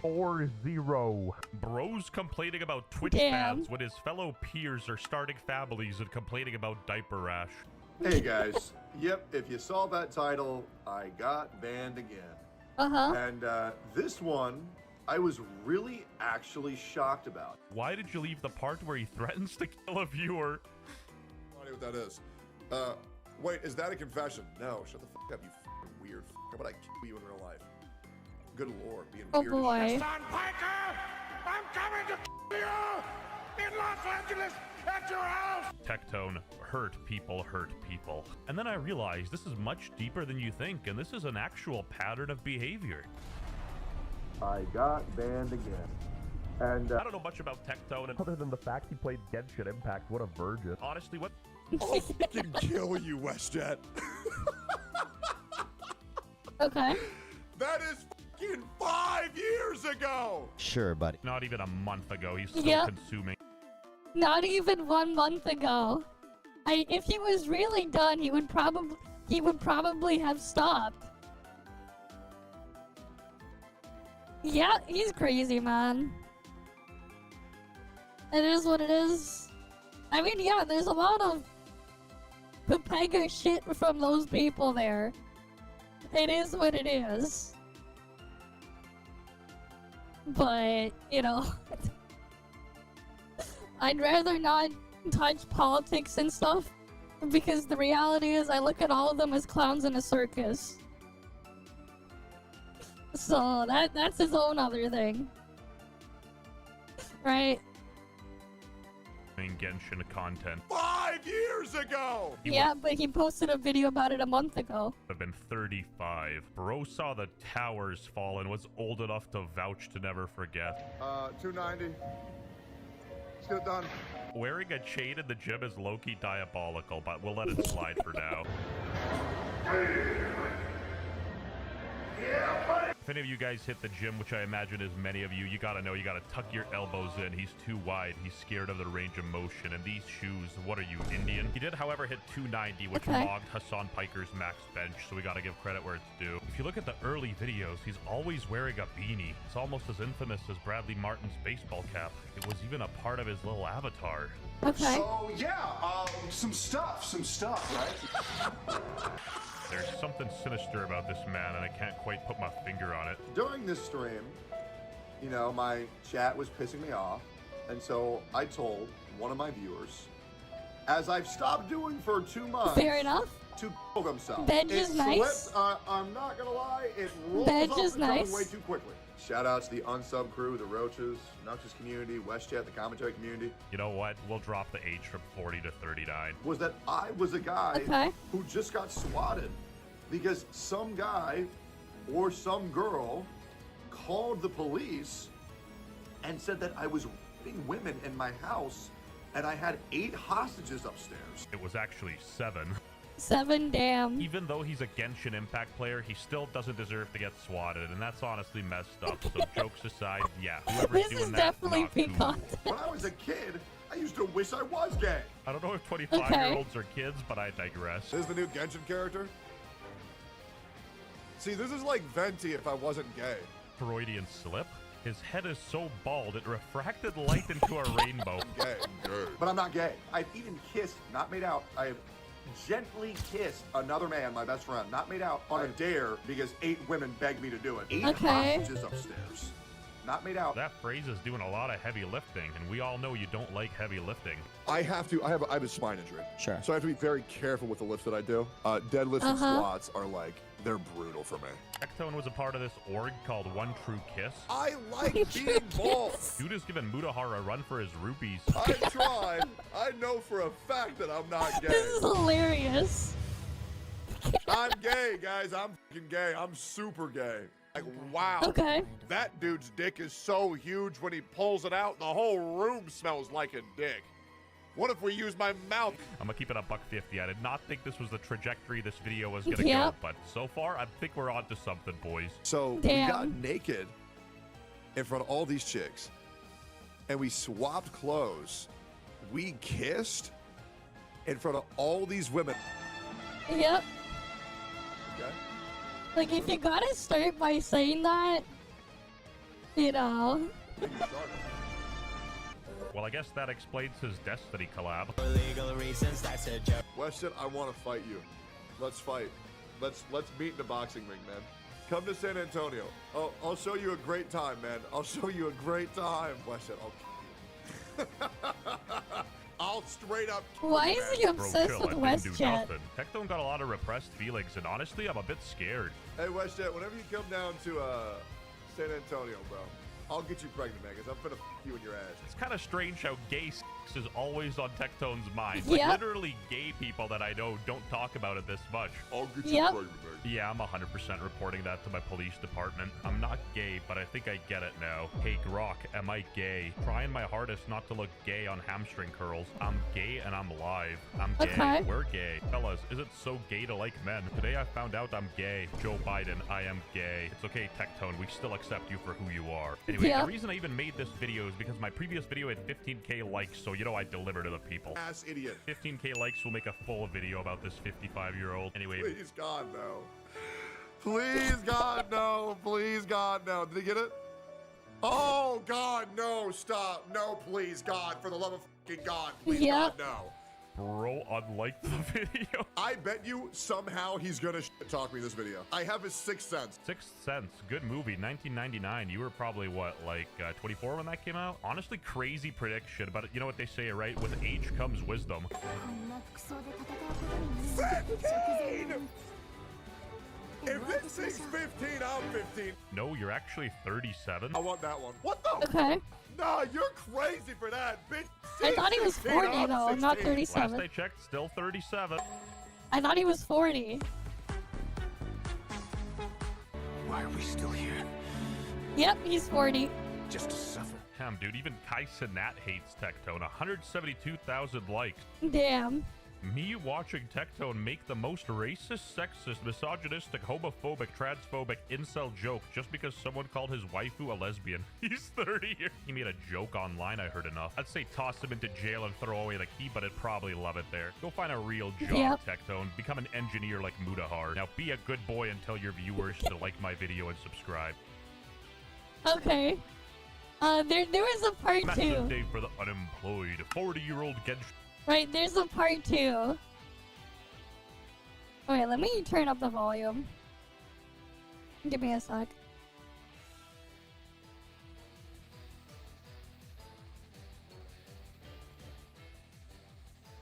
And then he calls Mr. Cake racist, yeah. Player quits streaming and cries. Alleged streamer Tectone uploaded a video talking about his departure. But I'm gonna be gone for a while, guys. Uh-huh. And I want to let you know, if any of you guys think it's because of me streaming or me being stressed because the YouTube's, you know, upload schedule, it's not. I love content creation.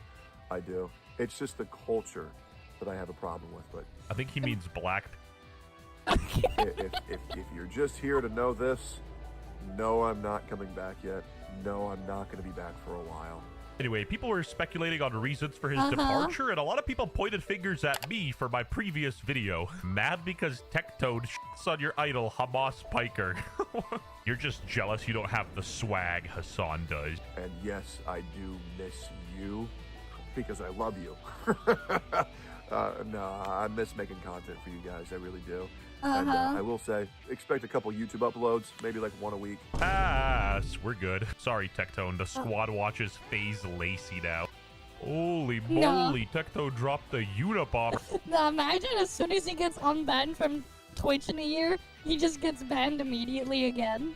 Her manifesto on Twitter. God damn. Anyway, I ain't reading all that, so I got...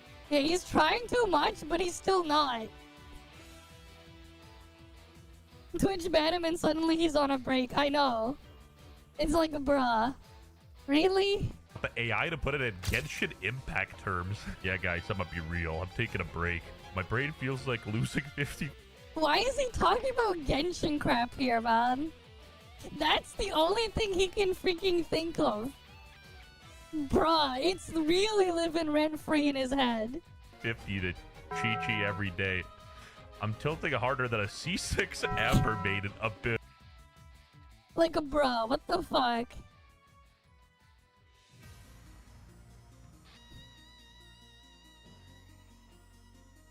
Something nuclear is about to drop and it never drops, yeah. No, something nuclear dropped, but that happened during World War II. It happened twice in 2 different places in Japan. That's what happened. I'm pretty sure that's what he was talking about. Something nuclear just about to drop. He's just so old, that's why. He's so old that, you know, I don't know, he got Alzheimer's and he was remembering, he was thinking about something that was going to happen, except then he remembered it like 80 years later. It took him 80 years to remember what happened. Don't worry about it, Tara. No, Amber is like the freak random crap thing that you got. Yeah, rip in peace. I mean, yeah, that was something nuclear that dropped, right? It dropped so hard it happened again. It's like the only thing I can think of is like something nuclear about to drop, and it's like that. I thought he was 40. Oh, he's 31. Okay. Is no streams for a while. Maybe some Resid refresh. Bye for now. You got destroyed by this man? Okay.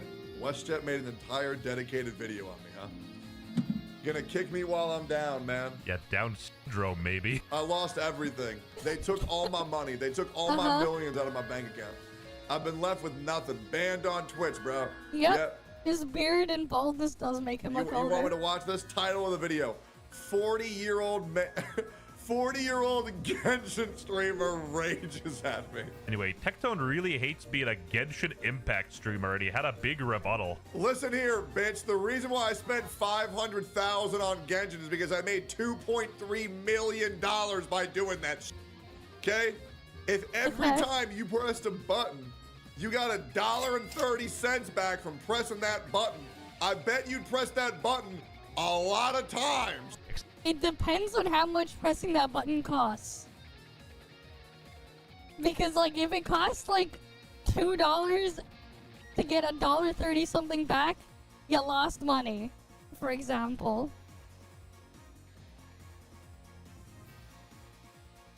Except the button is a gay Japanese gambling game. 2.3 million Chinese, is chump change. You can make hella more by human trafficking. Some Canadian just got offended at that. The Eggman lost all the Chaos Emeralds. The Eggman lost all the Chaos Emeralds. Yep. For a while, I really did. In case you're wondering why, there are evil people on this earth that are currently making my life fucking miserable. Even more than you guys know. It is deeply personal shit that I'm having to deal with right now, and a lot of it, and I'm not going to go into this too much, but there's a lot of very dangerous things happening in my life right now. You don't gotta act all gangsta. We all know that the most dangerous thing to happen to you is that your PayPal like glitches. Don't bring him math and wisdom. Yeah, that's the problem, man. You got everyone with knowledge builds, but no wisdom builds. That's why everyone's fucking retarded. It's like, oh, they know this and that and the other, but they don't question why do it or whatever. You ever played Sonic 2, Kamaki? Have you ever played Sonic 2? Eggman's faster than Sonic. I'm not joking. Eggman actually outruns Sonic to jump into the Death Egg robot. It's in Sonic 2. When you're in Death Egg. I'll show you.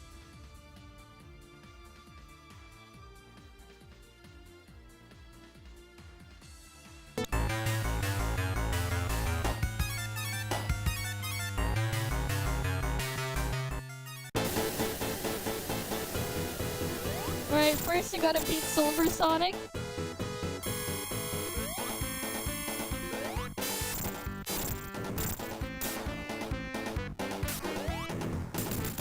You can just spin dash into it when it's doing the thing to go across the screen like that. As long as it's not rolled into a bomb, do a lot of damage. He could have killed it a couple seconds sooner.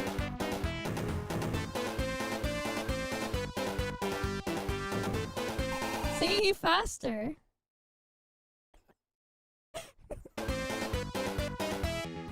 True.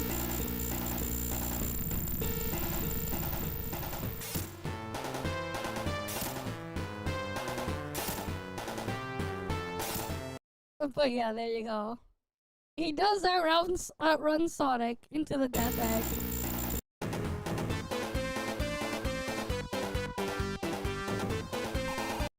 So he's faster. He can outrun Sonic.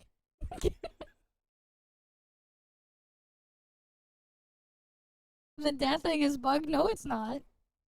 Out on your Genshin purchase. I was crashing out over things that didn't even bother me. I was saying things I didn't mean. Like, for example, I told another viewer to kill themselves. What the hell, man? So you meant it for me? And I know that's no big deal, but I really just shouldn't be saying that shit. Alright, Tecto, now you're doing a bit much. This is how I sleep at night when I say something like that on the internet. Cyberbullying isn't even a real thing. It's gonna be a hard one to stop, but like, I don't like when I let things come out of my mouth that I don't feel like I could have stopped. Yeah, I feel bad for that shit. I really do. Oh god, we lost him, boys. He's acquiring empathy. But the problem in my life is that I'm a guy who lost a lot of shit because one evil person decided to lie. And the internet ran with it. This is like deeper than I thought. He just posted a tweet that says life, and it's just like him playing with his dog, man. This is kind of sad. Yeah. I feel bad for dropping this comment, man. 40-year-old Genshin player quits streaming and cries. Shockingly to all of us, Tectone touched on something that was pretty interesting. Man, if I was a CC right now, I wouldn't want to talk to anybody. Straight up, I would not talk to anybody. These people are so fucking fake. It's believable. Damn. Nah, bro, spitting facts. As soon as you get into some mild trouble, might I add, people turn their backs quick, and as soon as their numbers go up, you know, they act like they don't know you. I am a bitter man, and you want to know why I'm so bitter? He hung out with Mizkif for an hour. Yep. I mean, I'm doing this because I want to enjoy my life. I'm very happy when I hang out with my dog, my cats, my beautiful ass girlfriend, which one day I plan on making my wife. Absolutely. Well, tick-tock, motherfucker. Time's ticking. I'm fucking 31! Sure, buddy. You sort of got that old vibe to you, you know what I mean? You're not a young buck like the rest of us. Just delete Twitter, man. It's the root cause of all your problems. He threatened to have my friend ripped, by the way. Like, this is a thread with 70k likes. This can't be healthy, man. I wake up every morning in the middle of the night just wondering, did they lie again? Okay. Did someone else lie? What false narrative is the public going to believe about me? That stuff is hella annoying, and honestly, I have a personal anecdote, so buckle in. I don't know if I was hitting my DMT cart feeling all loopy Joe Rogan style, but I was arguing with someone on Twitter, and this girl straight up says I was a rapist landlord who was exploiting my tenant for sex. And I was like, damn, news to me. I'm a landlord? Damn. But a very big 2.3 mil for pushing $1.30. But many times you can't buy her a ring. I know, right? Like, bruh, he could buy some crazy ass ring for that money. Forget buying just a ring, man. He could probably buy a machine to artificially produce diamond rings. with that kind of money. You might be able to buy one machine to do that. Buy a machine to manufacture rings. Because, yeah. Because, yeah, manufacturing diamonds artificially is a thing. And they're just as real as the regular shit that they get from mining. But yeah. Pivot point. I know. It's all just bullshit. And like, yeah, you can freaking manufacture diamonds in a lab. It's a thing that happens.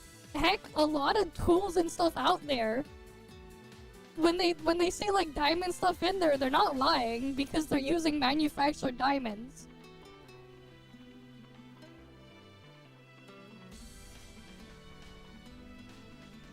Honestly, like, here's the thing, right?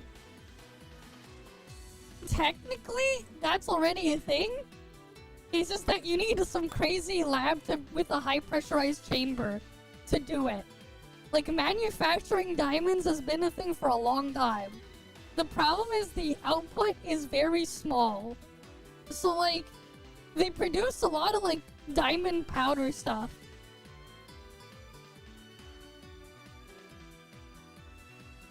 Yeah, they will sell you the unperfect natural diamond compared to a more perfect lab-grown. Exactly. Like, the lab-grown stuff are like, they're effectively the perfect version of the diamond. It's just that they can't make really big ones. Not yet. They can make a lot of small ones, but like, if we're talking about just for jewelry, they're more than big enough. They're more than big enough. Like the lab-grown stuff for jewelry. They make a lot of those, and those are a lot cheaper than the natural diamonds. And there's a lot more they can do with the lab-grown stuff too. But like, the reality is, yeah, a shiny gem looks nice. I agree, but to an extent, the thing is just all crazy, man. It's like the other problem too, it's like, let's say you got like a really big diamond ring. It's like, you put that on, you try to wear that, and you have like a big fucking thing coming off of you. It's like, it'll just be unwieldy and you'll have extra weight on your hand. To the point where like, you can't really do anything with it on. So it's just like, too impractical. That's the thing with like, if you had like some of the larger ones, like, that you could only get from that thing. Because the thing is, otherwise, it's... And the other thing, too, is, like, you go out and around. You have the freaking thing on there. Gotta be careful where you go, because... You know... There's that, too. But, like, yeah, like... Because, like, that's the thing, though, right? With these things, like, they add extra weight and stuff. And I guess it depends on what you do. But, yeah. Yeah, the peanut and tanzanite are rare, yeah. I mean, like, like, it is what it is, man. Like, technically speaking, some of the stuff they used to make the fucking band on some of these diamond rings, if, like, they're potentially more rare than the fucking thing in the ring. But they're not worth anywhere near as much as, like, the artificial value of the fucking gem on the ring. The actual thing that they're attached to is technically more rare. But, you know, the gold is worth more. Exactly, like, that's the thing. The gold is technically more rare, and, like, it's worth more if they had the real value for what they're actually worth, instead of the fake artificial one. Shit's why, like, the rings made out of, like, the lab-grown stuff are drastically cheaper. Because they're not nearly as costly. Yes, still, the amount of work and stuff like that, and the amount of energy that they have to put into the chamber to grow the freaking diamond in a lab. That's its own other thing, and they don't have the best yields. But those are still significantly cheaper. Yep, it is what it is, man. And here's the thing, though. The reason why they can get away with it is the reality is too many people are too fucking stupid to realize it. I mean, like here's the thing, man. Here's the reality. Here's the reality with this stuff here. Right? Like, where I live, like, I wear glasses. My model doesn't have glasses, but, like, I wear glasses. And, the first pair of glasses I ever got when I was, just getting into high school because I really needed them, they costed, like, $300 per pair. For just, like, for just a pair of glasses, right? Because the place we went to buy the glasses, Hakim Optical, that's the name of the company that sold them. Because of the realities in North America, there's this other company that owns the majority of the stores that sell eyeglasses. I think it's like 70 to 80% of the market at the time. The reality is, if you're competing with whatever their inflated prices are, what you're going to do is just slightly undercut them. Because, like, here's the reality, right? If a pair of glasses you could import and sell to the customer and still make a profit for like $20, $30, but the guy who runs most of the market is willing to sell them for like, is going to be selling them en masse for like $300, $400, $500, in some cases over $1,000 for a pair of glasses that aren't anything super crazy or special, I mean, you're gonna do the same. Let's be real. Because, the reality is, average customer isn't gonna try to think to themselves or figure it out that you can get the thing for so much cheaper, like.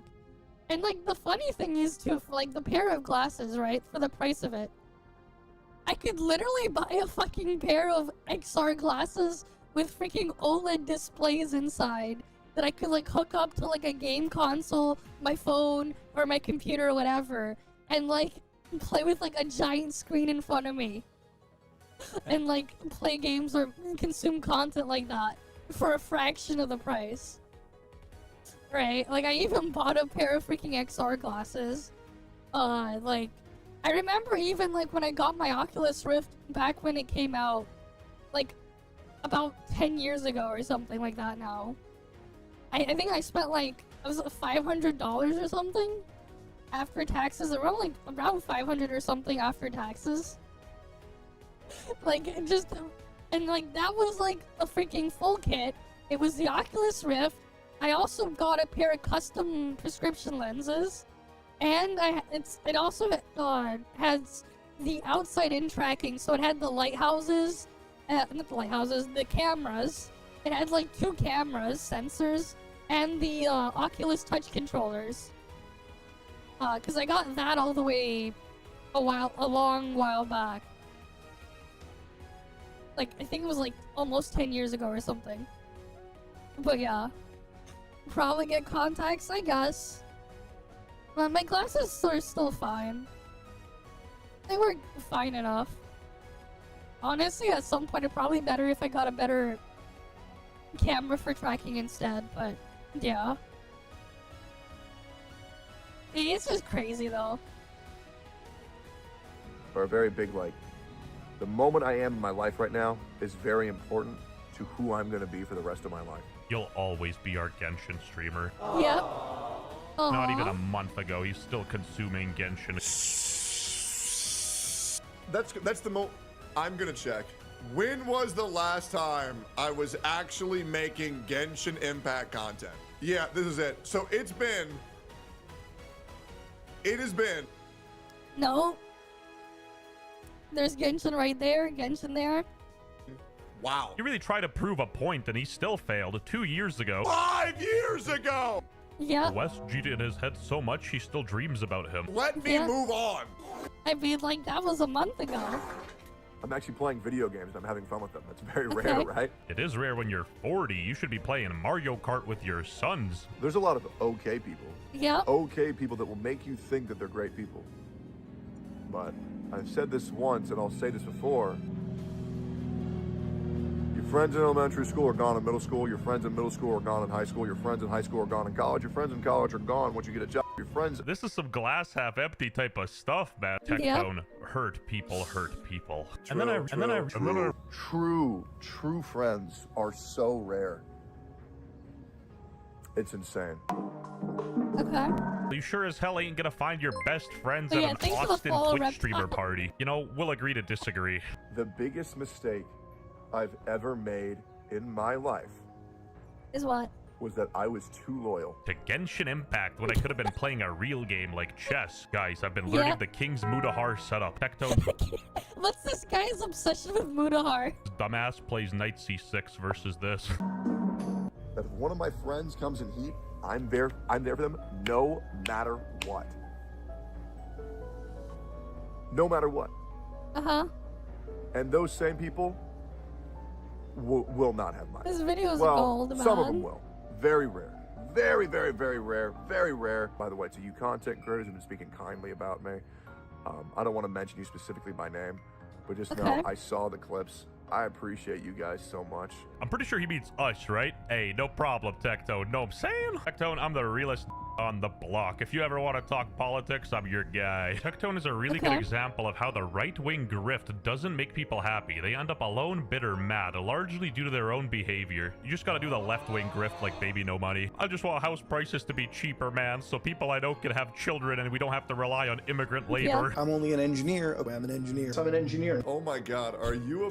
Damn, he really loves the freaking Mutahar spam. He can easily kick out when he calls his friend, and that's an empty promise, yeah.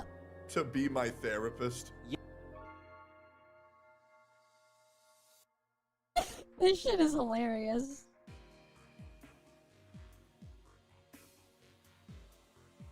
Why is it muted now? Get back, and I will be back. Not for a while. And I appreciate you guys sticking around with me.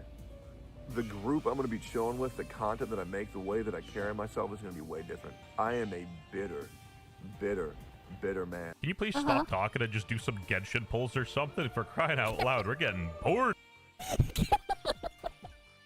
Yeah, you gotta get more Wallen's gravestones. Alright, that one was good. I like that one. That one was good. That's a good one. Alright, what else is here? Maybe. I don't know.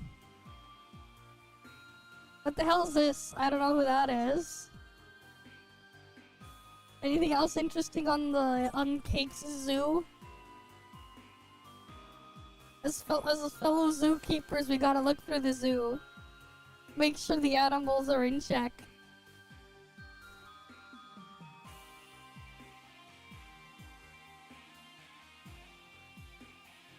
Critical plot holes, damn. Critical plot holes, there we go. They got 8 critical plot holes. I mean, he was probably sponsored or something for one thing there. So he's gonna look at things differently. Pokemon long video? Okay. Well, I just want to scroll up a bit, see if there's anything else interesting here first.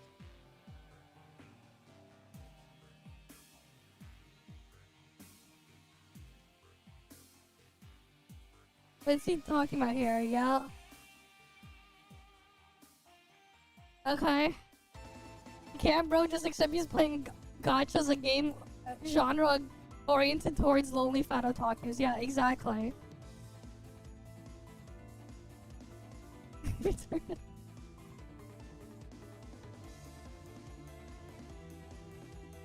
Alright then, what else is here? Oh wait, no, we already saw that one.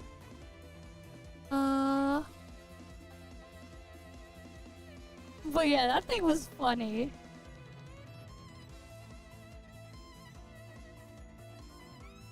Damn. There we go, his Flapu sensei. Oh boy.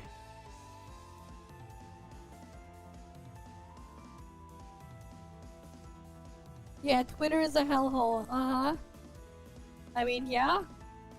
That's part of why I barely touch it. Maybe I post something on Twitter maybe once or twice a month if I remember to do something on there. Like, there's reasons why, like, I don't feel like looking at it. And Blue Sky ain't any better. So I just don't really put much on there. Like, it is what it is. Some people hire people to manage their Twitter accounts for them, even. To post stuff for them because they can't be bothered. The fuck is this bullshit? Trying to put a bunch of niggers for Genshin is what they put for WoWa? They're obviously not going over everything, man. It's pretty obvious to see what they're trying to do there. This shit is ridiculous. But what you expect out of them? You got fact check below it? Okay, let's go see.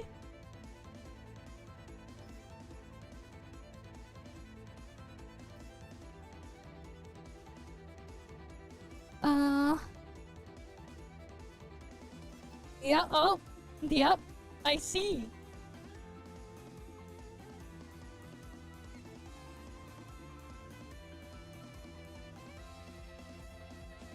The reason why they can't play games is because they have none.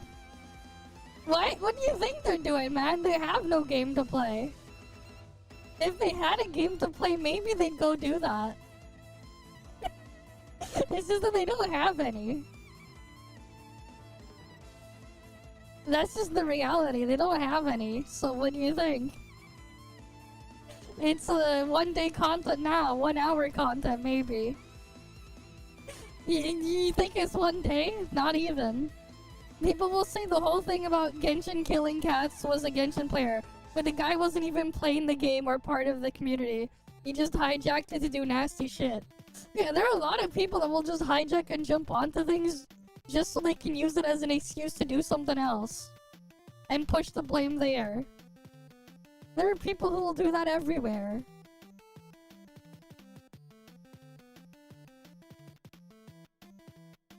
Yep, in 2024 they PvP all day.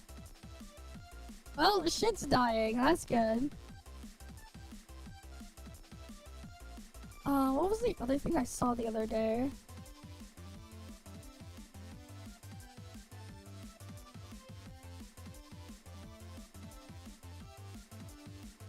But yeah, like, ToF and TGS will be a thing. What was it? Was it this channel that I saw the thing in? ToF will also be at TGS. It's not even because school started, man. It's not even that.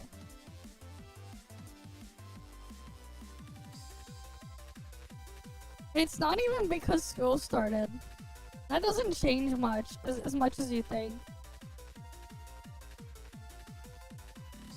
The fuck is this video? They destroyed the game. What the fuck is that?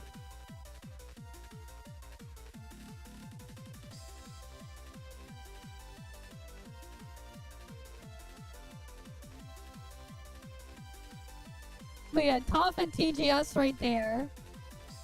It's probably because of MMO server thing.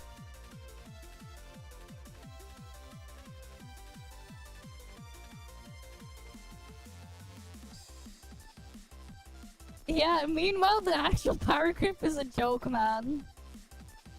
Remember, like, not too long ago, everyone was fucking doom posting power creep being so bad. I mean, yeah. Oh yeah, there was like a video I saw the other day about fucking anime tourists. It was so cringe. What was it? It was something like delete this now or something. Please delete this. I saw this the other day, and it was like, yeah. And the reason why is because of the freaking video from those guys there that he was reacting to. You don't hate anime fans enough. Oh boy. HP inflation and new bosses, yeah. I mean, like, it's just what happens, man. I mean, that's what happens when they sell you power. Yeah. It means that we can dream global. That'd be cool if we can have that. Because Blue Protocol has its own issues. Right. But yeah, I mean, we could look at that video if you want to see it. It's like, it's really something. I'm actually curious on this one too. What is this? You don't hate anime fans enough. And he put fans in quotation marks. Alright, Tower.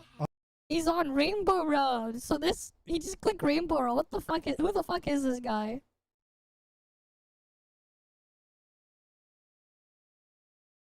And this is his channel.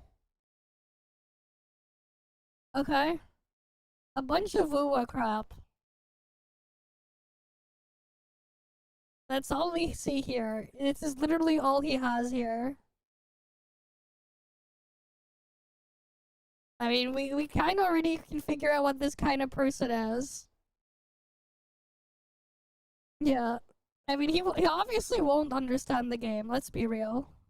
Let's see. Of fantasy. Now, this game had so much potential back in the day, and I haven't like seen anything about it for quite some times now. And I thought I can just like jump back and see what's going on with this game, because honestly, yeah, I thought it's going to be the next big thing, because they had the graphics, they had the gameplay, and also they had some of the story. But yeah, once I started to do some research on why this game sort of like was a big flop for the developer team, two main things came up, which is the first thing was people weren't trusting the dev team as much as the other companies, because they were pretty unknown back in the day. The second big thing that sort of ruined this game is content creators, other YouTubers, and also like streamers. They kind of posted it to oblivion. Basically, when I did my research, two Reddit posts sort of like came up. The main name, or the name that kept on coming up like consecutively, was a content creator by the name of Styx, I believe. Yeah. And apparently, like, he's pretty much hated in the Tower of Fantasy. Like, he's hated in a lot of places, man. It's not even that. Look at fucking freaking the MMO space. Sort of like, but it's source Reddit. World. I know. Now, I don't have anything against the dude, and I don't know any of his content, but yeah, those are the main reasons that came up on why this game sort of like big flopped. But yeah, the game looks very, very cool, so I wanted to like to jump back and see what they done differently, because I did play the game for a short while back in the day. But yeah, I lost my account. I couldn't find it, so we're basically making a new account and see like what is happening here. I'm just gonna go with my YouTube channel there. Just like some shameless plug there. And he's on he's on the server that nobody plays. What is going on with this game? The server seems like they're still active, and also like, yeah, the game is still here, and I don't know when was this game precisely released. Let me check when it was released, but it's been a couple of years at least, that I know. Let me check it out. But fantasy release date, aka a tourist, exactly. 4 years. And I played it like 4 years ago, and I felt like the game had so much potential. Because yeah, for 2021, the graphics looks really, really cool. The models were really nice as well. I don't know about the story. Let me turn up the sound a little bit, because I can't quite hear it right now. There we go. But yeah, it's like apparently like they've been doing some good stuff in the recent updates. I don't know which update it was exactly, but according to my search, it was the 3.0. Yeah, same. I got the hashtag G out of my name. Are now exactly, so maybe someone. I was able to change my character's name and get rid of hashtag G. They are exactly, because I forgot to check. They have the climbing as well. Oh, they have the Genshin Impact climbing, the slow one. Run towards the wall, begin to climb, consume endurance. Okay. Okay, so you can jump. I don't like that.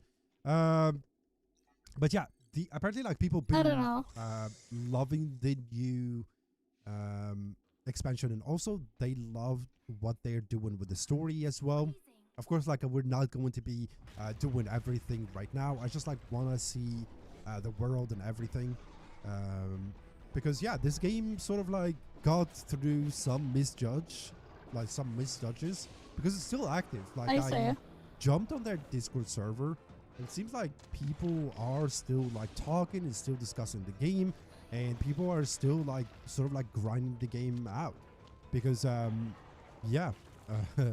So it's really weird like to see these games sort of like disappear from the main content creation. I never played PSO2 but also TGS. like it kind of tells you a lot about how influence can sort of like decide a fate of a certain game. If you're a big creator, yep. Of course, like your gameplay and also like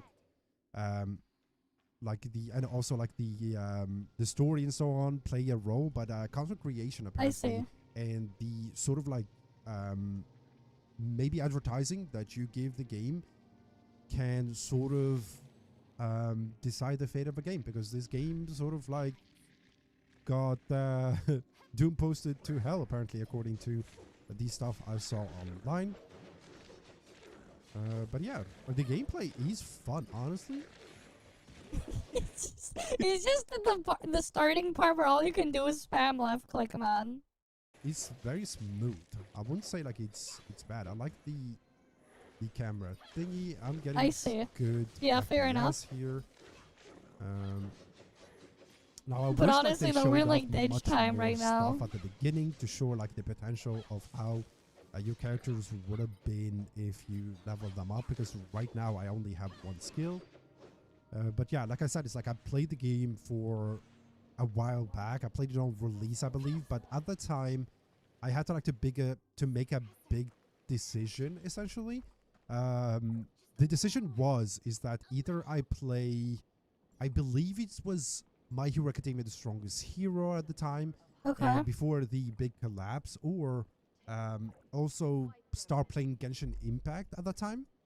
And I chose Genshin Impact based on the popularity and so on, but I didn't give any negative criticism on this on this game, because yeah, I thought like this game had potential, and also like the models and everything did look really good, or objectively pretty good. Only one is left click. The thing is with me that I notice about myself is that whenever I decide to like to not play the game, I don't give it any negative reviews, because I am the kind of person that does believe that if a game is not for me, there is always gonna be someone that loves the game, because obviously we are different as human beings, and also like there is a lot of determiners like that decides like how much you enjoy a certain game, and I don't know why it's taking so long to load. But yeah, it's like there is a lot, like some people love 2D games, some people like love retro games, some people enjoy just like simplicity of games, that you don't need like something very sort of like complex or convoluted in order to like to enjoy a certain game. For me, for example, I like seeing good graphics and also like good story. Maybe the fight sequences have to like to be very sweaty for me to like to enjoy. I'm not introduce paid augments in NGS. Sit back and enjoy. Well, I have it like is some what sort it of is, like man. ADHD all the time, so I love playing competitive games, and also like playing games that require so much like sweatiness into them, like dodging, blocking, hitting, big numbers, stuff like that. That's the kind of thing that attracts me the most. And also like if like characters are aura farming, that's the thing that I love the most. But oh boy, they have to be aura farming, guys. That's how you know, man. He basically it's the number one thing from all the tourists. Aura farming, doesn't matter the whatever topic it is. They have to be into aura farming, man. They gotta be farming all of that aura. Yeah, these people are cooked in the head, man. They are cooked in the head. The whole aura farming shit is just all so stupid, man. Like, you take a step back and look at the whole thing, whatever they're doing it for as a whole, and you just realize, what the fuck are they doing? This is so stupid. But yeah. But it is what it is. This game had it all. like had it all, but yeah, apparently it's not the big thing. A lot of people compared it to Genshin back in the day, or try to compete. Yeah, they just buy in for the hype. That's just how it is, man. Actually, no, what I've been doing recently as well, when I was not streaming for the past couple of days, actually I've been like doing this over the past few weeks as well. I've been like slowly trying to go through some of the backlog of stuff I haven't seen in or got caught up with, and like for some reason I was like, you know what, I'll go finally watch, because they cause like it took forever, cause like I remember when cause like I was originally gonna watch it, but then COVID happened and stuff like that, and then the stuff when they were trying to air that thing was a disaster. I finally decided to just like rewatch the Railgun anime. Right, so I was like, I've been rewatching that recently. I'm currently on near the end of the Sisters arc, because like I want to like rewatch the whole thing. Yeah, because I never saw the 3rd season because of like how much of a disaster it was through production, and then it's like it's just been on hold for a long time. So like I'm finally like just rewatching all of it first, just to remember stuff. I mean, I should probably rewatch the Index as well, right? I'll probably like rewatch Index and like space it out in between after I finish the Sisters arc, because like that's kind of where it syncs up with like halfway through season 1 of Index as well. What do you mean oro farming, bro? But yeah, like the guy's into oro farming, but like yeah, that shit didn't have oro farming, man. Right? Unless you, like, I don't know how you could really call the fucking mentally deranged accelerator fucking aura farming. But yeah, let's compare to WoWa and Genshin. Here's the thing, right? WoWa doesn't have any characters. They have caricatures. They have 0 characters, but they have a bunch of caricatures.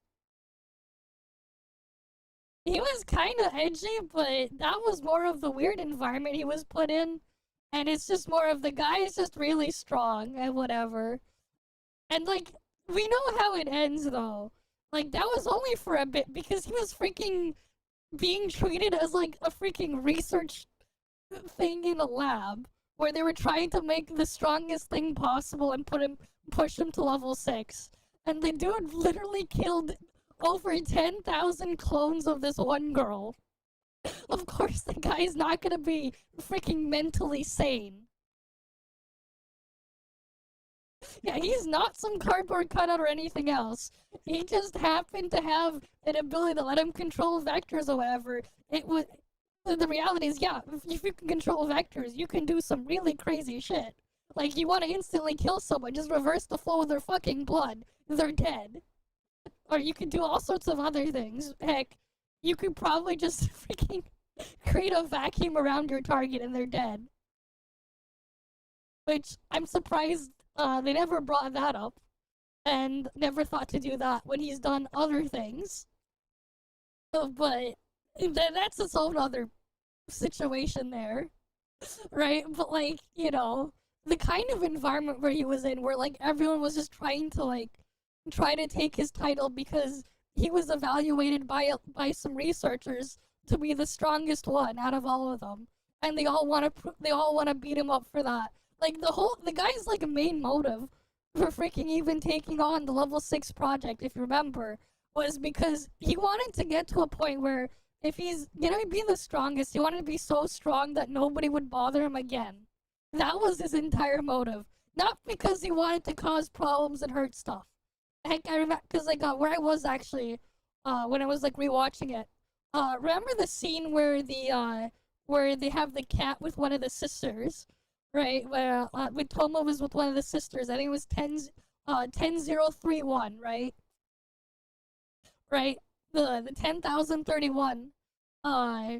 They were going to go to the they were going to get the he wanted to go buy the book so he can look up how to take care of a cat, right?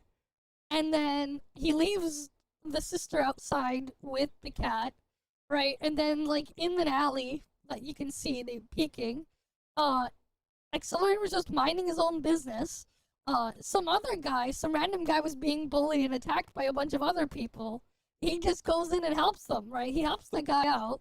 He beats the shit out of the people that were attacking that one guy, right? And then he realized that, and then he realized, oh wait, it's time for the experiment again, where he has to go kill, you know, the next clone, right?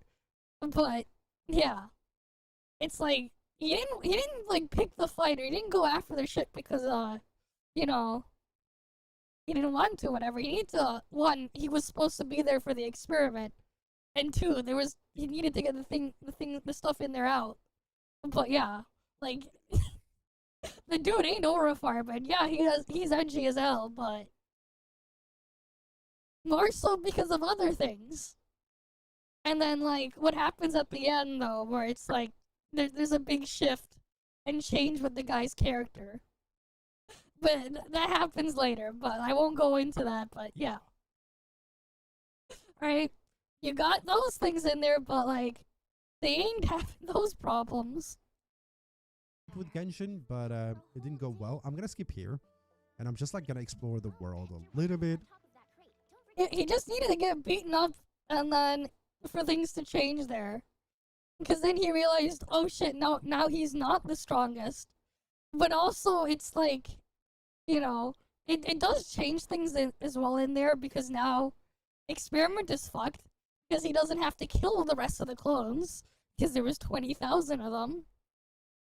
Right? So the other 9,000 plus 9,900 and what was it? 66, I think? No, I think it was 68. 9,968 clones. Oh wait, no, plus 2, because those ones were included. But he wasn't going to kill those 2 anyways, but yeah. Those last 2, but that's its own other thing. But yeah, like, you know, it does change things for him when he does lose that fight. But like, it's funny though, is like when you really think about what happened during that fight, where he lost, he did a specific thing in that fight, from what I remember, where it's like, wait, he could have just suffocated people remotely and killed them off that way, instead of what he does. And he didn't think of that, which is kind of funny. Because oh, the world looks fantastic, honestly. I don't know if this is the highest quality. Let's check it out real quick. Display. It's not. Extreme. It's actually on the highest quality. It's not. Another one who thinks Extreme is the highest graphics setting. It's actually original.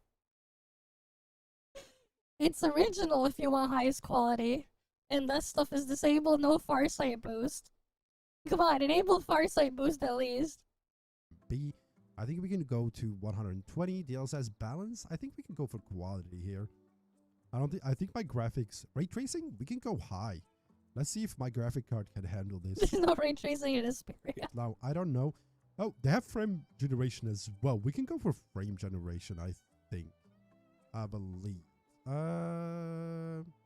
Original is just referring to the original asset.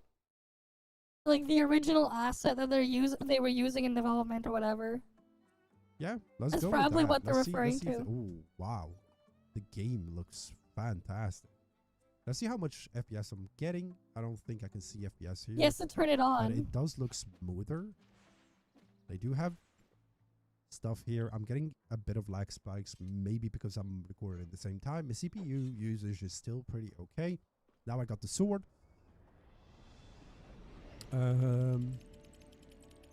So far so good. So far so good. Now I don't quite remember what the story was about, honestly. And now that I skip it, I'm pretty confused. But the game looks really, really good. It really reminds me of... True, we need the ultra rare EM blade. It has like some sort of like the... Look at that. Now that we increase like the graphics quite a bit, it does look really, really good. It looks clean. Oh wow, it's very sharp as well. It's running smooth. I want to see more of the fight sequences. Hopefully this video is not going to be... Oh my god, we're constructing a woman.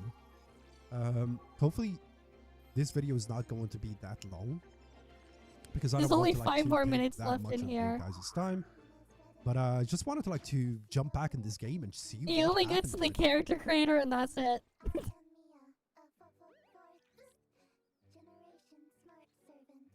Right, what is the studio for this game? I don't quite remember.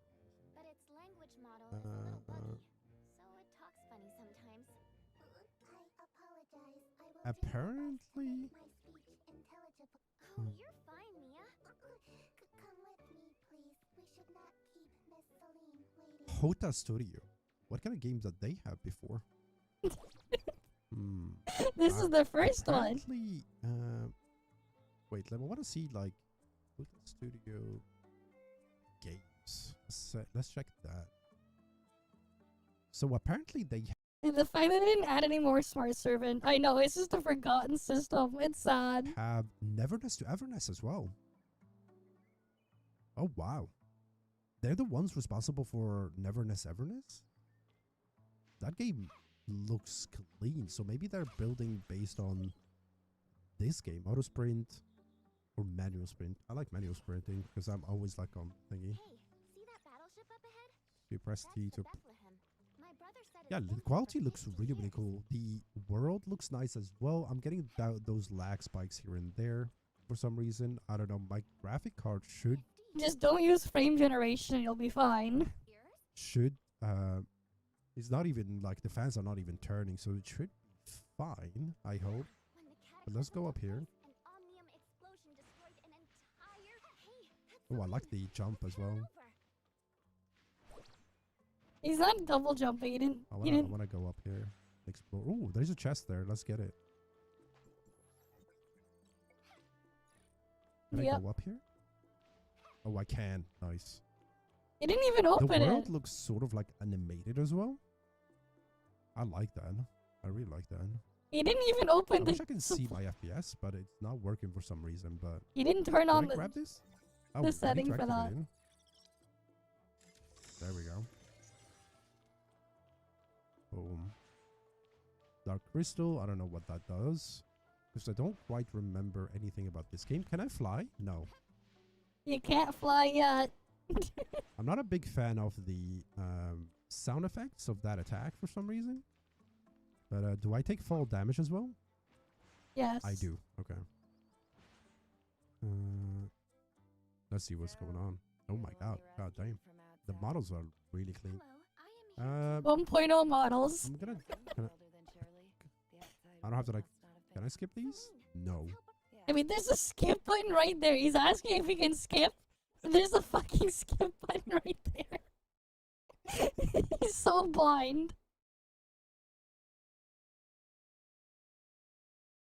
The other guy who didn't do the tutorial in 4.x and couldn't do the drops because the towers are offline, yeah. I won't be able to. Oh, I think we're gonna be summoning now. No, you're gonna be. Or are we just like gonna upgrade ourselves? This is where you get to customize I'm the kind of curious character. about the story now. How's it going? It's like there's probably gonna be one of you guys that has like all the information about this game. What is going on here? Oh, you can switch your appearance apparently. I like that. You can switch one of these characters to be. Oh, this one looks clean. Oh. That's just a template. So you can have a bit of customization, I see. I like the customization aspect of it. That's pretty cool. And you can switch the faces. Oh, so they really worked on... Yeah, the preset picks versus what you most of the get. I stuff. I think know. I'm going to go with the default. I don't like this one. I like this one better, I believe. This one is not bad. I think I'm going to go with this one. Yeah. Let's go with this one. Looks cool. All right. You can actually import as well. Import whatever you want. I think I'm going to press complete here. He's not going to do the thing. Ooh, Okay. I like the animations for this one. Oh my god. Damn. Okay, then. Yeah. So yeah, I don't know what happened to this game. I don't think I think I'm gonna play it maybe privately and see what's happening with the story. see like You didn't look at player made one, hi girl. if it's something for me or Welcome, not. Because welcome. yeah, as you guys know, I'm constantly looking for a game to play. It'll be full of on the Genshin or side, Naruto maybe when I'm characters. streaming as well. But maybe Yep. Tower of Fantasy is gonna be something for me. I'm actually playing PGR again, so maybe I'm gonna be making another video on Punishing Grey Raven. But yeah, there you have it. Tower Oh, of look, here you go. Fantasy. Here's what people are posting. The power of doom posting about a certain game can ruin it for a lot of people, unfortunately. Some content Look at all of creators, like, these. instead of like leaving the game after like giving maybe constructive criticism once, sometimes like views and also like greed in order to like sort of like rage bait people can ruin a game entirely. So yeah, but it's good to like to see that this game is still active. It's not didn't shut off at least yet. We have to like to wait and see. Oh my 7 God, more I like the, years. flying thingy. Right, we The got world 7 is more years to wait. It's very cool. And maybe I'm gonna play this game on the side, like I mentioned. Let me know in the comments down below if you want me to like to stream this game or not. And if you enjoyed this video, please consider subscribing. We cover every gadget. Okay. Well, there was that. Anything else here? Let's see. Anything else in here?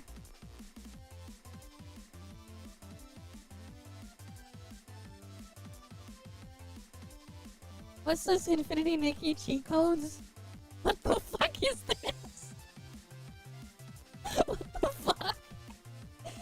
What the hell did Infinity Nikki cook? That we need these cheat codes in here.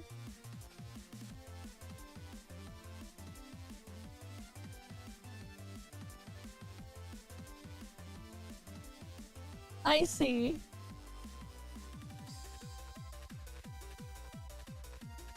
What the hell?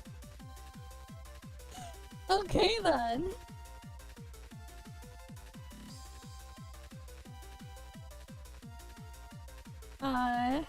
Yeah, there's a lot of stuff I have to do then.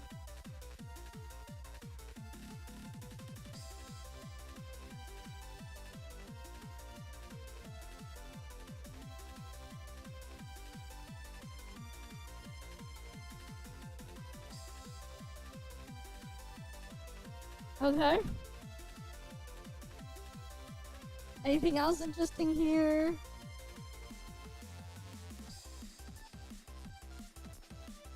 I see, there's a Stardew Valley one. Is everything available in the patch yet, or do I still have to wait?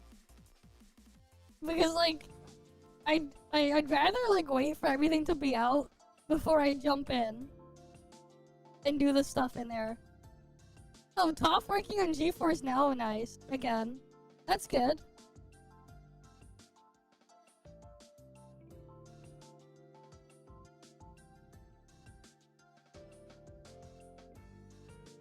Good for them. They can finally play it again on GeForce Now. How's progression is time getting oof? I see that. Maybe we'll look at it tomorrow. If everything's available now, then we'll look at it tomorrow. It also has its own battle pass. Why? What the fuck, man? Why they gotta put another battle pass? Like, why would they need another one?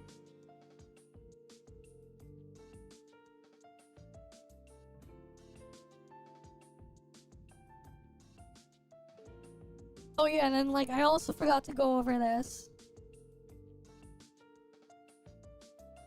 Tarisland going EoS. It'll be retired on the November 4th this year. It's barely a year and a half, I think. Alright, how long did Tarisland last? When did Tarisland release again? This is like a year and a half later? Right? When did it first release? It was, man. I tried it on release and it was just... it was just like, why don't I just go play WoW again? Like, that's the feeling, man. It's like, just go play WoW. You'll have a way better time.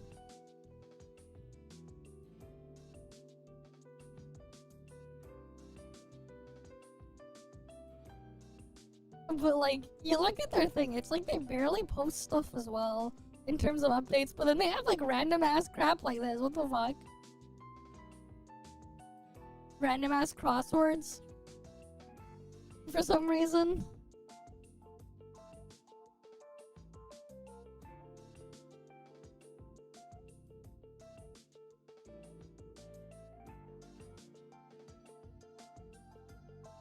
Oh, let's see.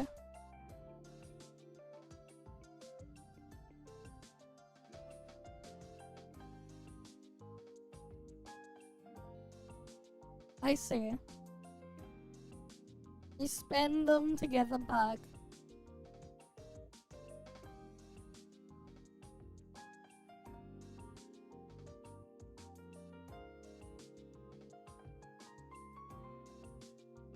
Get 2 housing items, double currency yield. I see. Alright, how far back do we have to go until we get to the launch? Alright, cause like it was barely out for like a year and a half, I think. And then they go EoS. Season 0 they're talking about, we're getting closer to the release one.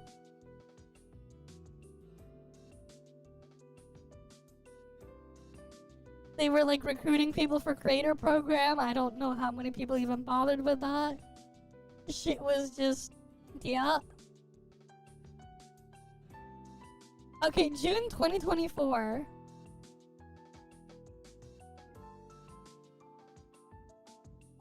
Right, June 21st, 2024 is when they released.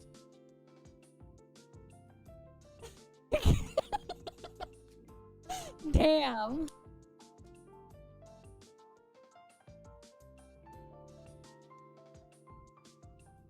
They did not last long.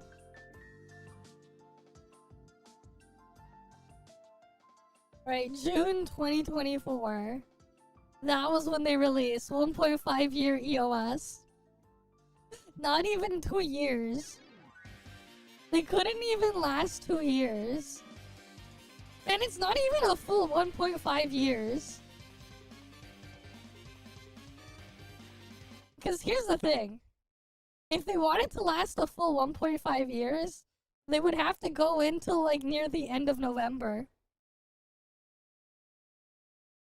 Wait, no, not even that. They had to go into December.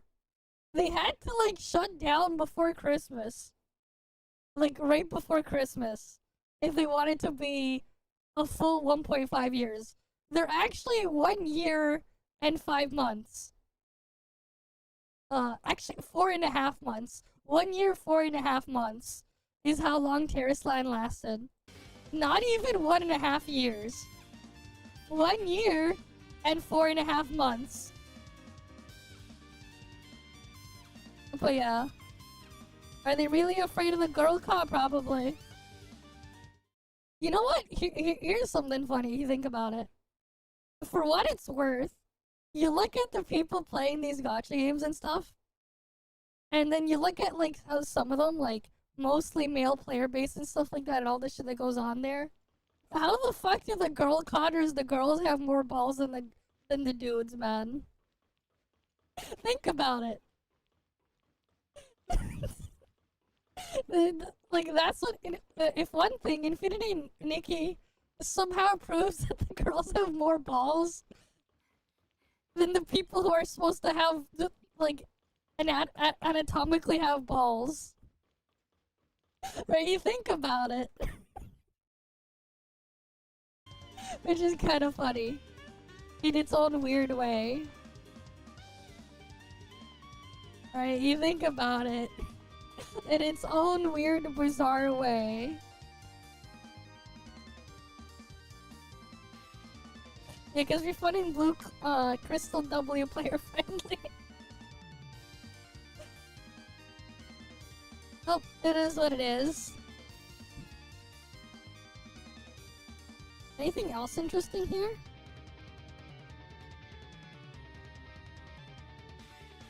anything else?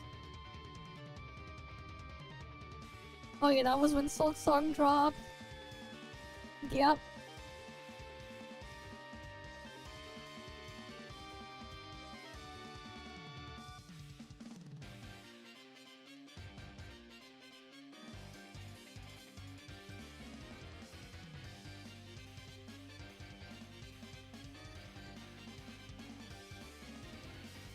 Alright, let's just see. We'll do a couple more reactions, maybe. The furniture coin is BP weekly stuff, I see. No, we'll do these tomorrow, and then we'll do Infinity Nikki tomorrow. Yeah, that's what we'll do. We'll do Infinity Nikki and that stuff tomorrow.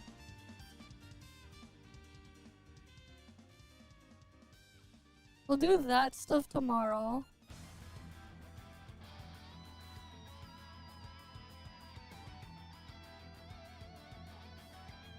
Oh yeah. Augusta will be forgotten the next patch. Meanwhile, everybody still know who's the only one using the motorcycle in Genshin. Yep.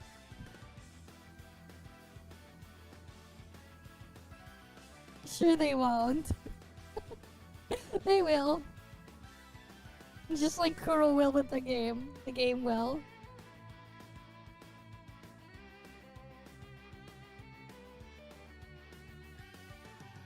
I see.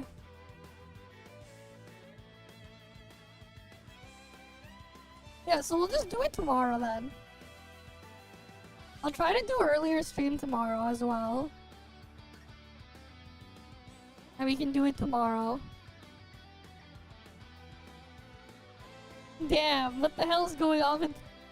I guess the gacha outfit or whatever is really hurting them there for that to happen. Mostly negative, damn. So there's that at least.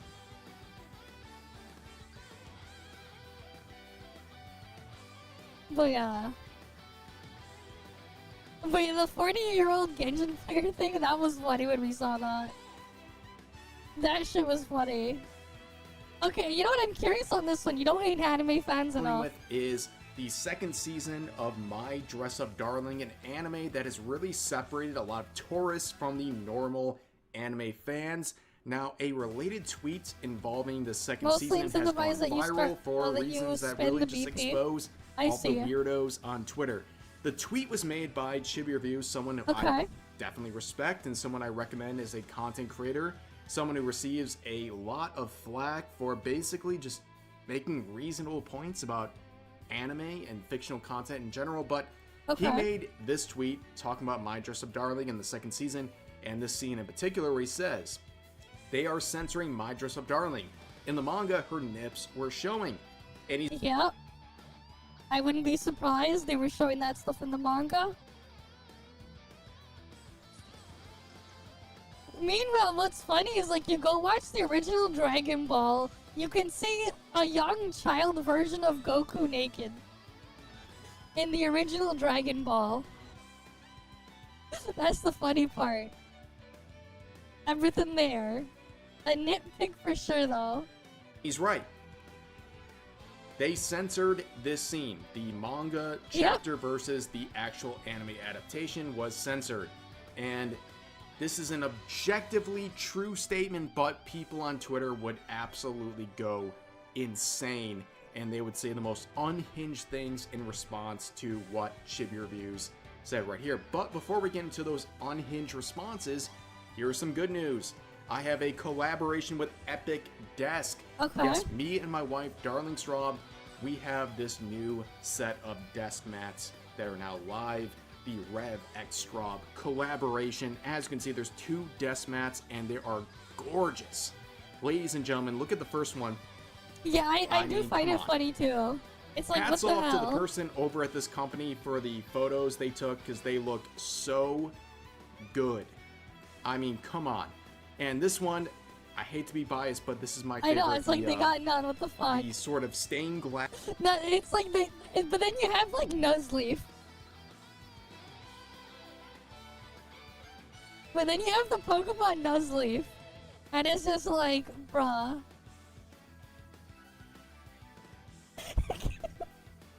This is a Pokemon. This is a Pokemon. What are those? What are those?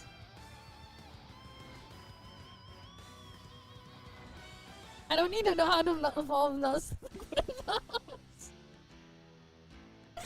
those? Those are not nips, they're shelter for the worms. Sure they are.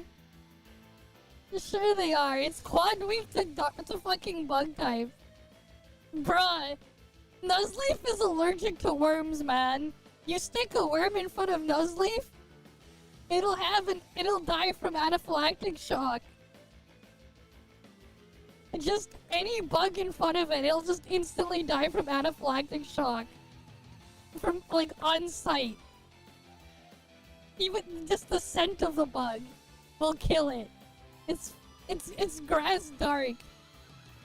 It's straight up allergic to bug, man. Look at this. Week 2, bug times 4. It is extremely allergic to bug. You know, heck, it's probably allergic to someone just driving their car out and doing a U-turn. It'll die to a U-turn. You want to kill a Nuzleaf? Just get in the car and do a U-turn. Just drive and do a U-turn. It's dead. Instantly dead. Last art here we have, dude. Can we just appreciate how good this is? And I've received these mats in person. Okay. They're amazing. The quality is unmatched. Here's some more examples. It looks amazing, guys. I will put a link to this collaboration in the pinned comment and the description. Please check it out because this is such a cool collaboration. It looks so good.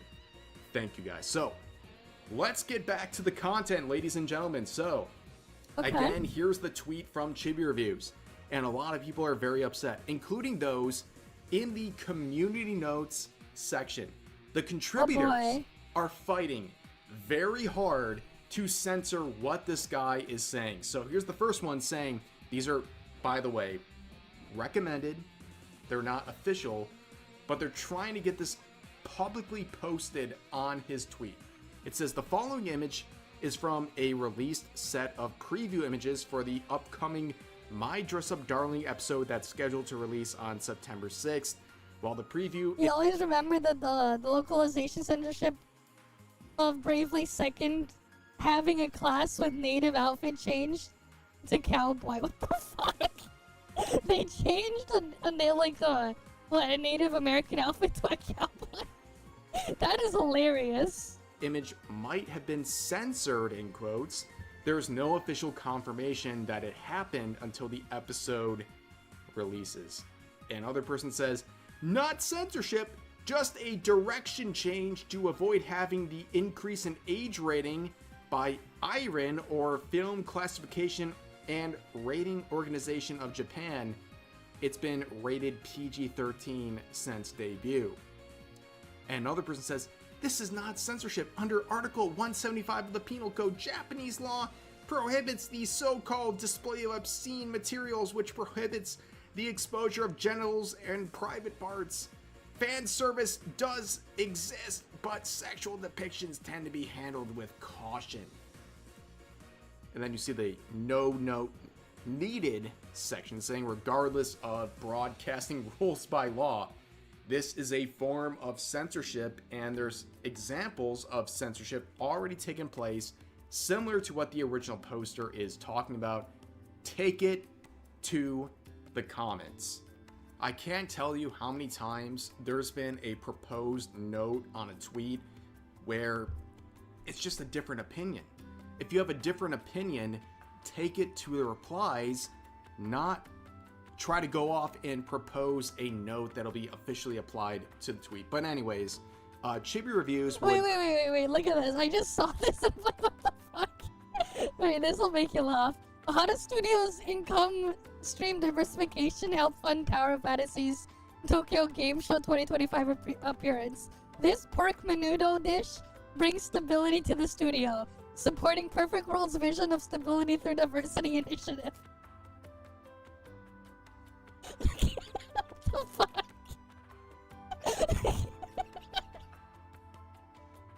Hot rice, pork menudo,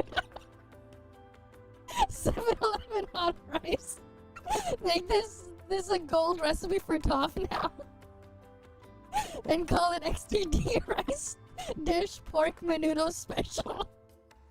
And this is like, I like rice. Rice is nice. Okay.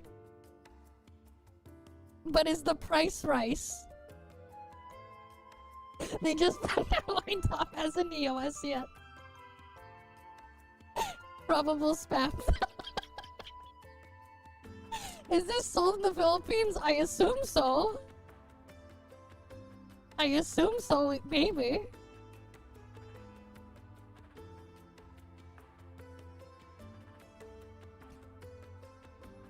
Maybe it is. Maybe it is. But they got the hotter rice.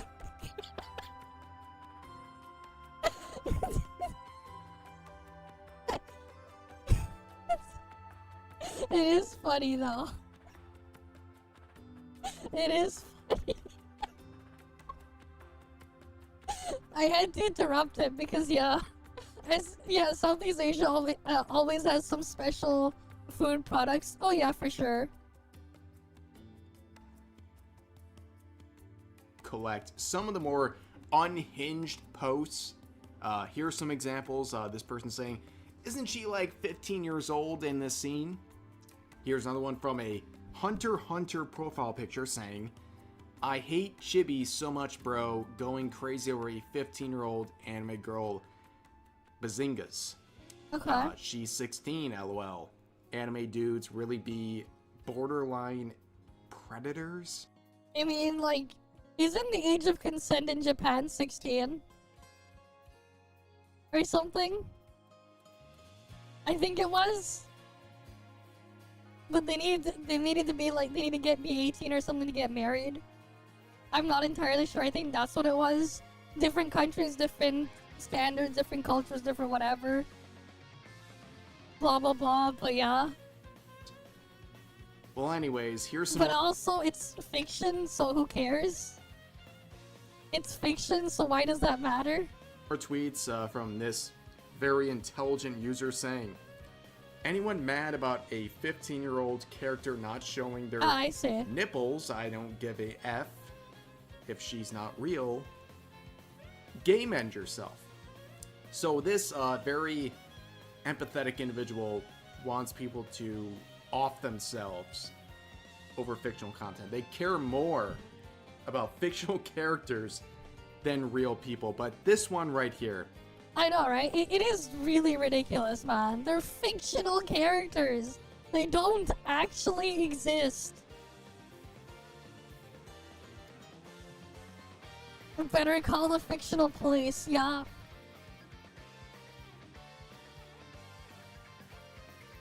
It applies to everyone, including fiction.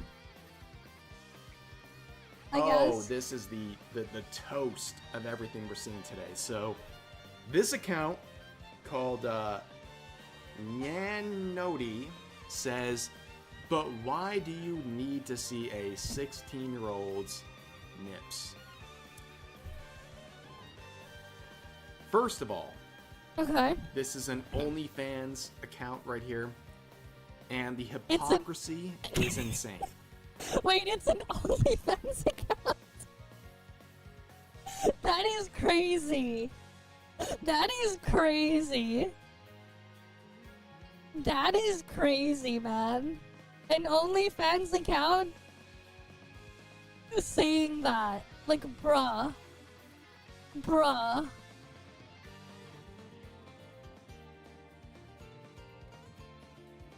Wait, what? A guy got arrested in Canada because he had a naked anime waifu on a whole game bot?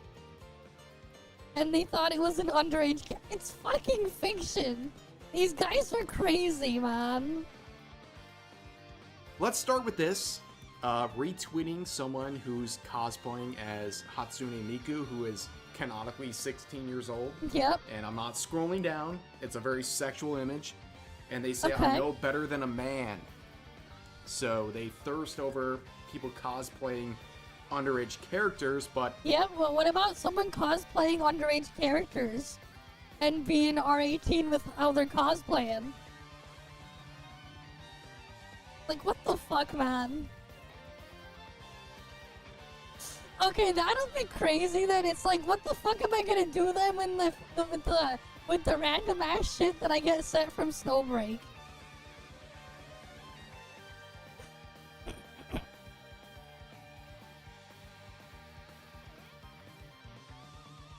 That is true. She is a lot older than that. The IP for Miku is way older than 16 now. That is true. Judge Chibi Reviews for talking about Marin Kitagawa and censorship. And here's another one where they reposted this cosplay of Elizabeth Leones, who is a 16-year-old character. They even included a sexualized image of this character, and again, they seem to have no problem with that. And it gets worse, so they said, basically, this is me. Including many sexualized images of underage anime characters. And it gets worse! It gets worse, ladies and gentlemen. They're posting GIFs of underage characters kissing. I guess it's Yuri, so it doesn't really count, according to weirdos like this. But it gets worse! Oh boy. They made a sexualized cosplay of Marin Kitagawa. Damn. This is the person who was saying Chibi Reviews was wrong for pointing out censorship, but this person is cosplaying as the same character. It's actually insane. It's literally insane. And also, let me go back, by the way. This account right here, they literally have a cropped picture of Marin Kitagawa with her cleavage showing. This is hentai. Oh boy. They reposted this, but then they go after Chibi Reviews for pointing out hypocrisy, an man. objectively true statement about censorship. I got nothing to say, man. And here's another account with hundreds of thousands of followers saying anime fans, when their poontang accidentally has a show. Well, seeing that, and you immediately think of adult content, bit of a self-projection, but here's another one saying this dude has gotten so annoying over the past year. And this person says, this is the button you're looking for. Then you can stop being a whiny crybaby, showing that you can block Chibi Reviews or anyone else that you don't like on social media. And they say, you're an easily offended idiot.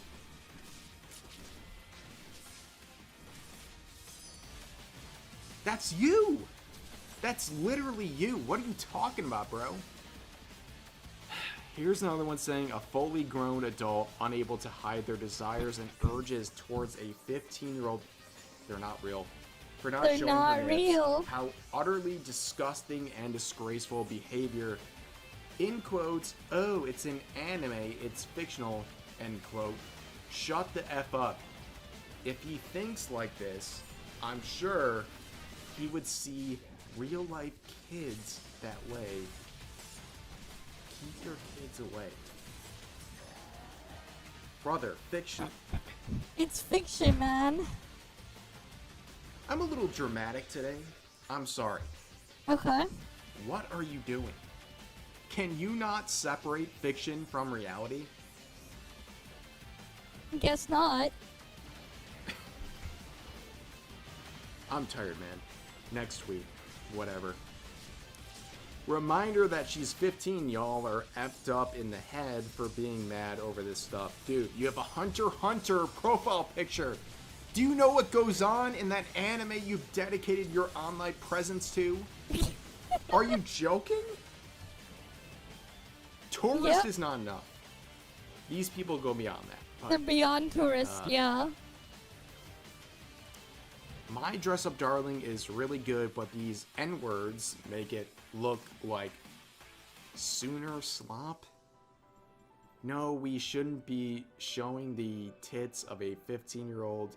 Yeah, they showed it in the manga. Still doesn't mean it right. N-word. Dude, what? What? It's fiction. It's fine. Right, then don't watch it. You can't separate fiction from reality. Just don't watch it. Is it really that big of a deal to... Is it really that big of a deal, you effing gooner? She's 15. Wow. I hope your pinned tweet to your account isn't cringe. Oh, wait. It is. Oh, Look at this boy. stuff. Many such cases. Here's another tweet saying, in quotes, "Oh no, they didn't animate the breasts of a minor with a I show speed gif." Yeah, it's crazy, which, man. Really speaks for itself. But here's another quote that shares good advice, saying the best thing about Chibi is how good he is at attracting aunties to one confined post, so I can block them all. Facts. Great. Yeah. Yeah, good post. Just get them all up and then block them. Good post to end this video on. So as always, feel free to share your thoughts about today's topics in the comment section down below. Hope you guys enjoyed the video, and I'll see you next time. Alright. Okay, just go and quickly get the dailies done. But yeah, we'll do the Infinity Nikki stuff then on stream tonight. Should be good then. How many days has it been since the patch dropped anyways? That was this week, right?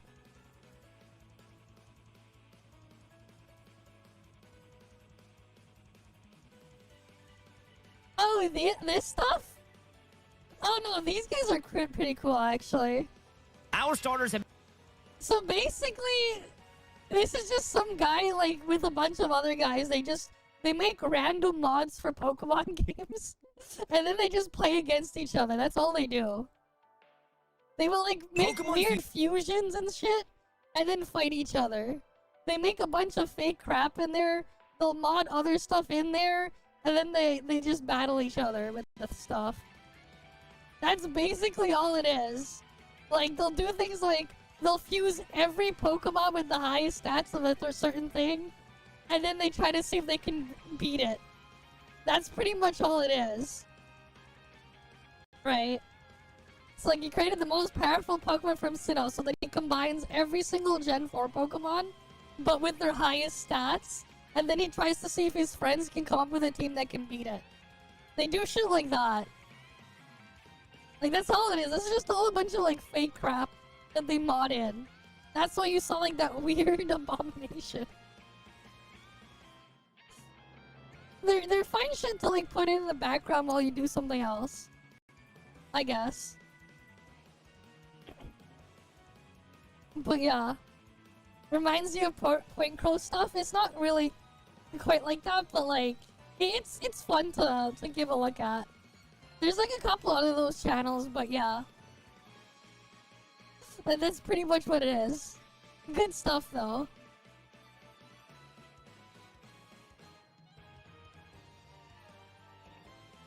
Right, good stuff either way.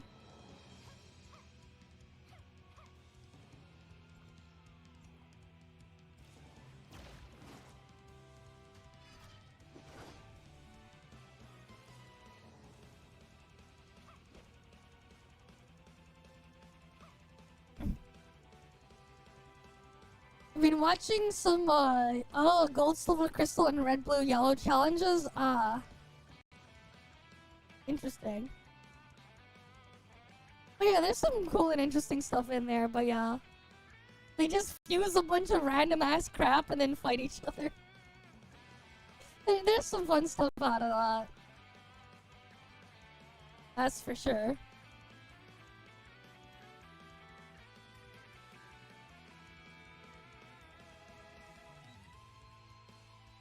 It seems people are waking up to how slob gotchas are and casuals are ruining it. Yep.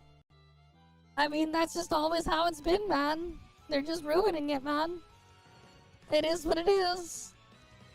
All I can say is, at this point, just let things get worse if they get worse. For the things there. I gave up on them anyways.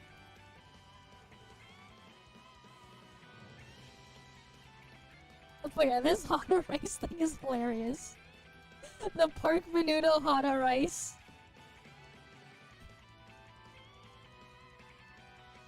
It is definitely something. Wait, let me see if I can actually find it.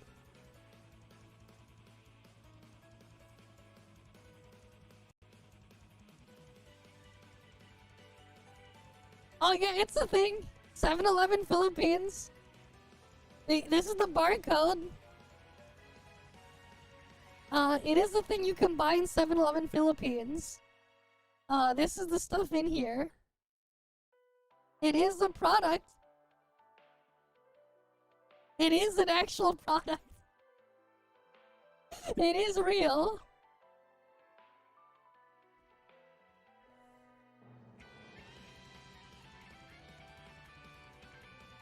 We got like food facts on the thing.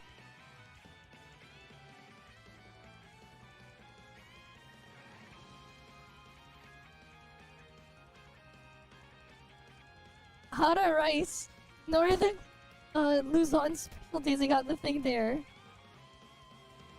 But yeah.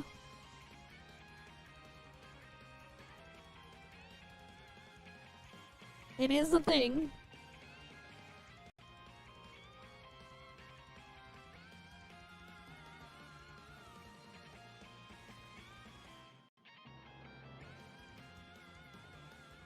Right, it is a thing.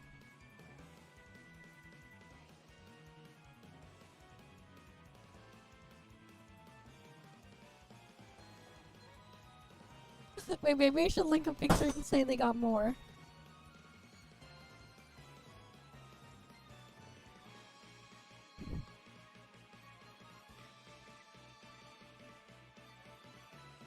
But yeah.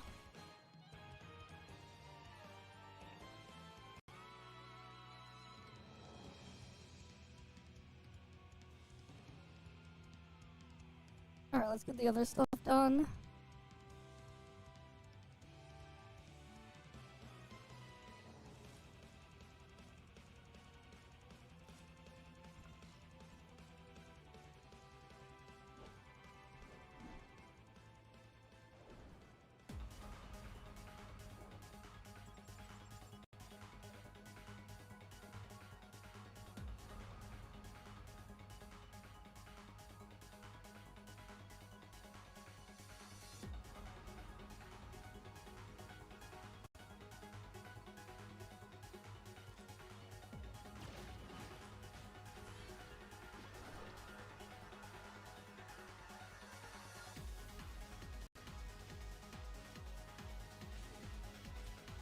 Alright, let's see what else is left here.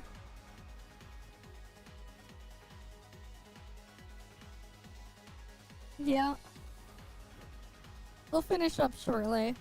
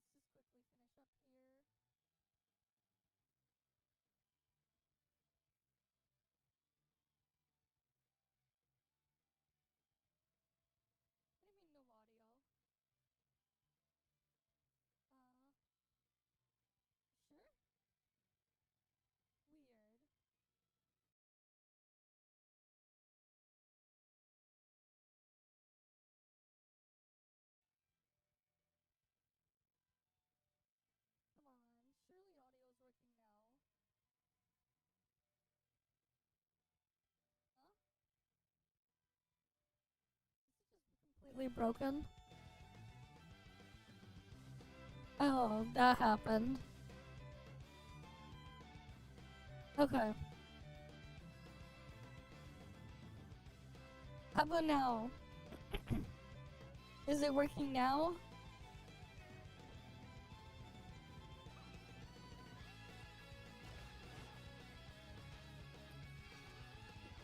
Okay, it's back. But yeah, like just end up here. End off here, man. Because like not really much else to do.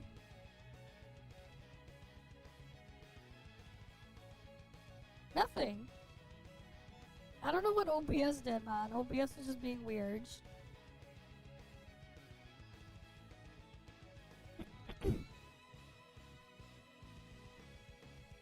He didn't say anything, man. All he said is he really likes freaking aura farming or whatever, man. Basically nothing.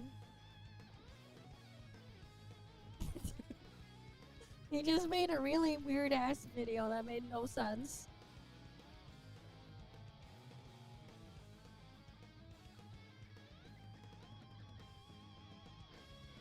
Or if you're talking about the tweet, that's Azarian. That's a different person. If you're not talking about the video we saw earlier. But that was like 2 hours ago. That video that you're thinking of. Yeah, no, like he didn't say anything. But it was funny when he basically proved he was a tourist. Massive tourist energy with that one. Yeah, we also saw someone throw the kitchen sink and tank cone. Funny stuff, yeah. I thought it was like 2 hours ago. I felt like 2 hours ago. That's what it felt like. Tourist energy, yes. Very big tourist energy. I mean, am I wrong? Like, it's just like, if you were looking up the stereotypes of a tourist, that would be like, what if the guy would embody a bunch of them. So yeah, tourist energy. He was exhibiting tourist energy. Is what it is. But yeah, tourist energy.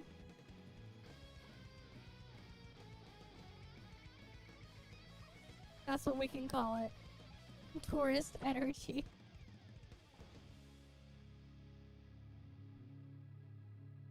I wish someone else do something with like all these excess modules that have like no use now.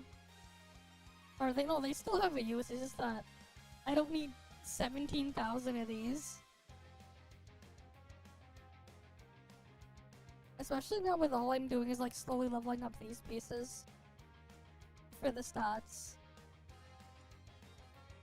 Right, I gotta get that to 60 and then this to 60 and then get it to 65 and 65 and yada yada yada.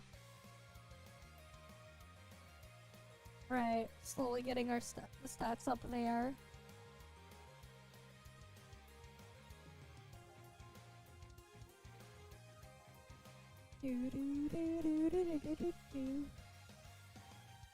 With that said though, this is probably a good place to end it off for the night. I mean, we've been live for almost 6 hours again. I'll try to do early start tomorrow. We'll do Infinity Nikki as well. When that happens. But yeah. As usual though, guys, thank you all for stopping by. Hopefully I can see you guys again next time. You guys have a good day or night or whatever. And I'm gonna go get some sleep. Alright then. See you guys. See ya.